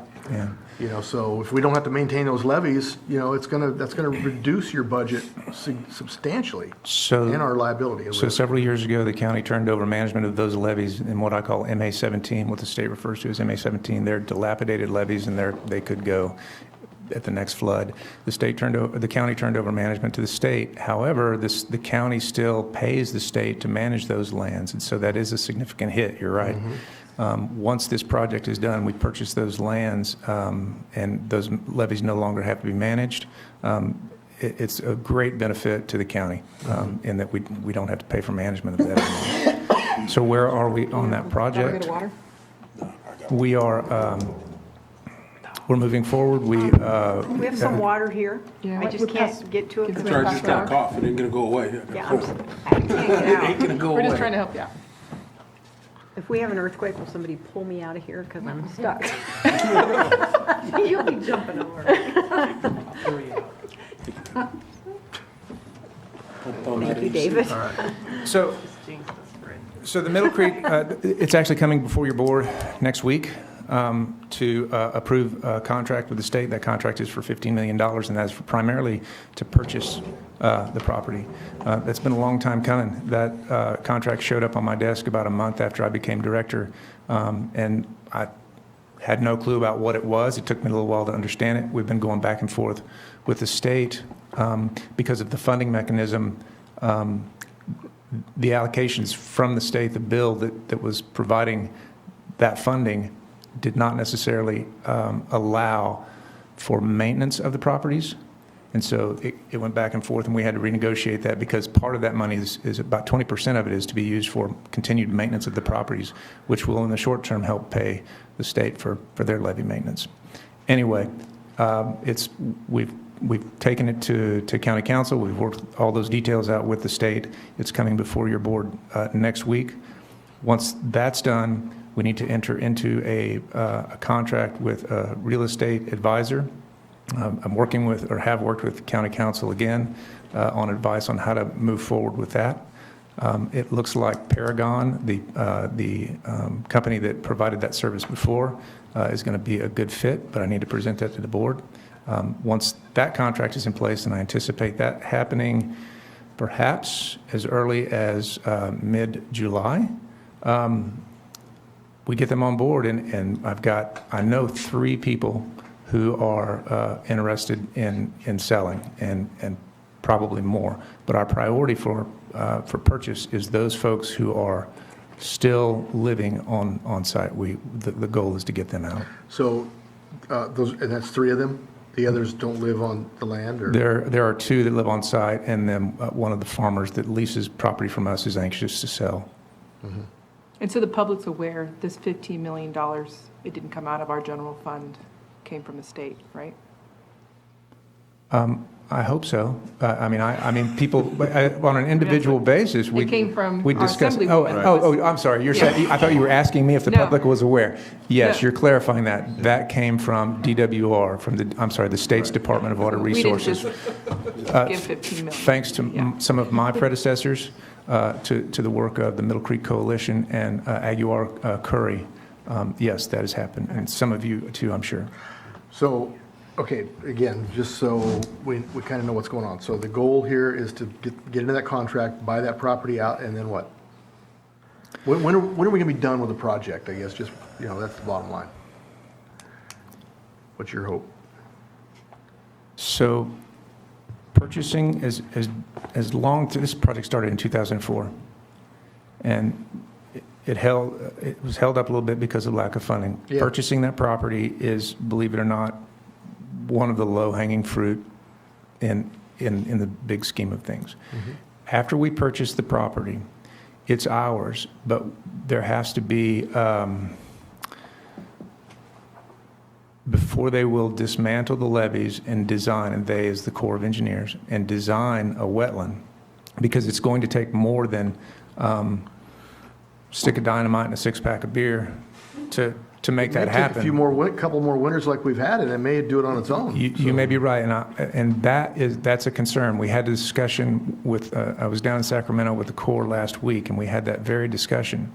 And the sense of urgency, tried to express a sense of urgency to them to getting that part of the project moved. So the way I look at it is purchase of the land, acquisition is phase 1, and these could go consecutively. But the other part is this LURDS, and I'm not even going to pretend to know what it stands for. It's basically the PG&E power poles that are out there.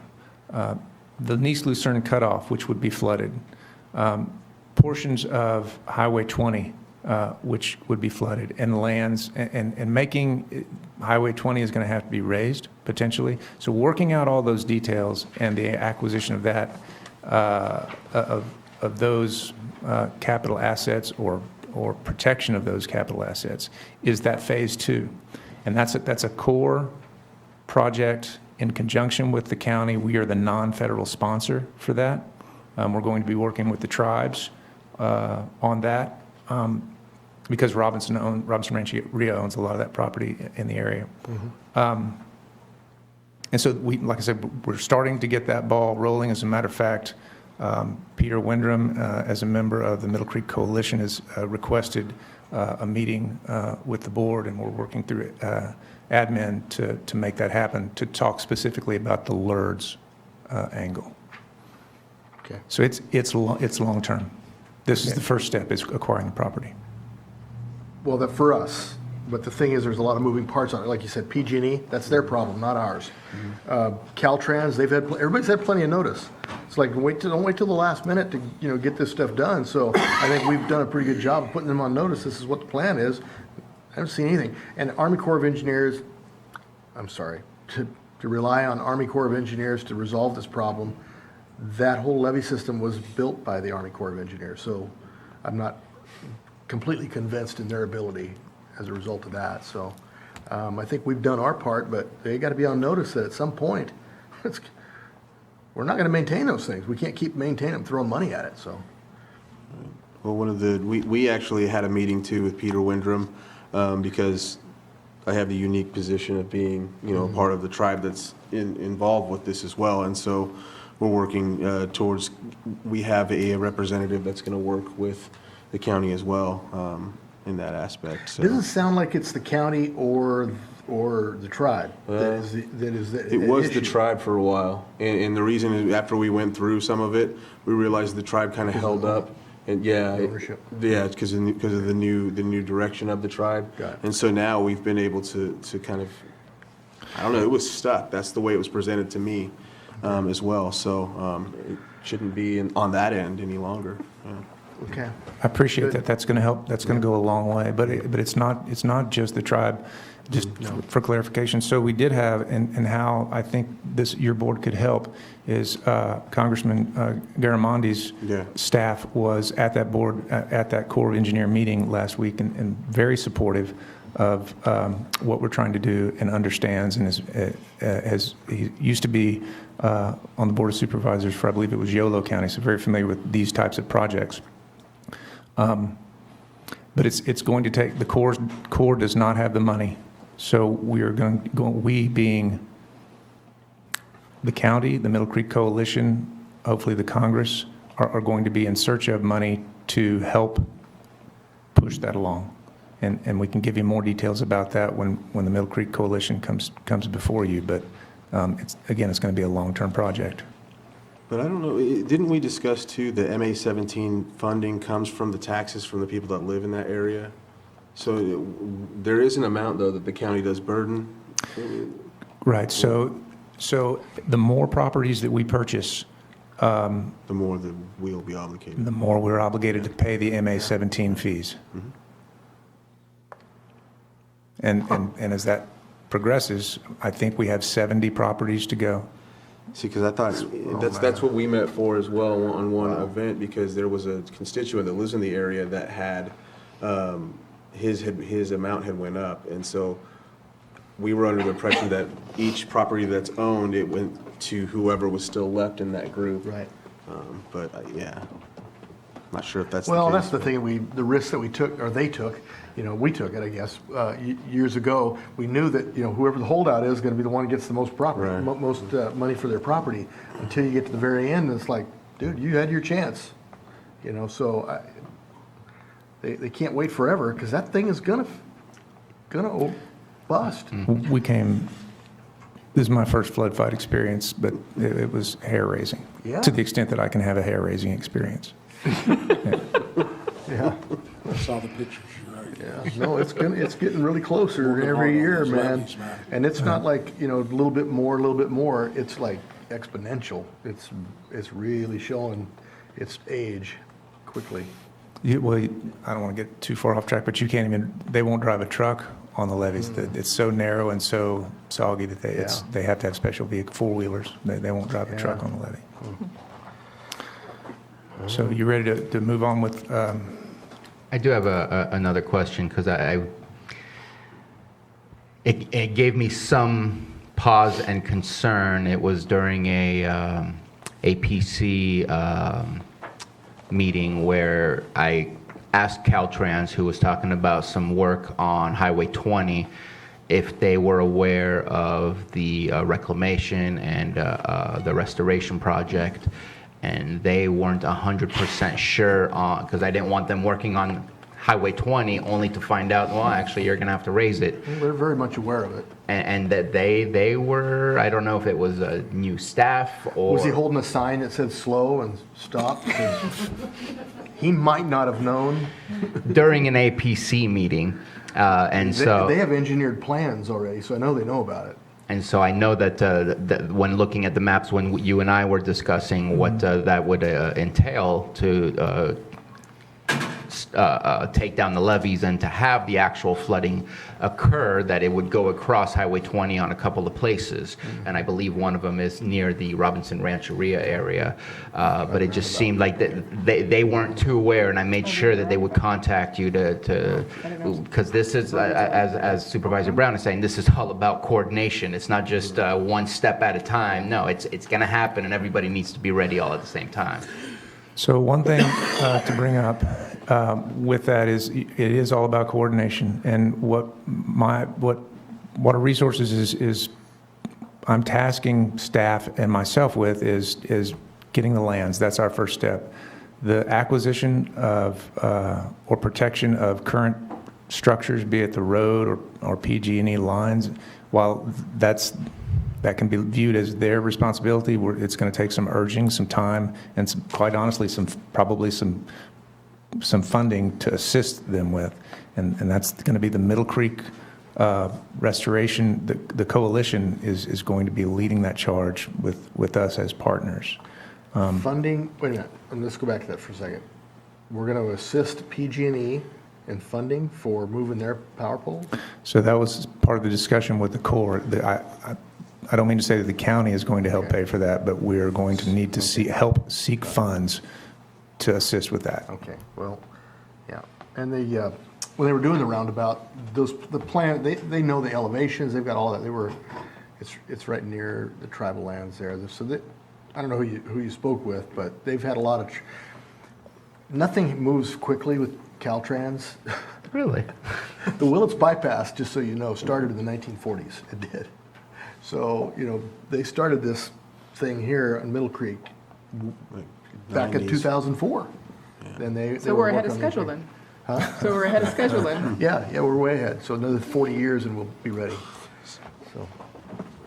Any other questions or comments on that? Okay. Ready to move to the budget units? Sure. Okay. And then after we're done with the budget units, then I'll open up to public comment. Okay. So based on the list, we're just going to go down the list. 1672 and 1673 are first. I'll talk about 1672, which is lake bed management. Budget unit is used to maintain navigation, aquatic life, habitat and commerce, and recreation on Clear Lake. It's funded primarily through lakeshore construction permits, aquatic vegetation control permit fees, and encroachment lease payments from budget unit 1673, and I'll get to 1673 in just a second. What we primarily do with that is maintain plant nuisance vegetation and algae control, buoy maintenance, water and sediment monitoring, and the administration of those permits, which is quite time consuming. I do want to point out that there is the first sentence I read, that we maintain and enhance navigation, aquatic life, habitat, and commerce. There's a bit of a, I guess, not a conflicting interest, but there's certainly, we have aquatic life versus commerce, and we're seeing that right now with the state-listed hitch, the species of fish that's endemic to the lake.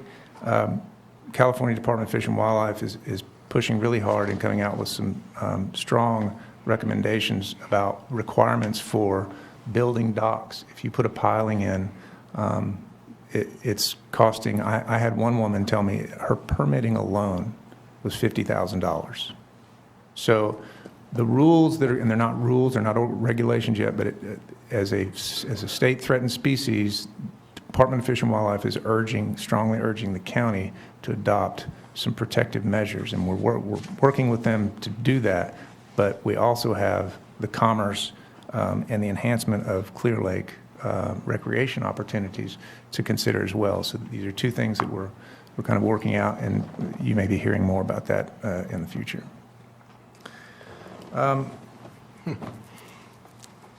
It is actually through general funds, through the Geyser Electric project, that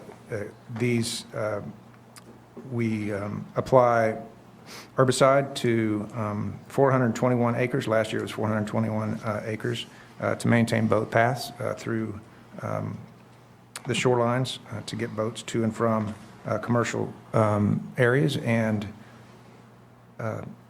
public boat ramps. Some of the accomplishments in this one, we collected and analyzed our monthly water and sediment samples, so monitoring is ongoing as for now. We revised our aquatic plant management ordinance to ensure better compliance with state regs. Thank you, board. We were able to purchase a 24-foot Bolton boat, which was absolutely necessary. We could not get out and do water quality sampling prior to that. We used to have a small West Coaster and would get beat up on the lake. So we purchased a boat, and then we worked with tribes and other county departments to create and purchase signage and do public awareness for cyanobacteria.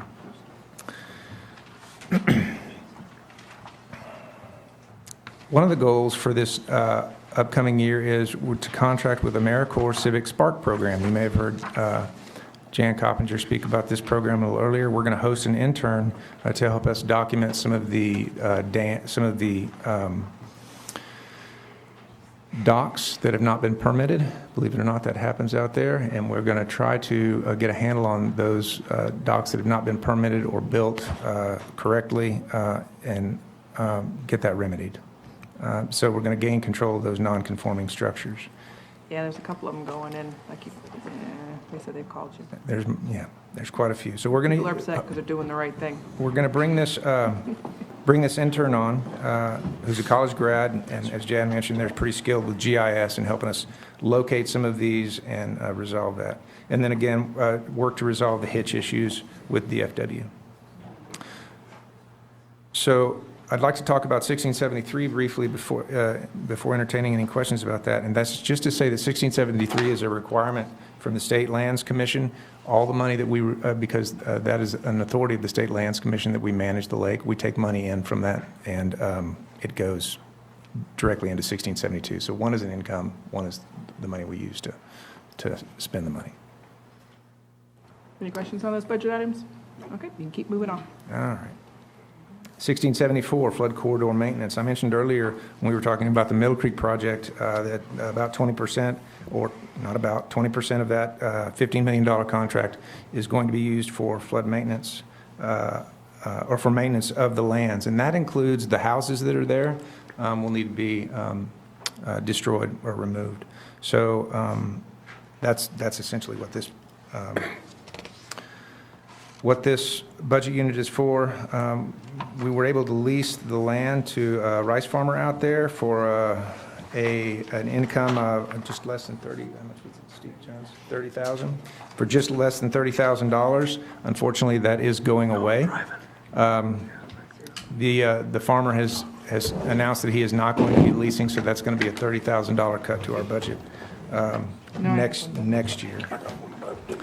And again, we engaged in the Corps of Engineers, with the Corps of Engineers to talk about the levee decommissioning project, which we already talked about. Any questions on 1674? I do have a quick question about the rice farmer. Are they burning their crops at the end of the season? No. Okay. Because I know that's all I see happening to rice farmers everywhere over in. Yeah, they don't do that over here. Okay. Just wanted to check in. They do not. So just to bring this up, when the rice farmer has been I'm sorry, Mo? It's very limited in the valley too, compared to 20 years ago or 30 years ago when they used to. Different one. So there are pumps that operate that area and either keep it from flooding or allow it to flood based on if you're trying to farm rice or not. And the gentleman who's been leasing that land from us has been sort of a steward. So it's going to be an additional cost for us to manage that land. When he leaves, not only are we losing his lease fees, but we're going to have to maintain going out there, manage those pumps and operate those pumps to make sure that that area doesn't overflow and flood 20, essentially. Okay, I know you guys are ready to move on, but I do have. Yeah, I think EJ was already ready to make a motion. No. If I can, I'm gonna pass those around. The next three budget units are combined. Just one, right? On this line item. Yes, sir. A bunch of those. And the reason for that is just to help with the geography. I know that you know where most of these projects are, but I'm a visual guy, and so. Collectively, the three zones that we're talking about, 8101, 8104, and 8105, the last digit on those budget codes conveniently match the last digit on the zones. Collectively, these watersheds are seeing increased flooding. Fires have removed vegetation, lack of maintenance, meaning brush removal and gravel. The way that they did it in the old days was get in there with a big cat and move that stuff out, and we're done, we're good to go. That cannot happen anymore based on regulations from Fish and Wildlife. So the fires have increased intensity and duration of the flooding because of increased runoff. And there have been many people have expressed, and Scott sort of hinted at it with the road situation, have expressed concern about the increased flooding because of lack of maintenance in these streams. Again, 10 or 20 years ago, the county went in and did that, and we certainly have the authority to go in and clean up, but times have changed from back then. And so I've met with several citizens. As a matter of fact, someone from the Farm Bureau called me earlier today and said that Senator McGuire was going to be in town later this week to discuss, among other things, that. So this may be a topic that we hear about, and that other than having a plan of perhaps how to approach it, we don't have any funding for going out and getting the permits and making that happen. So Are you meeting with him Friday? Do you have I'm you just not. know he's meeting with somebody? I've heard he is in town. I know he's going to town, but I didn't know if there was a time. I can find that out if you'd like. He's I know he's jumping from events, but I didn't know what time maybe he was going to be talking about the flooding issues. That's a big one for my district. I see others too, but. So each of these flood zone areas, each of these flood zones, those are the primary areas where we're receiving the complaints from. And these flood zones already exist. There are fees associated or taxes associated with these. And so this may be a way that we can approach remediating some of the floods in the future, because there's lots of gravel and there's lots of debris in those creeks, as you well know. Yeah. I just wanted to point that out on a broad scale basis. Yeah, for the entire county. You know, South County's not on there too, but even our creeks are filling up with all the debris and everything. Hidden Valley has flood issues every year. It's because all the debris, there's a lot of debris in the creeks. So I have not heard much from that side of the county, so that's good to hear. And it might be something if we do start moving on this. I don't know, I'm just guessing that most of the attention goes to the drainages into Clear Lake, but that's a huge drainage. It doesn't go to Clear Lake. You're but probably it goes, right. I'm sure that's the reason. But that Pewter Creek drainage is, there's a lot of stuff. Dry Creek, there's what's that other creek that goes behind? Dry Creek, Saline, all that. Yeah, Saline Creek, yeah. Pewter Creek. Yeah, and that's where, if you get up on Gifford Springs Road, half of it, one side of it drains to Clear Lake, the other side goes to Pewter Creek drainage, and that's all of Anderson Springs, all of Cobb, or, that half of Cobb, all of Middletown and all that, and that's where all that sediment came from. There was more acreage burned on that side than anywhere, and that's where it all goes. So to speak briefly about each of these, 8101, our biggest, that's Highland Springs. It's basically dam maintenance for Adobe and Highland Springs reservoirs. Our biggest challenge there is the dam increase fees, and we've talked about this before. Since 2017-18, we've seen a 92% increase in those dam fees, and those dam fees now exceed what our income is on what we receive in this area right here on what you see. That damn state, or damn fees. Thank you for that. Let's keep it light.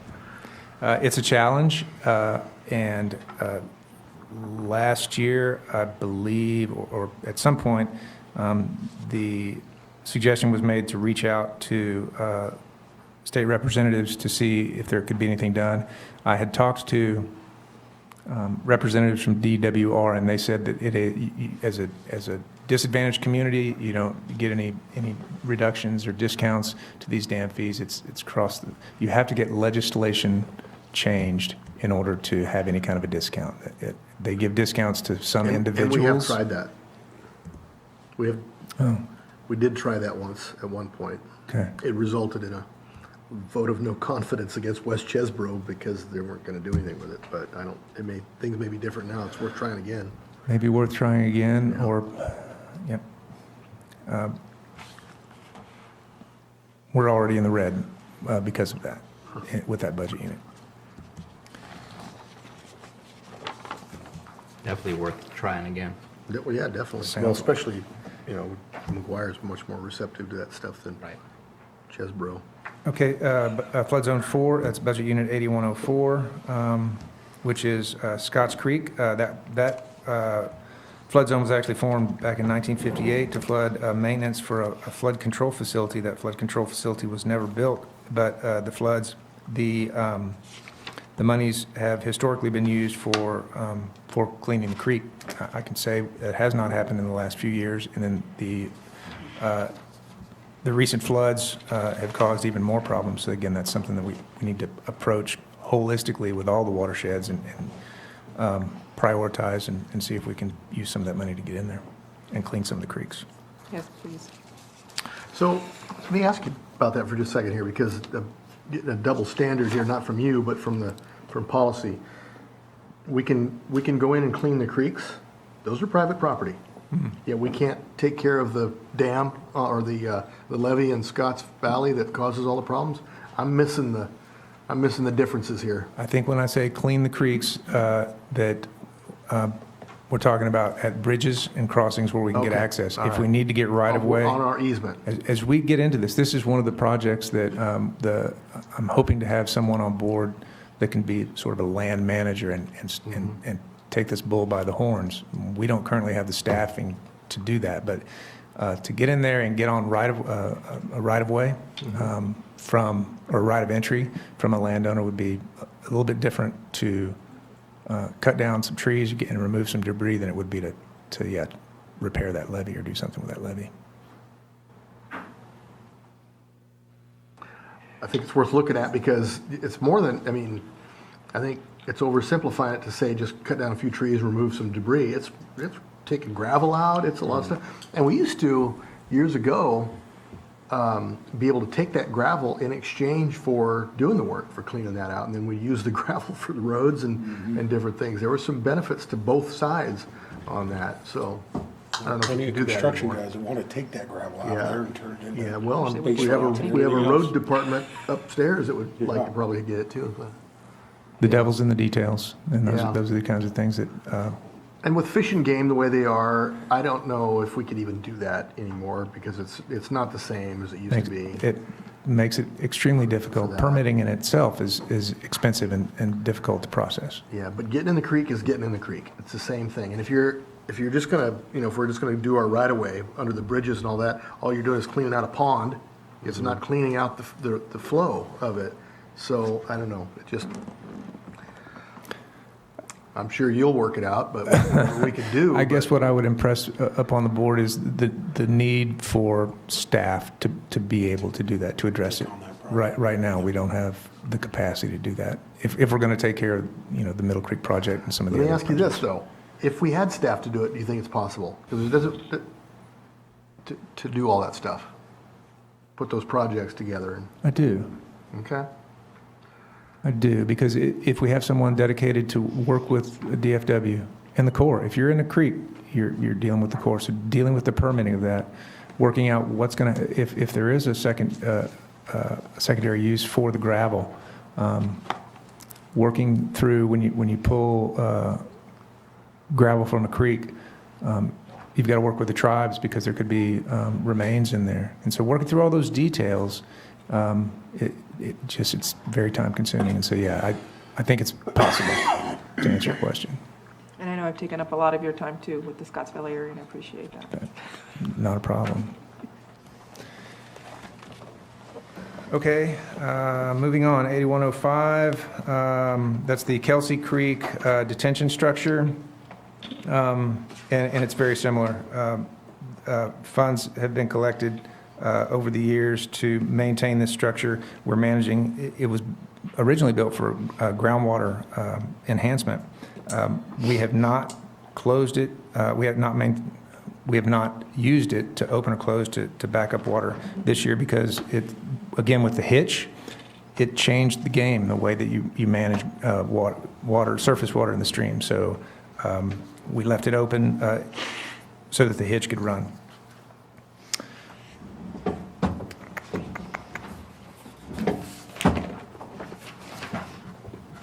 $8107, which is water resources. This budget supports our fiscal monitoring and develop personnel policies and procedures. Basically, it's staff. It is supported by multiple other business units. We were able to hire this year. We were able to hire a program coordinator. And again, as I mentioned in the opening statements, I have, upon board approval, would like to hire 3 additional staff to help with some of these ongoing programs. 8108 is Zone 8, which is Upper Middle Creek, and that is essentially our levees. We manage 11 miles of levees. Those are shouldn't be compared with the levees that did come close to failing in the MA-17 area. Our levees are fairly well maintained, although we do have a lot of work to do, and we do have some capital projects on those and that are grant funded coming up. Mowing, as simple as that sounds, is a huge deal for our little department. Grasses, we've had a contractor that's cost $15,000 a year to mow once a year. With the fire reduction, we're considering having to do that twice a year just to keep the risk down. That obviously ups the cost, and so that's a concern. But we have some other projects that are going on in there, the levee feasibility project and a road stabilization project that we just completed on the patrol roads, on the levee patrol roads. My point with that was those levees are in good shape, but it takes a lot of work and a lot of maintenance to keep them going. And then lastly, 8109, which is the Watershed Protection District. The Watershed Protection District essentially is the geography of the entire county. And so it supports multiple programs that I already mentioned, the National Flood Insurance Program, the levee recertification program, the Highland Springs Recreation Area, and the Clean Water Program, which is the stormwater program that we do with Clear Lake and Lakeport. It supports staff training for flood fight. It supports the Quagga program, the vessel salvage program, and the Middle Creek Reclamation Project. That's where the $15 million is going, and we'll expend that out of, as well as the TMDL project and the groundwater project. In 1920, we've got multiple grants coming through that budget unit, and again, that is the total for that, for 8109,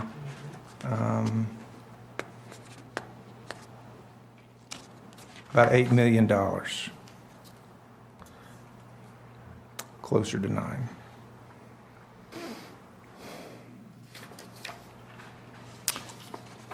And I guess that's about it. If you have any questions on any of those particular Any business questions units. on these budget items? Open up to the public. Is there any public comment or questions on these budget units?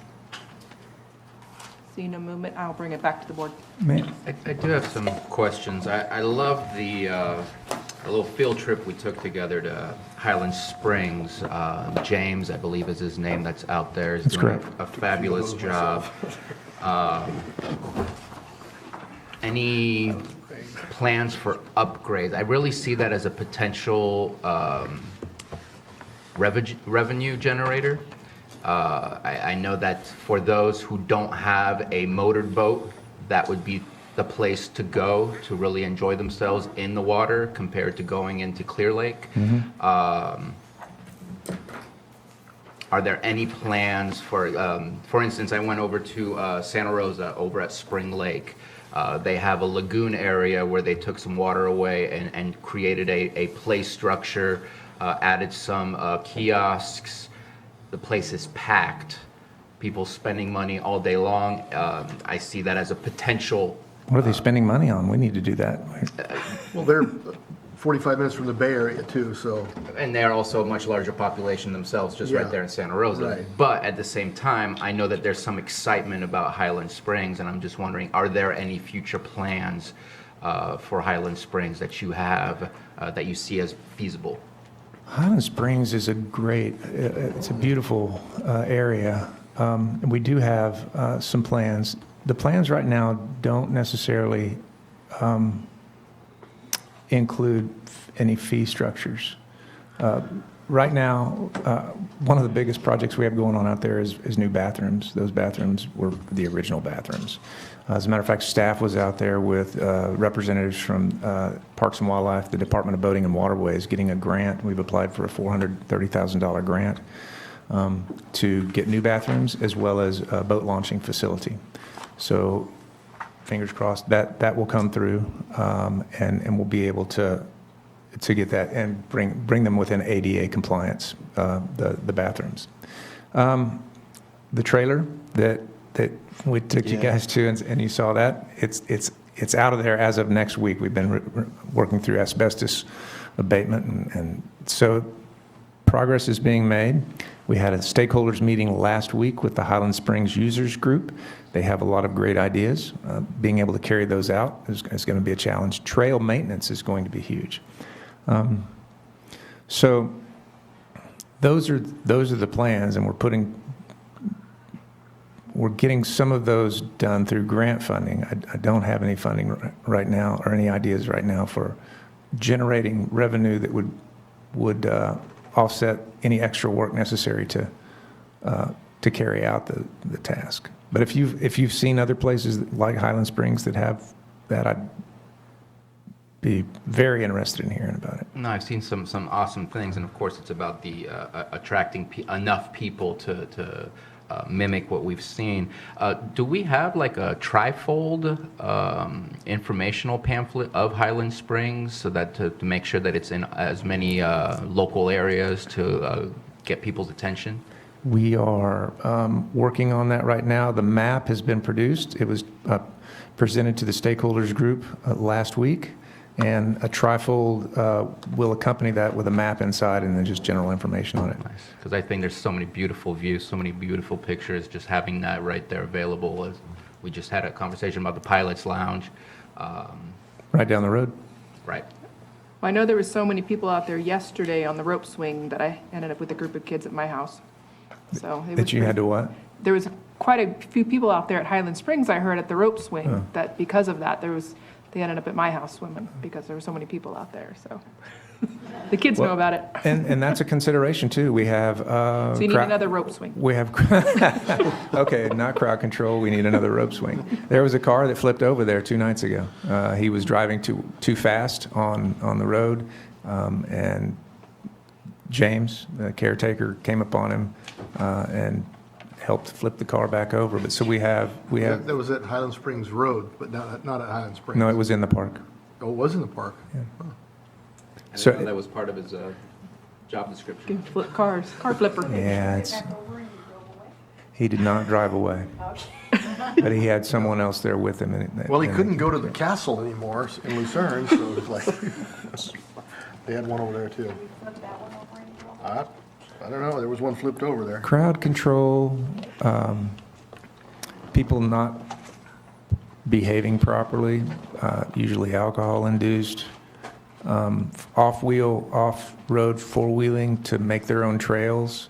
Those are some of the challenges that we face out there on a regular basis. And James is one guy that, you're right, that's not his job description, and I've told him on more than one occasion, do not, confront folks who are getting obstinate.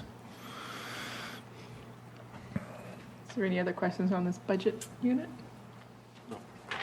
Supervisor Sabatier? No? Really appreciate the work you're doing. And then public comment, is there any public comment on any of these items? See no movement, I'll bring it back to the board.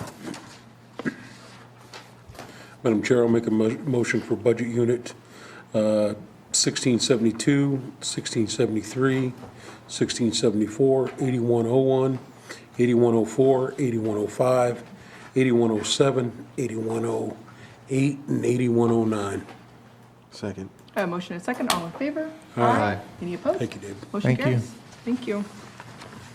So, Madam Chair, we have the district attorney then, and the IT director, then probation, and pause, I assume. Well, it'll be time to go It'll be home by time to then. go by then, so yeah. The sheriff has asked if we could present at 11 a.m. tomorrow. Will that work for everyone?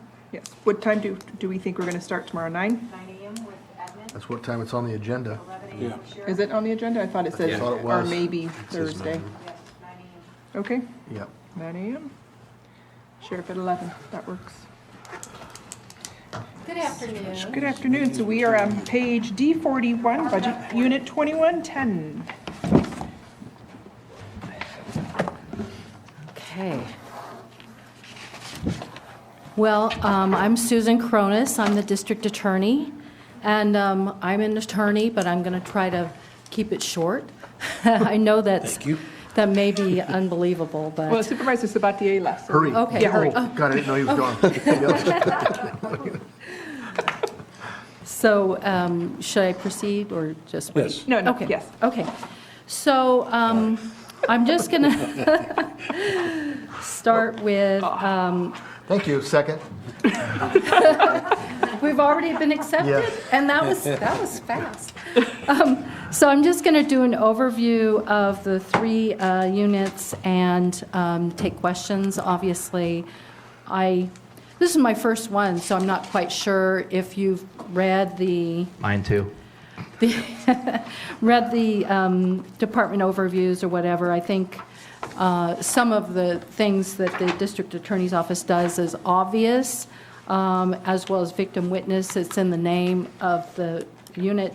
And then, of course, we have asset forfeiture, which I'm more than happy to answer questions on. So anything you want to highlight for us, that would be Yes. great. You don't have to read all of those. Right. And then questions? I'm sure Okay. there will be some. So I just wanted to highlight a couple things in terms of the district attorney's office, that our staffing has, we've basically gone through very challenging times over the last year. We had 3 very experienced felony attorneys leave. They said it wasn't me, but that they left for various reasons, but one of the reasons is obviously higher pay. They went off to higher paid jobs. It has been a struggle to fill these positions, especially trying to find attorneys that have felony experience, because we really need felony attorneys. But I am happy to say that as of June 3rd, we have a new felony attorney. She's actually been working there for the past month and a half or 2 months, but she's official as of June 3rd. She has felony experience, and we're really happy to have her. We also have 2 new attorneys coming on board as well. in the month of June. One is going to start June 10th, and then the other one July 1st. Although they don't have felony experience, they are very, I'm really happy to see that they accepted the positions, and I think they're going to do really well and fit in with our office very well. The other challenge, of course, is that we have these new attorneys that don't have a lot of experience with criminal law, so they're going to have to be trained. We do have a plan to train them, but it's going to be a challenge because they have to be trained by one of our felony attorneys. We're going to have to take her off of some of her felony cases. And of course, our felony attorneys have been overloaded because they've had to take up this cases that the other attorneys who had left behind, and they left up behind a lot of cases. So we've also had challenges in our legal staff, legal secretaries and office staff.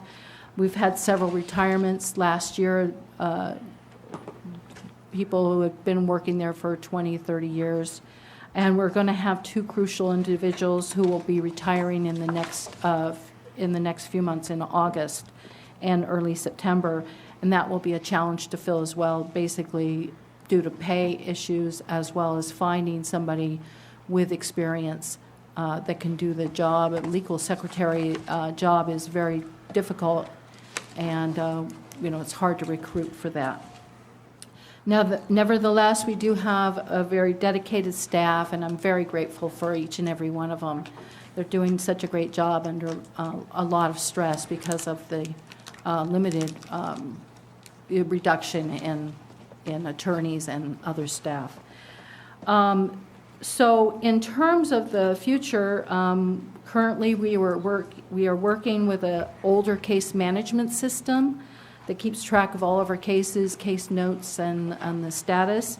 And we plan to upgrade that system in the next few months. That will save substantial time of all personnel. The upgraded system will be used to convert, will be used until we convert to a more expensive and expansive and comprehensive system. And that system will be more expensive, but we hope to be able to integrate with the new court system after that's implemented. So the courts are going to a new case management system as well. And it has the potential for being paperless, but I don't think they're going to be going paperless right away, but potentially in the years to come, they might convert to that. And so we want to get an overall comprehensive program management system that will kind of, if not the same company, but be compatible with the new court system, so we can keep track with the courts in terms of how we track cases. A couple of unfunded things that we have to do because of the new legislation is I've been responding to them, but so far we haven't gotten a large amount, but they will keep coming. These basically petitions to be resentenced under the new felony murder convictions. There's a AB, I think it was AB 1437, that basically changed the law in regards to felony murder law. So, and it's retroactive. So I've been responding to petitions of murder cases that at the earliest one was like in the 1986, I believe. Obviously, that requires a lot of work. I have to locate the file on the boxes and read through a lot of transcripts and paperwork about cases that... That's crazy they can be retroactive. Well... it'd be like saying because they lowered the speed or they upped the speed, you can go back and say, well, my Right. speeding ticket should be taken away because now you can go 65. Right. So unfortunately, my first response, and when I write these responses, is that the law is unconstitutional, and that's been That's been gaining some support in other counties, among the local Superior Court judges agreeing that it's unconstitutional. But I'm also addressing the facts of the case. And unfortunately, the way the law is written, even though it is meant to apply to felony murder issues, every person who is convicted of first or second degree murder is likely going to file a petition because they have nothing to lose in doing it. They just fill out the piece of paper, send it in, then we have to address it and respond to it, even though the law was changed, but it did not change for the person who is the actual killer. But the actual killers are actually filing these petitions. And so it is frustrating, but, you know, I am responding to these, and hopefully we won't have too many. A lot of counties obviously are getting hundreds and hundreds of these. So in terms of our victim witness office, that's 2113. 2113. D46. Susan, I have Yes. a question about that. Is that something, because it's kind of routine, it's kind of, I mean, it takes a lot of time from what Yes. you're doing, but it is kind of routine. Is that something that could be contracted out, responding to those? No, It has no. to be done by you Well, or one of your attorneys? somebody in the office, yeah, one of the attorneys, because, I mean, I suppose it could be contracted out to another attorney, you know. Well, no, I'm not talking about a private Right. attorney, but what if you were to contract it to one of the bigger counties that, you know, that has more staff, or even you know, if you hire somebody just fresh out of law school just to do those kind of things, to meet some kind of a requirement that they have, you know, I don't. Well, the problem is that we would have to, like somebody just out of law school or something, we'd have to do a background check on them. Yeah. Then, you know, we have to get all the boxes of stuff to that individual. And there is a time limit. We have, from the date of the petition is filed or that we get notice of the petition, we have 60 days to file a Okay. response. Yeah, it doesn't sound like it's really something simple Right. to resolve then. But so far, and I do want to state that, you know, I've coordinated with Dave Eister on this. He's the DA Right. of Mendocino County. He's been very helpful. I have a really good relationship with him, and he has forwarded me a copy of one of his responses, and that's been very helpful. Okay, yeah. In regards to victim witness, one of the major things in 2018 and 19, and it's being implemented now, is that we have a child advocacy grant that we were able to hire and train a forensic interviewer at the MDIC Center. This is a person that will be trained to do most of our MDIC interviews with children. And that's important because it's important to have a one person do them, then they get experience in doing them, as well as they maintain their training, up-to-date training. And this takes relief off of law enforcement as well, doing interviews. And so that person has been trained and started to do interviews now, and she will do so the next fiscal year, of course. And we have switched over to a new system. When we do all these MDICs, we have to record them and we have to store them. And we have to store them so that we can give a copy to the defense. So we've switched over to a new system that's more streamlined, better equipment, and the company stores these videos for us and makes it so that we can give the defense attorney a code where they can access that video themselves. We don't have to make a copy for them. So that's really good. You guys are all familiar with the MDIC? The MDIC. MDIC? I'm sorry, it's the Multidisciplinary Interview Center. It's a room, basically, we have a victim witness where. Oh, yeah. building. Yeah. It's a building that remember they took me to Rob helped build. I built it. Yes, Yeah. I know. With inmate help. Exactly, and it Yeah. was wonderful that that you did that and that the inmates helped. So it's basically a safe space for a child to be interviewed, comfortable space, and then it is recorded. So they can only have to be interviewed one time, right? So everybody- Exactly, and that's the whole purpose, because we want to avoid them being interviewed by law enforcement, and then they have another interview by our office, our office, maybe one of our investigators, then the district deputy DA who's handling the case wants to interview them, so we want to limit that. Yeah, I'm familiar with that. And then in terms of asset forfeiture, the amount that we receive, basically asset forfeiture is, as we can seize money and,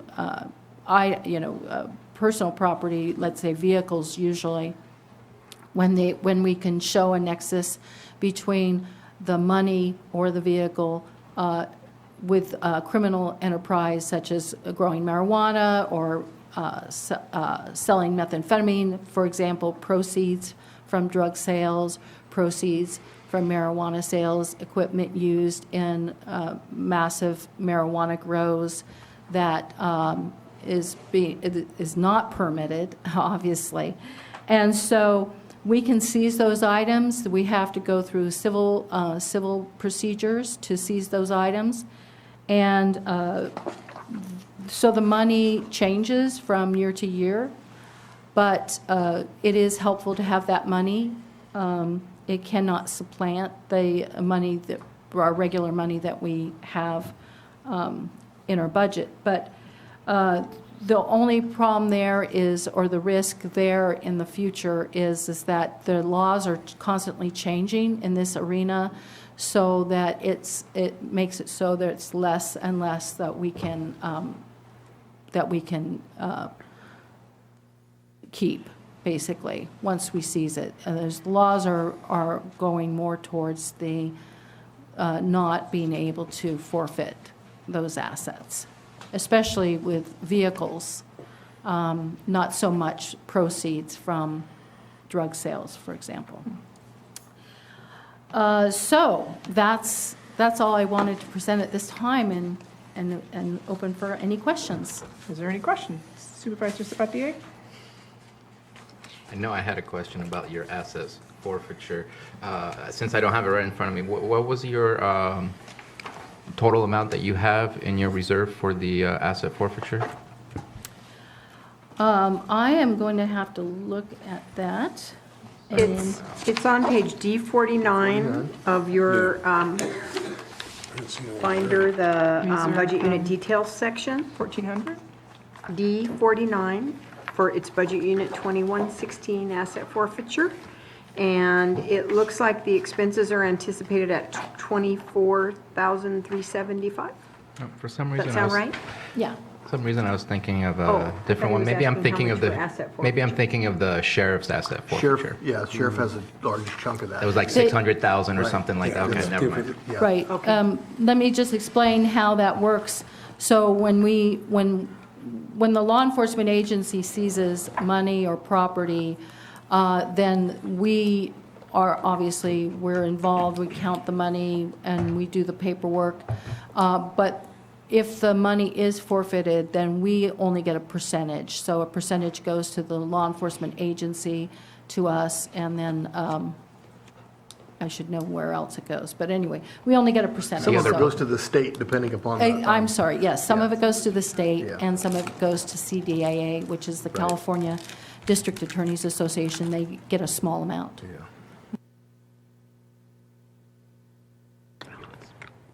You want to say that? Any questions from the public?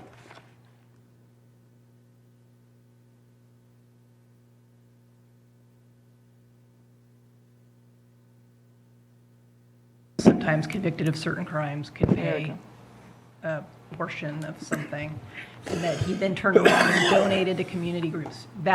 Did that program survive, or have you discontinue that program? That program has not carried over, and I know about the program, obviously, that he had. I don't have that program in place right now. I'm not, it's something that I could revisit in terms of if it would be feasible to do that. I'd have to look at it in a new light, though, and not just go back to that program, so. Good call. Yeah. Any other public comment on these budget units? Any further public or comment from the board, questions? before Actually, we- just last comment. I know this came from the new police chief, not so new anymore. It's been more than 6 months, almost a year. But definitely is enjoying the different relationship since you've come on board in January. So thank you very much. Really appreciate it. And I know that we're trying to do our best to clean up down there, and you're doing your best to continue the process as we bring them to you. Right, and I really appreciate that. Thank you. Okay, looking for a motion. Go ahead. Public. I already called for public. Sorry. I know it's all starting to blur. We're all getting a little I worried. have one question though, just because, have you given thought, or are you guys working on that, the program that we had for the sheriff as far as incentive to come? I provided Susan all the background material I had on it, and still waiting for her Okay. recommendation. I don't know if that's something Didn't that I provide you all the you're interested in. background information on the sheriff's hiring incentive, hiring bonus program? Yeah. Yes, and I do have that information, and so far, that hasn't been a factor in terms of and I recruiting. appreciate it. I just want to make sure, Yeah. I feel this way, that, whatever we've offered to some other law enforcement agency Right. especially, that's open to you as well. So if you feel like that's something that you need, that you want to take advantage of, I definitely would support that, so. And the sheriff can certainly update you on it tomorrow. If it's been effective or not, The last yeah. time I checked with him, he had not been able Yeah. to give too many of those. Yeah. Do you happen to know from a payroll perspective? There's only, I think there was only 1 or 2 so far. It's been less than 5, Yeah. for sure. I guess I would, Exactly. I said law enforcement, but I'd be open to it. All Departments, yeah, because it's salary savings, it's basically coming from, so. Right. Anyway, we could talk about that, but that's available. As a new department head, you should know that, you have resources available, and all you gotta do is ask us, to consider it, so, yeah. Okay, well, thank you. Yep. Okay, If the chair is ready for a motion, I am. I move to approve budget numbers 2010, 2013, 2016. Second. I have a motion and a second. All in favor? Aye. Motion carries. And that was Randall seconding? Yes. Just want to make sure I heard it. Thank you. Thank you. It's hard to be the secretary. Sorry, supervisor. And so then Shane, IT. and following but with probation, and I haven't queued anybody else up because I thought you might want to catch your breath. Yep, that might be good. Okay, we're going to page D32, Information Technology, Budget Unit 1904. Good afternoon. Just real quick, are we gonna stop at 5? And the only reason I Yes. got an appointment, we are gonna, okay, Yes. thanks. I can reschedule, I just need to let them know before they. Is that okay? I think that's a long enough day. I think if we were to push it any further, I don't think it would be helpful to anybody. I think we just start zoning out. We can have dinner together. Don't push it. We just did, I just handed you the candy. Now. I think we're already getting a little punchy, so. Welcome and thank you. Thank you. Sorry, Shane. No problem. So for information technology, this year we had some accomplishments that I'm pretty pleased with so far. We piloted a program for some electronic document signatures. That's kind of moving along at this point. Haven't had as much adoption on that as I would have liked to have seen, but these things tend to kind of start small and sort of snowball, so I'm kind of hoping that that'll pick up a little bit more. We made a lot of changes this year to business continuity features such as backups and recovery systems. We've had some successes there, a major revamp there, and so I'm actually really happy with the progress there as well. Our budget this year is 1.2 million, just about. We were 1.4 million last year, so we've made some reductions. We're currently sitting a little over 20% in vacancies for the department. And as far as major changes this year, we removed a position, the deputy director position, from our allocations to meet the budget cut requests for the fiscal crisis management plan. That's going to save about $105,000 out of our budget. And in order to continue meeting the goals that we've set forth for the next several years, we're going to have to make more cuts. Aside from that, a major change I'm seeing is we have a request that's about $30,000 additional in our supplies and services budget for advanced email security. We're having a lot of problems with, well, everybody's having a lot of problems with email, basically viruses and malware coming into the network and issues like that. And so we're looking to have an upgrade on those systems this coming year. And we have no fixed asset requests for this year. Again, we just couldn't make that work with our net county cost requirements. Aside from that, our budget is pretty much status quo. There's not a lot of deviation in most of the expenditure requests. Most of the changes for us come from infrastructure changes that we make year to year. So if we don't have any fixed asset requests, things tend to stay pretty much the same, unless we have any major software licensing acquisition requirements or things like that. Revenue is pretty much going to be flat as well. Our revenue this year is actually a little bit higher than I anticipated, but not a lot more. So, and that tends to fluctuate based on departmental demands. Obviously, everything we do pretty much is driven by departmental demand. So, I mean, as departments request changes and new systems and implementations of new technology, that drives what we do. So, that's pretty much all I had for you, if you have any questions. Is there any questions from the board? Supervisor Sabatier? So it's not so much of a question, it's more, I guess it's a question. The question is, what do you need? Because I see that we're always so busy, and you and I have had this conversation, so I'm just going to make it public. We're always so busy with our heads down trying to get the job done that's on our desks that we never get the chance to really look up and figure out how can we do this with -2 steps, -4 steps. And to me, technology a lot of times can be the answer. And so I have a background in doing database programming where things used to be 20 steps, and now I've created the program. It's a click of a button. It shows you exactly what you need instead of having to sit there and collect all this data from various places. I mean, we just heard earlier that we have an Excel spreadsheet instead of using a database. Like, that is the most inefficient way of doing large amounts of work with large amounts of data. We have to figure out how to keep moving forward. And so when I had a conversation with Mr. French, he was saying, I don't have a person who can sit down with different departments every so often and say, show me your process. Okay, can we do this and you get the same result? Is it still the same quality of results that you're looking for? Is it still the same accuracy of results that you're looking for? Let's go ahead, I'm going to program that, boom, next. Let's check out your process.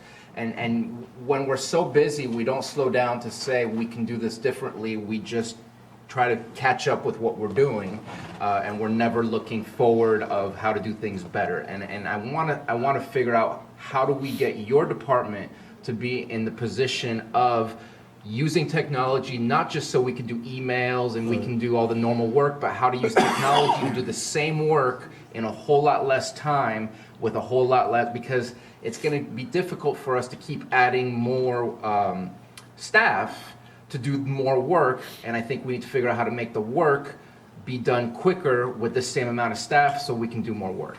And it's a balancing act, and I want to know what your needs are. I'm sitting here and I see that, yes, we dropped one staffer from your team, but at the same time you have the vacancies that are open. Right. What can we do to help you get what you need so we can get to that part of working to make us more efficient?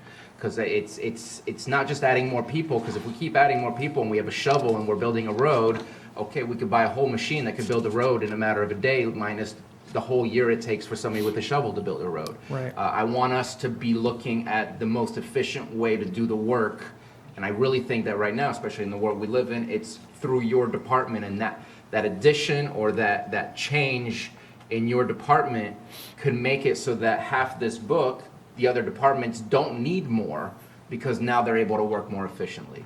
And so what do you need in the next year, in the next 2 years to be able to get to that point? And I don't know if the answer is the same as everyone else, so we need to pay more, we need to, but that's my question, because I want to be able to use your department to make other departments not have to increase their resources, but better use their resources that they already have to do more production. So it's an interesting problem because our department used to be more analyst heavy. We used to have more staff on staff that could perform what you're describing, which is basically an analyst function. I'm going to come to you and I'm going to work through your business challenges and implement technology that's going to solve them. And we don't have the same concentration of analyst staff as we used to. And I think a lot of that, like everything, is driven by departmental demand. We can come to the departments with all the technology in the world, but if they're not ready or they don't have the staff to implement that technology, it doesn't help them. So it doesn't really help for me to show up on their doorstep with a box of tech and say, here you go, this is going to solve all your problems, because obviously that's not going to. We've had, just in the last couple of years, we've had a lot of technology that's been implemented that we just aren't able to utilize fully because, again, the question is, where do you draw the line between what ways IT can help and where an analyst function might sit? Some departments have their own analysts. Some departments actually have people that are essentially like a quasi-IT person that would just strictly be doing an analyst function. They're analyzing the business needs of the department, and they're using the technology solutions that they already may own or will purchase to drive their business processes. And again, me just showing up and saying, here's this new technology, you should use it to solve your problem doesn't help in a lot of situations, because again, the department, like a lot of the departments, especially on the floor I'm working on, they just don't have time to even think about how can I do my business process better. They're just trying to get through the day every day. I mean, they really are, and they're just getting farther and farther behind. So I'm sorry I don't have a really straightforward answer for you on that. I think that, there's some things that might be helpful. We've discussed the idea of becoming more analyst heavy in the future in our department. But again, if I show up and I say, hey, I think you guys could use an analyst, and if they don't have time to even have the conversation with me, I haven't helped them. So that's kind of why what you're seeing here is what you're seeing is a very status quo budget and not a lot of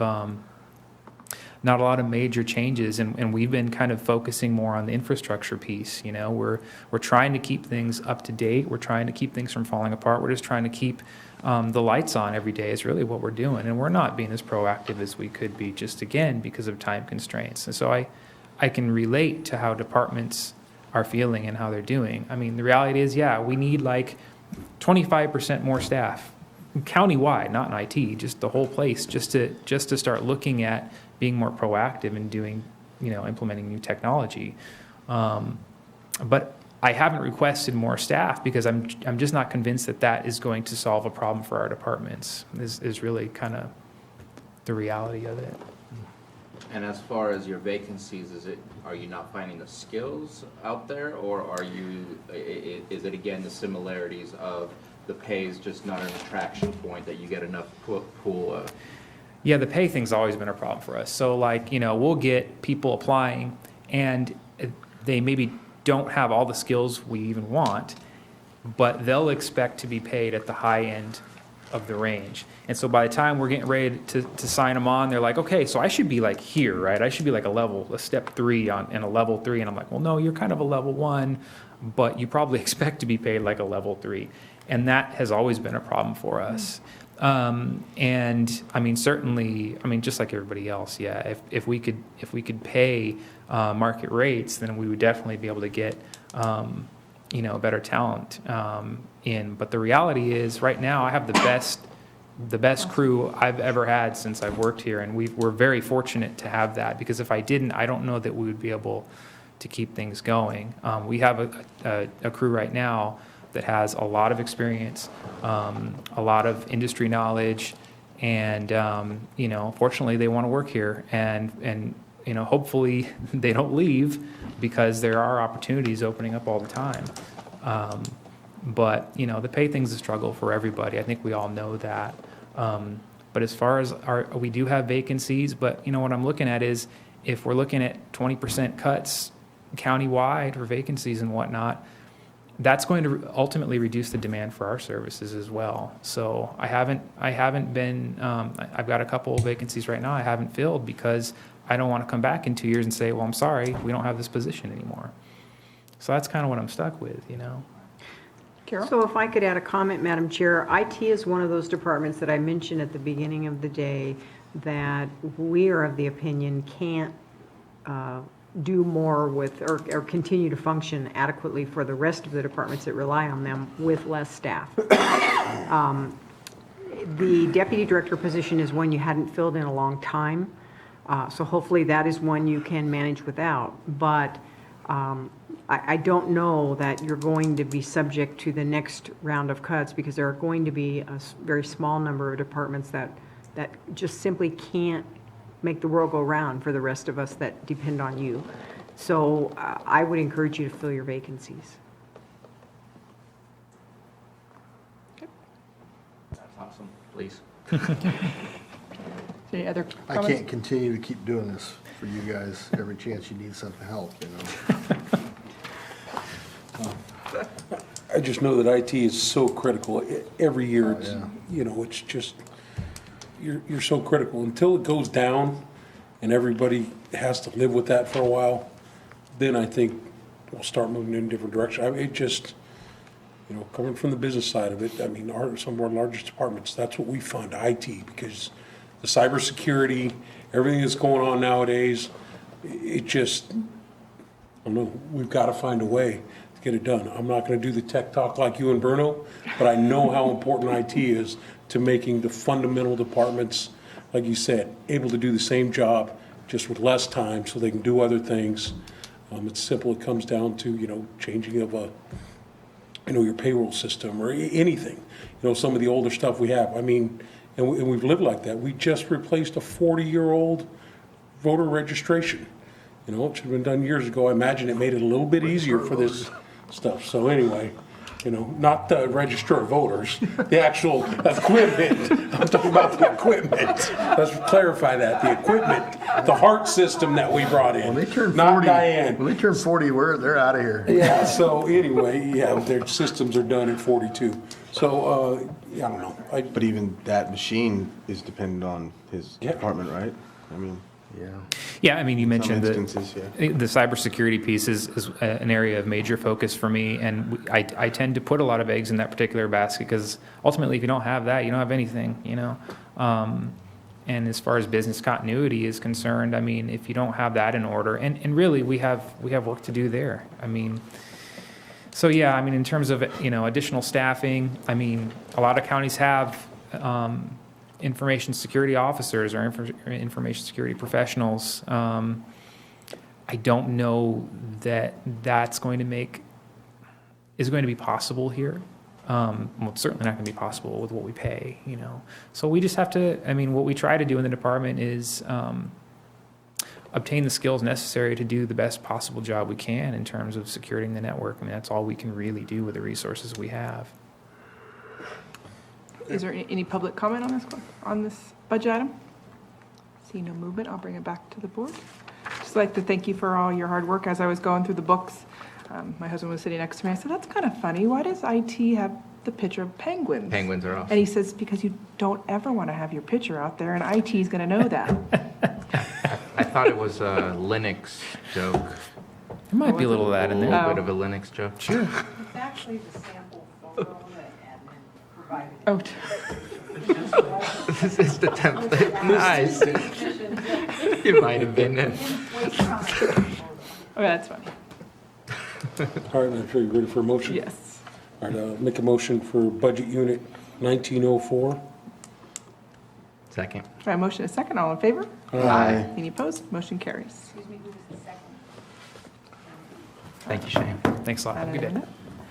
Okay, next up, and I think we might be able to do one after this, right? If we're going till 5? Assuming you want a short break afterwards. Do we need a break or just continue moving till 5? Just keep moving to Can't 5 possibly be done. Are we good to keep? Librarian at 4:30. Okay. And the interim deputy registrar of voters at 4:45. Okay, well, we'll see how long this takes, I guess. So hurry up. Good afternoon, Madam Board, members of the board. I can tell you it's not going to take long. I'm usually pretty good at keeping it brief. I thought I could be the fastest, but Shane was pretty good. I'm going to try to beat him. My name is Rob Howe. I'm the Chief Probation Officer for the county. Our budget unit is 2302 and page D72. We only have the one. Thank you.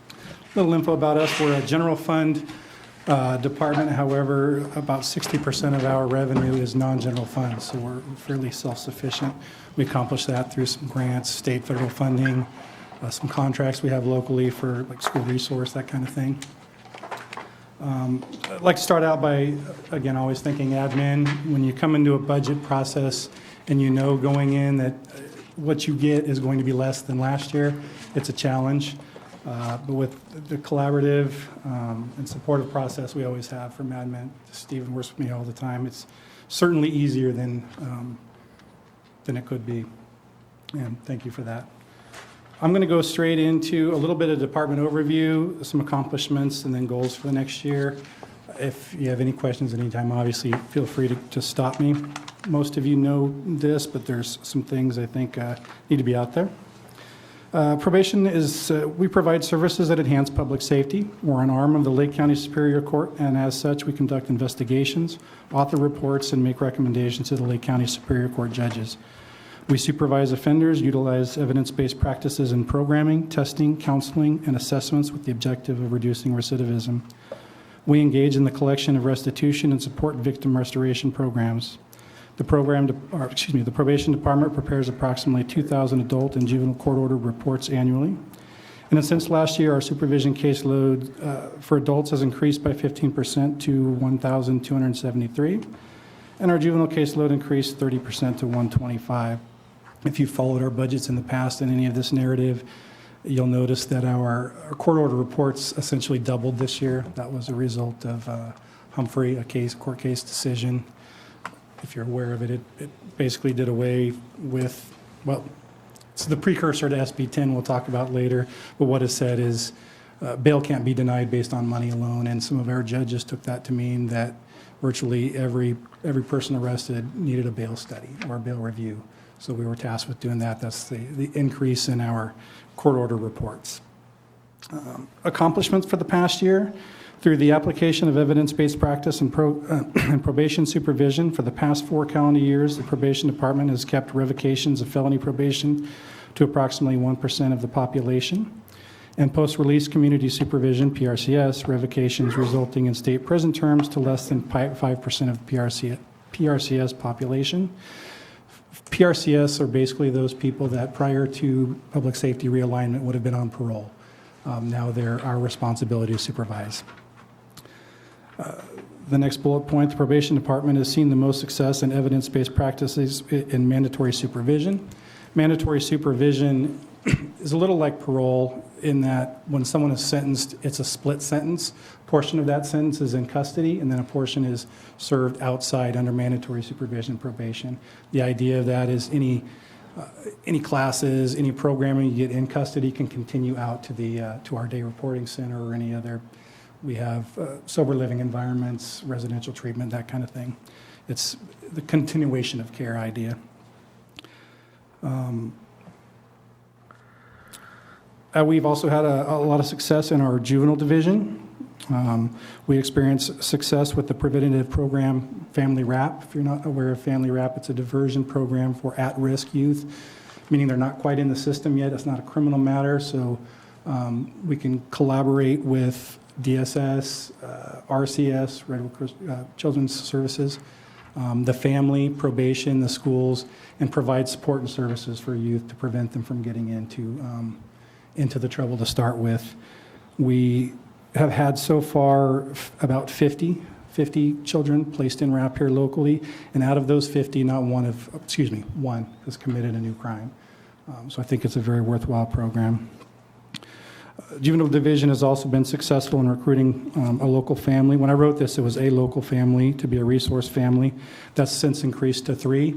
That's significant because we have a lot of difficulty finding resource families for probation kids. We find them for other, DSS finds them for other kids. It's very difficult to find local families that will do that.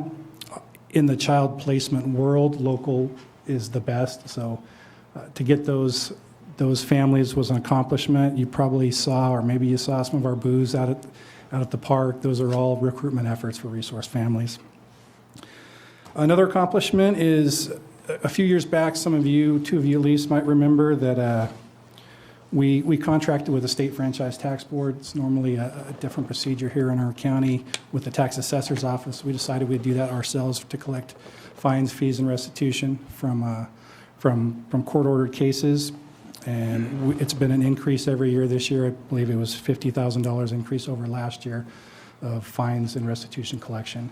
That's a big deal for a couple reasons. Obviously, the county could use any money we can get, but a lot of that is also restitution, so victims getting the money that was ordered to them. Another accomplishment, we've always been pretty proud of our reports. Not everybody understands that the court order report portion of probation is probably the biggest job. We answer to the courts, and we do, again, 2,000 a year. A lot of them are very complicated reports. And there's some stats here. The reports are provided within a rigid time frame to ensure the sentencings are completed as prescribed by statute. During the past year, reports were provided with virtually no errors and with 100% on-time record. We also provide hundreds of man-hours to the courts in the form of officers available to provide first-hand assistance during detention, sentencing, and violation of probation hearings. As for goals for the upcoming year, we want to continue to expand our services offered through our day reporting center. In 1920, we're expanding our services and programming at the DRC to include cognitive behavior therapy, and that'll be through behavioral health. Just to give you an idea of what we already provide there, the DRC is our day reporting center. It's the old juvenile hall, and it's transitional classes, programming for anybody leaving custody or on probation. We offer a job readiness class, dialectical behavior therapy, matrix classes, which is a substance use treatment class, MRT, which is moral recognition therapy, and enhanced substance services classes. We had 81 defendants referred. We currently have 23 participants, about a 6-week program. I'll say that the 23 is pretty good, even though we get 83 referred. One of the biggest challenges we've had with services we offer is getting people to take advantage of them. We can offer everything in the world out there, but to get people to show up, it's amazing how many people would rather serve a 90-day sentence than go take a course from us. But 23 is actually... Well, they can get their teeth done while they're in there. They can do that too. Have a heart transplant and anything else. For more accomplishments, we want to continue to keep our reports at less than a 2% amendment rate and 0 reports filed late. We're going to continue to try to increase our evidence-based practice and programming at the DRC. We, as I mentioned, I think we're adding mental health illness screening for all applicants and all clients to come out to the DRC. And again, with our agreement with the State Franchise Tax Board, we want to keep that going in the right direction, keep referring cases, and keep the fees coming. With the recent changes in the bail system brought forth by the Humphrey case, as well as some pending bail reform, which I'll talk about in a minute, we'll expand and improve our ability to perform pretrial assessments. Bail reform is being pushed by the state at pretty much all levels and the courts, regardless of SB 10 or Humphreys. We have to be prepared for that. The court, I answer to the court, the judges. They could make a court order at any time saying, we're going to do this assessment program starting next week or what have you. I don't expect that, but We've got the state-approved assessment tool. We have all of our adult officers trained on it, so if that comes our way, we're well on our way to be prepared. We don't have the staffing to do it, but we could handle it right now if we had to. I was going to go over a couple challenges that I see for the future. Staffing, I don't want to be broken record. I know everybody's mentioned it. We've actually had a little bit of success recently with some recruitment, with some hiring. I think we have a really good group, a group I want to keep together. I have probation officers that I see as future supervisors and supervisors that I see as future management, and all that for me is just, it's shifting me to the retention side of things. I want to keep these people. We have a really good group, good atmosphere, good morale going on, and for planning in the future, it's just really hard to do without the retention. You know, succession planning. We have 4 allocated management positions in my department: the chief, assistant chief, and 2 chief deputies. Right now, we currently only have 2 of those filled. I've had the most success, at least in my career here, building those people throughout, and we have those people coming. We have them, and we just got to keep them. The only other big movement that I see in probation, at least for us locally, you've probably heard a lot about juvenile issues right now. San Francisco closing juvenile hall, Yolo closing juvenile hall, the governor's proposal to move DJJ out of the BSCC. There's a lot of stuff going on in the juvenile world, and we could probably talk about that for hours. If you have questions, I'd be happy to try to answer them. But for us, the big change that I see coming is bail reform. You know, SB 10 passed in 2018, and then the referendum succeeded. It's now going to be on the ballot in 2020. In the interim, they're really not stopping. There's $75 million in the budget this year. The state's budget this year for AOC, the Administrative Office of the Courts, to put in in grants to establish pre-sentence and pretrial agencies. Our courts have expressed some interest, have contacted me about it. That's about as far as it's gone, but it's not something that's going away. And the effect that that's going to have on us as a department, if, for instance, SB 10 passed, we're looking at an entire agency that you have to create within probably my department to do the assessments, to do the supervision of the assessments until they go to court, until the court proceedings are done. Some initial studying we've done with the numbers of arrested people, we're talking probably 4 or 5 people. And that's with some unknowns. The law, SB 10, if it were to pass, required a lot of this to be done within 24 hours. To put in for the grant that the governor has in his budget right now, it's very similar, kind of mirrors SB 10. So probation right now is primarily an 8 to 5 with weekends and holidays off, and it's one of the benefits that we have. We're one of the few peace officers who can actually say we don't work graves and swings and weekends and holidays. But if SB 10 came about, that would change that a little bit. 24 hours, we'd be in the jails on weekends and nights having to do these assessments. And the supervision piece, I really don't know what that would look like because it'd be up to the courts. They may order electronic monitoring. They may want weekly visits. Or no release at all? What's that? No release at all. And that's going to be the case a lot. As soon as FTAs start building up as well, no release at all. And that's a Brian Martin question there, but. And that depends on capacity. No, it doesn't. The judges don't care what the capacity is. No, That means we have to release in order to make room for what the judges say? Capacity is not a factor. It's not a consideration. Well, and under SB 10, No, it's not now with all the other the bills that if capacity is not a factor. You got a jail that designed to hold 250 people. There's 300 some people out there now. So if capacity is not a factor that a judge considers or can consider when it comes to whether or not they should be released after SB 10 or any other form of pretrial release. and with that, I would be happy to answer any question about the numbers part of the budget. There aren't a lot of changes there, not a lot of increases or decreases. We did decrease a little bit in some training, and that's kind of an testament to what you can do if you can retain a little bit of personnel. For us, that the cost of training a new officer and hiring a new officer is pretty immense. So that's about the only real changes you're going to find in the numbers. But if you have any other questions. Supervisor Sabatier?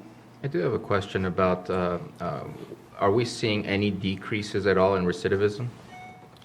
Well, Because I see that it's on your department overview, but I don't see it in your goals. Obviously, all of your goals hopefully equate to reduced recidivism, but I'm just wondering what it's a very difficult question because no one can even agree upon what the definition of recidivism is.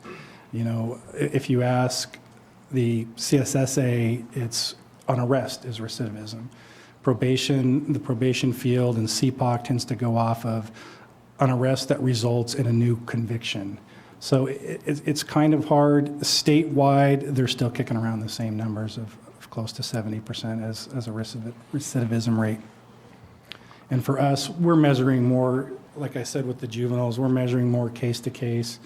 With our DRC, we're just keeping track of who goes in and how many complete the program. And then we're going to be, it'll be years before that's really something you can see, but we want to see how many people completed these courses and don't come back. That'll be our measurement more than really what the state says about recidivism. I think too, your wraparound programs showing that you're keeping kids out.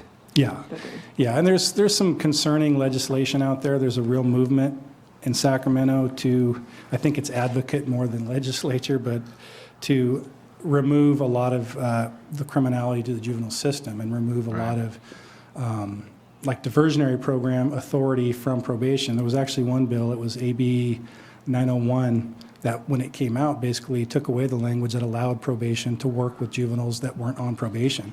That's our diversion programs, our RAP, our school resource. The last I read that, it was amended and a lot of that language was taken out, but that movement's still there. That's the whole thing that's going on in San Francisco right now is advocates want the juvenile hall closed. And I understand why, but they don't understand that, you know, the juveniles that are still there are not people you want somewhere else in most cases. You know, I have some interesting stats for juveniles, you know, just what probation as a field has been able to do. Just as an example, in the year 2000, there were 19,000 juveniles detained or in custody in California. In 2019, there's 4,500. You know, we've already decreased the number by 76%. Out of 71,000 referrals in 2018, 67% of those, this is again for juveniles, were diverted, meaning they're diverted wraparound programs, any other program that keeps them out of the criminal system. So it's a little spiel that says I think probation's already doing the job that they want, but that is a movement we're seeing is to kind of to push more towards CBOs, community-based organizations, and private businesses to do the jobs. We'll see how it goes. Any other questions? Just for the questions that you asked about the SB 10 and the impacts of it, you know, not just for probation, but for housing all the people, because judges aren't going to be the one guy to release somebody just out it.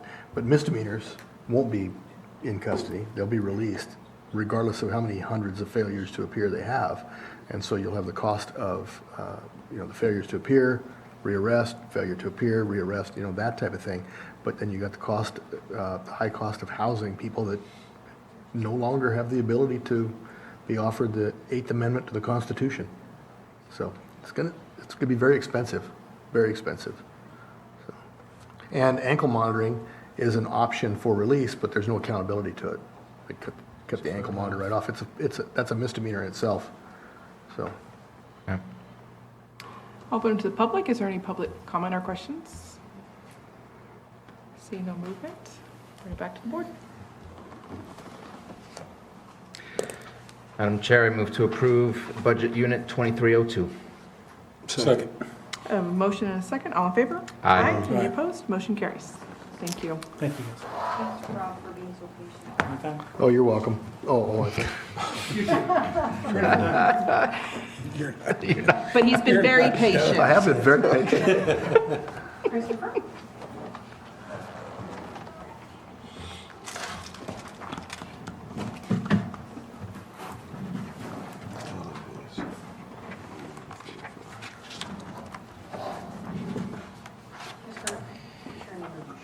Yes. Is So I'm it Christopher possible, Beach. I mean, I don't want to just walk out on this poor guy after he's been sitting here, but I was promised a break. And I'm going to take one, so I don't know if. All right, 5 minutes? Yeah, Can we 5 do this minutes. really fast? 5 minutes? Yes. 5 minutes. All right. They're both. We gotta go.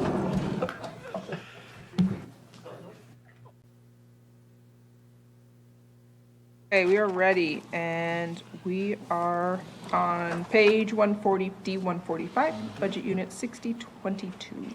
Thank you, Christopher. So I'm Christopher Veach, the county librarian, and this is for Budget Unit 6022, which is the main library budget, and Budget Unit 6023, where we receive community donations that are used to purchase new library materials primarily. I'll just go over the funding and purpose of the library. So the library is primarily funded with a dedicated property tax approved by the voters in 1974 when the county library system was established. We also apply for and win several grants per year from the state library and others, and we work with nonprofit community groups to support our program. The purpose of the library is to promote reading, literacy, and lifelong learning. And we really view the library as a key component of the educational network here in Lake County, providing literacy programs to young children before they start school and for students over the summer. We also provide an avenue for all, including adults, to pursue self-directed learning. And these budget units cover all 4 locations in Clear Lake, Lakeport, Middletown, and Upper Lake, as well as our adult literacy program. So library services, of course, include loaning books, movies, and audiobooks in print and digital to the public. And we also provide internet access through our free Wi-Fi and public computers. So far this year, we've had over 20,000 computer sessions. That's not even counting people who connect to our Wi-Fi. So over the past year, we were able to meet many of our goals. With the Information Technology Department, we were able to replace all of our staff computers this year. The year prior, we replaced all of our public computers, so we have brand new computers across all of our library branches. We'll be up to date with that for a few more years.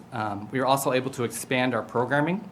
We conducted 170 programs for adults and 315 programs for children from July 2018 to March this year, and we had a combined attendance of over 9,000 for those programs. So some of our challenges, it's a long-term goal of the library to replace 5% of the library collection every year. This budget does not meet that goal. Our neighboring library systems spend a lot more on books and materials than we are able to. For example, in 1718, just over in Mendocino County, they spent $3.09 per capita, while here in Lake County, we were only able to spend 86 cents per capita. So this budget is along those same lines. We haven't had really large increases that we would like to keep our library collection up to date and current for the public. So with such a low materials budget, that often means that library patrons have to wait to access materials or to get the information they need. So despite our low spending, though, circulation, both print and digital, from the entire year of 2017 to 2018 increased by 4%. And circulation of our newest materials increased by 29%. As materials become older, they're less likely to be checked out, and these statistics show that people are really looking for the newest materials at the library. Regarding staffing, the library has no vacancies at present, but as I told you last year, when a position becomes vacant at the library system, usually it's been eliminated. Our library staff is very lean, and we rely very heavily on volunteers. Not even counting our adult literacy volunteer tutors, we have 240 volunteer hours per month across all 4 branches, and then even more who are meeting one-on-one with the public for the adult literacy program. So overall, I'm trying to provide the best library service I can given our funding, and I'll turn it over to the board for any questions. Any questions or comments? Supervisor Sabatier? No? No, I appreciate what you do. I know it's a difficult time, especially with technology moving forward and people not seeing and using the libraries in the same. Microphone picking up. Hello, I'm back. I appreciate what you do. I know that when I was young, the library would be the place to go do your research for your homework for your schools, and that's completely changed now. You just go home and log onto your computer. But there's still absolute value for a library, and I know that I appreciate what you get to do with the lean budget that you have. I am seeing here that you have a carryover that was around $101,000. Is that carryover slowly diminishing as we move forward, or is that staying approximately still? What's that? I haven't looked at that figure specifically to compare how it's gone over time, but usually that's the case, that we have a fund carryover balance Right. around that amount that funds our So it's not a huge amount You in want to answer comparison. that, Stephen? I'm not sure I can answer more than that. I believe that's usually the case, that our fund carryover balance meets that, it is around that level. So it's not a reserve, it's really just a carryover from a The previous library year? does have reserves as a special fund, which have remained steady as well. Okay, which is great. And I would like to say, it's important to note that not everyone in Lake County has access at home to computers or to the internet. So the library really is important in that role. Well, I know for myself, when I drive past the library on High Street, there's usually no parking. The place is packed, so it's being used, and there's even people, when the library is closed, you see them sitting outside, using their Wi-Fi. Yeah, that internet connection is very vital for our county. And also, one of the things that you do annually, which I've been involved with in the last 3 years, is your big read. And I want to make sure and help you out to try again to gain as much attention to the library system as possible during the big read this year when it comes up. We won't specifically be doing the Big Read this year because the Big Read is a federal grant that's funded by the National Endowment for the Arts, and it requires a lot of application and paperwork as a federal grant for what amounts to a very small amount of money. So the return on investment in staff time isn't ideal, but we will still be trying to do literary events that highlight intellectual pursuits and other things, and working with community partners to highlight that in our community. And I'm sure those partners are looking forward to continuing that. Okay. That's good. And you can always become a friend of the library, too. That's always helpful. When will you have the schedule for that, for the summer programs? The summer programs have started now. Okay, So where is that listed? that's listed on our website, on our Facebook page, in our libraries. It's also gone out in local news media. For the programs that Bruno was talking about, they usually happen in the fall. Christopher, you mentioned the comparison to the per capita spending in Mendocino County, and being more than 3 times what is spent here for patrons. And I thought it might be important for any board member that doesn't know, Mendocino County was successful quite a few years back in passing a library tax measure. So they have considerably more funding streaming into their libraries, and just something important to note, that perhaps a future consideration here. A lot of support for libraries in the community. Always helps when you have specific money diverted to a specific thing. And in Mendocino, is it like a quarter of a cent or something like that? I'm not sure what their specific one is, but But it generates a lot of funding. it does generate a lot of funding. And Sonoma County has the same thing. No, and it is popular in the community because their literacy program won the 100 Women Strong money, which I think it was like $16,000 they received to be able to purchase books and further tutors. So it was pretty exciting to see that our community came out and did that. Yes, we were very grateful for that. I will open up to public comment. Is there public comment on this budget item? See no movement, I'll bring it back to the board. Madam Chair, I'll make a motion to approve budget unit number, 6022 and 6023. Second. I have a motion and a second. All in favor? Aye. Any opposed? Motion carries. Thank you, Christopher. Thank you. So Marcy Harrison, our interim deputy registrar of voters, is here to present the register of voters. I thought she was doing hers tomorrow morning. That'd be on page D17, She doesn't budget wanna unit come tomorrow. 1451. We're trying to be mindful of your desire to wrap up at 5. So that's why we brought in a couple of the smaller departments. And if you need be, Kathy is here. We can do auditor controller budgets if you really want to push it right up till 5. Thank you, Marcy. I think this one will probably take us clear to 5:30 or so. What are you Have a trying lot to of say, Rob? A lot of questions. So with that being said, I know you guys have all had a long day, so I'll keep this brief. I'm Marcy Harrison, the interim deputy register of voters. We just cover for budget unit 1451. As you may know, the Register of Voters Office conducts all federal, state, county, municipal, school district, and special district general special elections. All duties are carried out in strict adherence to guidelines set forth in federal and California elections codes. Some of our duties include registering voters, maintaining the voter registration file, procuring polling places, and recruiting poll workers in Lake County, providing information to candidates regarding the nomination process, accepting for filing and maintaining for public access campaign statements of candidates for each election and for elected officials required to file the forms, preparing and distributing election materials, including voter information guides and ballots in English and Spanish, tallying and certifying the election results, and providing election statistics and information to the Secretary of State. Some of our major accomplishments this past fiscal year, we implemented the new Heart Verity voting system. Yeah. And as you know, we used that in our May 7th election, so everything went great. We successfully conducted fair and impartial elections. Some of our goals for fiscal year 1920, we're looking forward to onboarding our new Register of Voters, Catherine McMullen, and her Deputy Register of Voters. Developing and implementing interdepartmental cross-training to ensure high levels of professional proficiency, customer service, and public relations. Utilizing training courses, materials, and resources offered by the Secretary of State, FPPC, and as well as our vendors.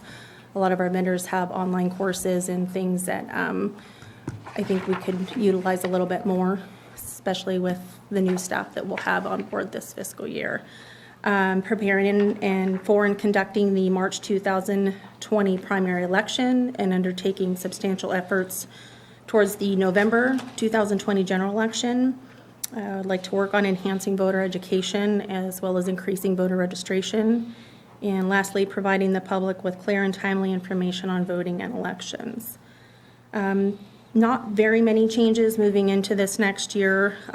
We have added a little additional inventory to accommodate our new voting system. We need some shelving rags for our ADA compliant ballot marking units, and also printer bags for ease in transporting the new equipment. Each one of our touch writers comes with a new printer now. And as you know, we use a lot of extra help employees, and that's a lot of equipment to be schlepping around without anything. So hope to get all that stuff together, so that'll make things a little bit easier. And then we do possibly anticipate some minor adjustments being made to the budget once the new registrar is on board. Great. And that will be June 24th. So any questions? Supervisor Sabatier? No? It's starting to get embarrassing here. I do have a question, because I know that there's a slight increase in the staffing. Looks like it's a quarter of full-time, but I see that your salaries and wages went down. That's partially due to the retirement of our long-term employees. Because of the steps, now it's going to be restarting at the very beginning? Okay, yeah. I just wanted to check in on that. And I think the .75 was something that was added in mid-year this current fiscal year. Right. But yeah. And then the cost of the upgrade to the voting machines, that's a separate budget, or is that in the? That was captured in this fiscal year. Say what? Last year. This was this current fiscal year. Okay. Yeah. Okay. Yeah, and we'll be seeking a reimbursement for that. And that was so. a matching between the county and the state? Mhm. Yeah. Any other questions? Thank you. You're welcome. I'll open it to the public. Any public comment or questions?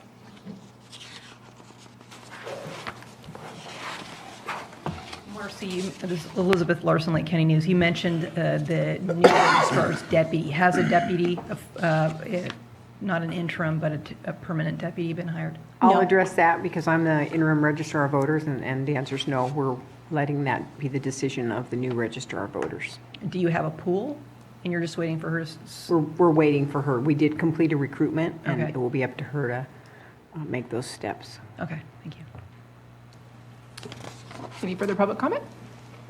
I'll bring it back to the board. And just real quick, awesome job. Thank you so much for the election that just occurred for Lakeport Fire District.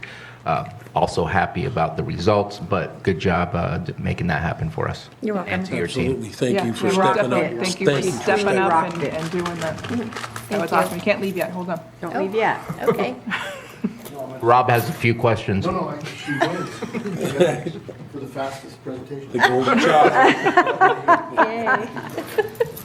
Okay, so I'll bring it back to the board He for gave her the action. kind that nobody else eats. Madam Chair, I'd like to move to approve Budget Unit 1451. Second. A motion, a second, all in favor? Aye. Aye. Any opposed? Motion carries. Thank you. Thank Thank you you. again Thank you, for Marcia. everything. You're welcome. So it's 4:45. We can be done, or we could do Kathy's if you like. Can you do it in 15 minutes or no? Depends on how many questions. Okay, probably. Yes, you can. Do you want to do Go Kathy? for it. Go for it. I have to read the entire thing, Rob. No, you don't. Word for word. English and Spanish. So while she's getting ready, let me the tell short you one. what tomorrow looks like. Here's what tomorrow looks like. Admin at 9. I invited social services at 10. I invited sheriff at 11. And then there's a few other departments that will fit in and around the rest of those, because those are the departments that have large numbers of budget units. Probably Okay. take a little more I'll have time. that on- Does that sound good? I have that on my calendar. Yes. Pizza at noon, did you say? I'm sorry, EJ was talking to me. Tell me again what that was. Rob said he would get us Holy Bowl. Are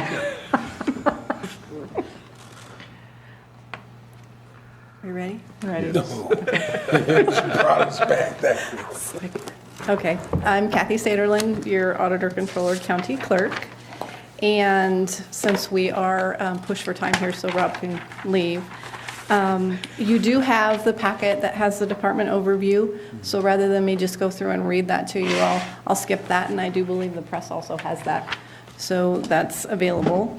I will just briefly, for the Auditor Controller County Clerk's Office, highlights for us this year are that we did begin this fiscal year with a 50% staffing, which means I was 50% short. We made it through fiscal year end. We met all our financial reporting requirements. We paid vendors on schedule and employees on schedule, even during the fire when we were evacuated. So we did complete some things. I didn't include that in the accomplishments. Those are our day-to-day. I consider them, that's what we do. So I'm happy to say that as of May, I'm now at 92% funded, or 92% staffed. I have one remaining position to fill, and that is my Assistant Auditor Controller. And that one has been vacant since November of 2017. It's going to be a very difficult position to fill. Is and has been. Yes. How many recruitments in that amount of time? 4. And that included an executive recruitment. So we've done that twice with the executive recruitments and two internal. HR-driven ones. Yeah. So during all of this time, the staff in the Auditor Controller's Office has stayed focused on our mission. And one of the things that was mentioned earlier with information technology by Supervisor Sabatier is during this past year, you did allocate an additional position to my department for an accountant auditor technology focused. So I have filled that position. And because of cross-training and internal promotions, that person hasn't been able to fully meet those new duties. But I anticipate in the coming year, you're going to see some changes with that. And I'm hopeful that we're going to be able to move forward with that. Love it. And there will be an analysis of business practices, and we're looking at our legacy finance system and the upgrades to that. So there is some good things on the horizon, hopefully, for us in technology.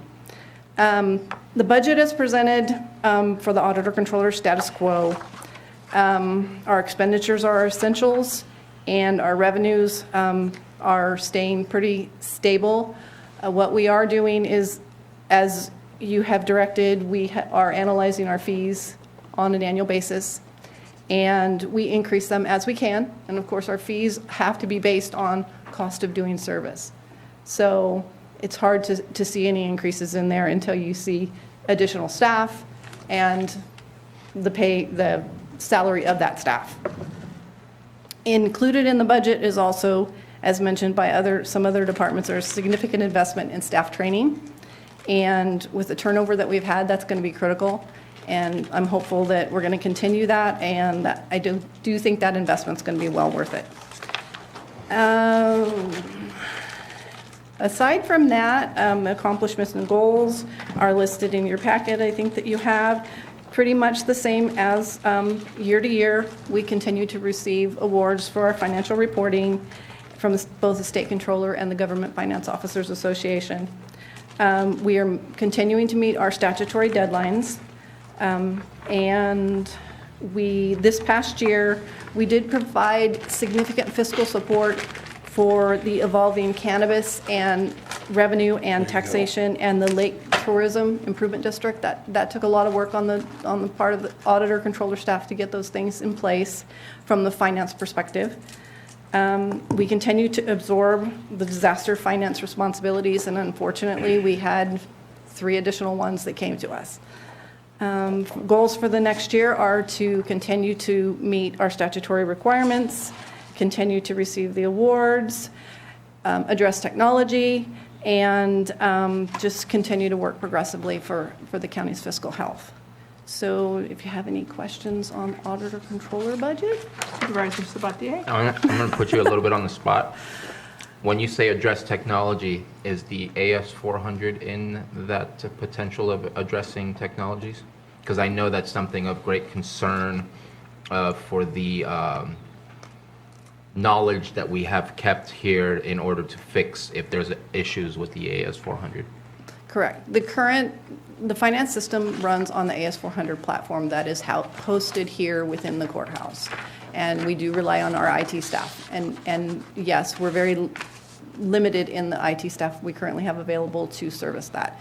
One of the alternatives to that is, rather than just going to an entirely new finance system and absorbing a cost that would be in the millions of dollars for a new finance system, is to move that to a hosted system with our current finance software company.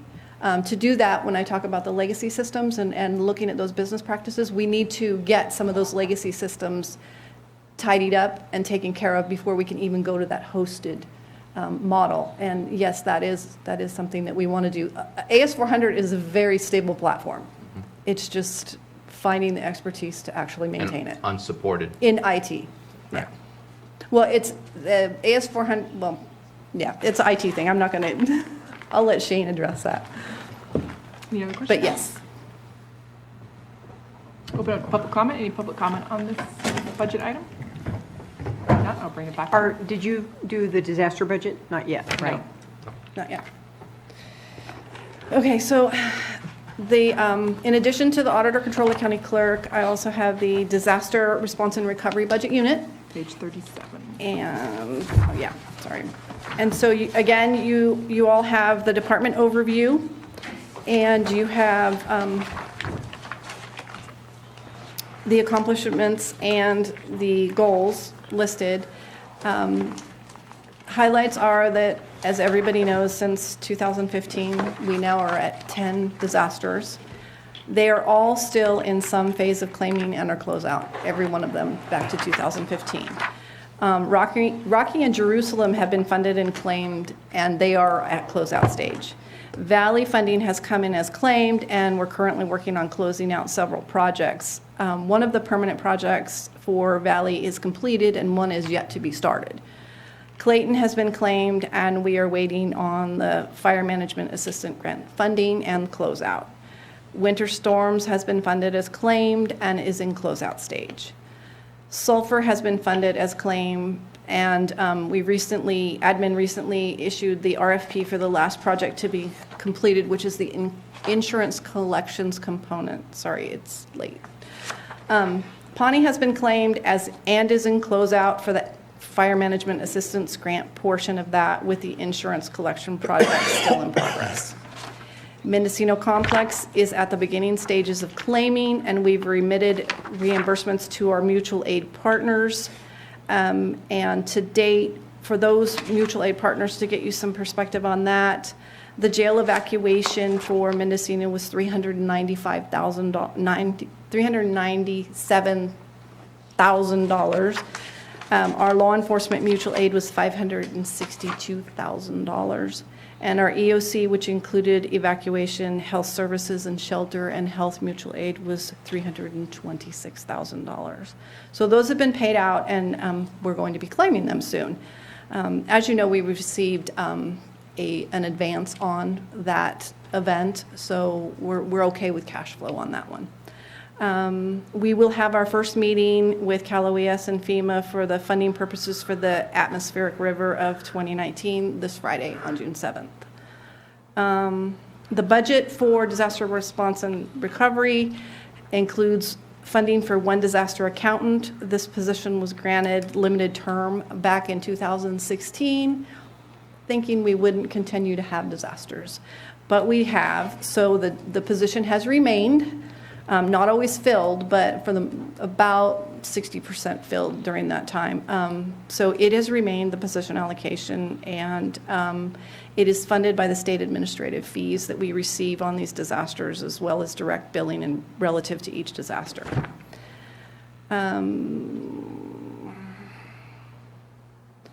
The total disaster cost, and if you really want me to dig into a specific one, I do have the numbers on specific disasters, but as listed in here, I've listed that the total disaster cost for all 10 of them is about $25 million. And when I throw these numbers out here, we have to remember that we're not done with a lot of these, and so costs are still accumulating, and so they may move up, they may move down. So we have $25 million in actual and anticipated expenditures. We have $7.2 million in outstanding, which includes both actual and anticipated. And at the time of putting all of this together, we had $717,000 in claimed costs not yet reimbursed, but last week we received additional payments. The state has been very responsive lately in getting us those monies. And so we have the remaining $6.7 million in unclaimed or uncompleted projects, and those are mainly the Mendocino complex and the atmospheric river. And that $6.7 million, you know, it could end up being $2 million versus the 6, or it could end up being 7 or 8. Hard to say until all is said and done. So that's it on the costs. And then you mentioned earlier the property tax backfill. My department's been working to submit to Department of Finance, based on their requirements, the estimates for the property tax loss that we've had. And we, as you know, we received the $1.3 million for Valley Fire 15-16 property tax losses back in March of 2017. We had additional backfill that was appropriated by the state for 17-18 fiscal year and 18-19 for sulfur, and we received $56,000 on that. And for perspective of that, that means the county got $29,000 of that. And we just submitted our 18-19 estimated losses per AB 72 for the 2018 fires to the Department of Finance, and that was a $200,000 backfill request. It's my understanding there may be more to come, and when you mentioned Supervisor Spadia, you mentioned that $1.8 million. There's an appropriation out there that it went back for Lake County and picked up 2015, 2016, 2017 fires, but it said for fiscal years 19, 20, 2021. So you have a gap there. And I've been working with the Department of Finance to say, is it the narrative that's wrong? Because every time they ask for, what are your losses, I send them everything. And I know that admin does the same thing. We don't just send them if they say, carve out this one little disaster. We give them it all so they can see the cumulative of all of the disasters. But they do pick and choose depending on what they're doing in their appropriations. So remains to be seen what will come of that, but we'll continue to aggressively look for those monies. I want to thank you for that. You know, that was brought up with Cal West at the summit on Monday, that Was it? painting that full picture allows them to really tell that story, even though they're not going to take all of it into account. But if they have that full picture, it strengthens their argument. So that was talked about a lot in the disaster recovery. And then also, just want to thank you for everything that you've done, because it's so important to have that documentation and that trail there. So they were reiterating that Monday, but just thank you. That's all I can say. And to elaborate on that point, at this summit Supervisor Simon and I attended, we asked the state very directly, is it likely these power shutdowns would lead to a state disaster declaration? And essentially the answer is no, except that they commented on that they would need to look at each county's cumulative effect. And in Lake County, one might argue that we've had so many disasters that the cumulative effect on the local economy and everything else that a power shutdown springs on might be arguably a disaster. So, so we shall see. I know you're not enthused to hear there could be another one, but it'll probably be an ongoing dialogue. Yeah, that could be a blessing and a curse. And so Kathy obviously gave you a lot of detail on all the claiming that's still open.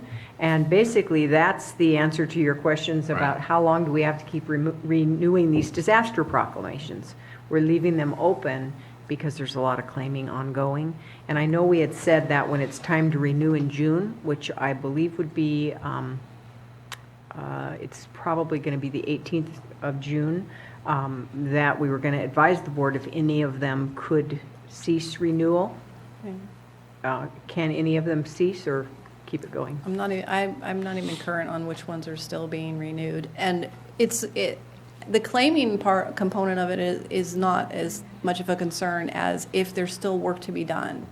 And so because like sulfur, let's go back this far, sulfur still, we haven't finished the work. And that's where it becomes a problem. But I can't get a definitive answer from Cal OES on that. But maybe we can ask that. I'll ask it If you could look this back Friday. at the May I'll ask them. 21st agenda was the last time the board renewed them, and that would show you what's still being renewed. Okay, okay. Any further questions, Supervisors Spati? No? Any questions from the public on this item? I'll bring it back to the board for action. Madam Chair, I move to approve 1121, our budget unit 1121 and 1920. Second. A motion is second. All in favor? Aye. Any opposed? Motion carries. Meeting adjourned till tomorrow morning at 9 a.m.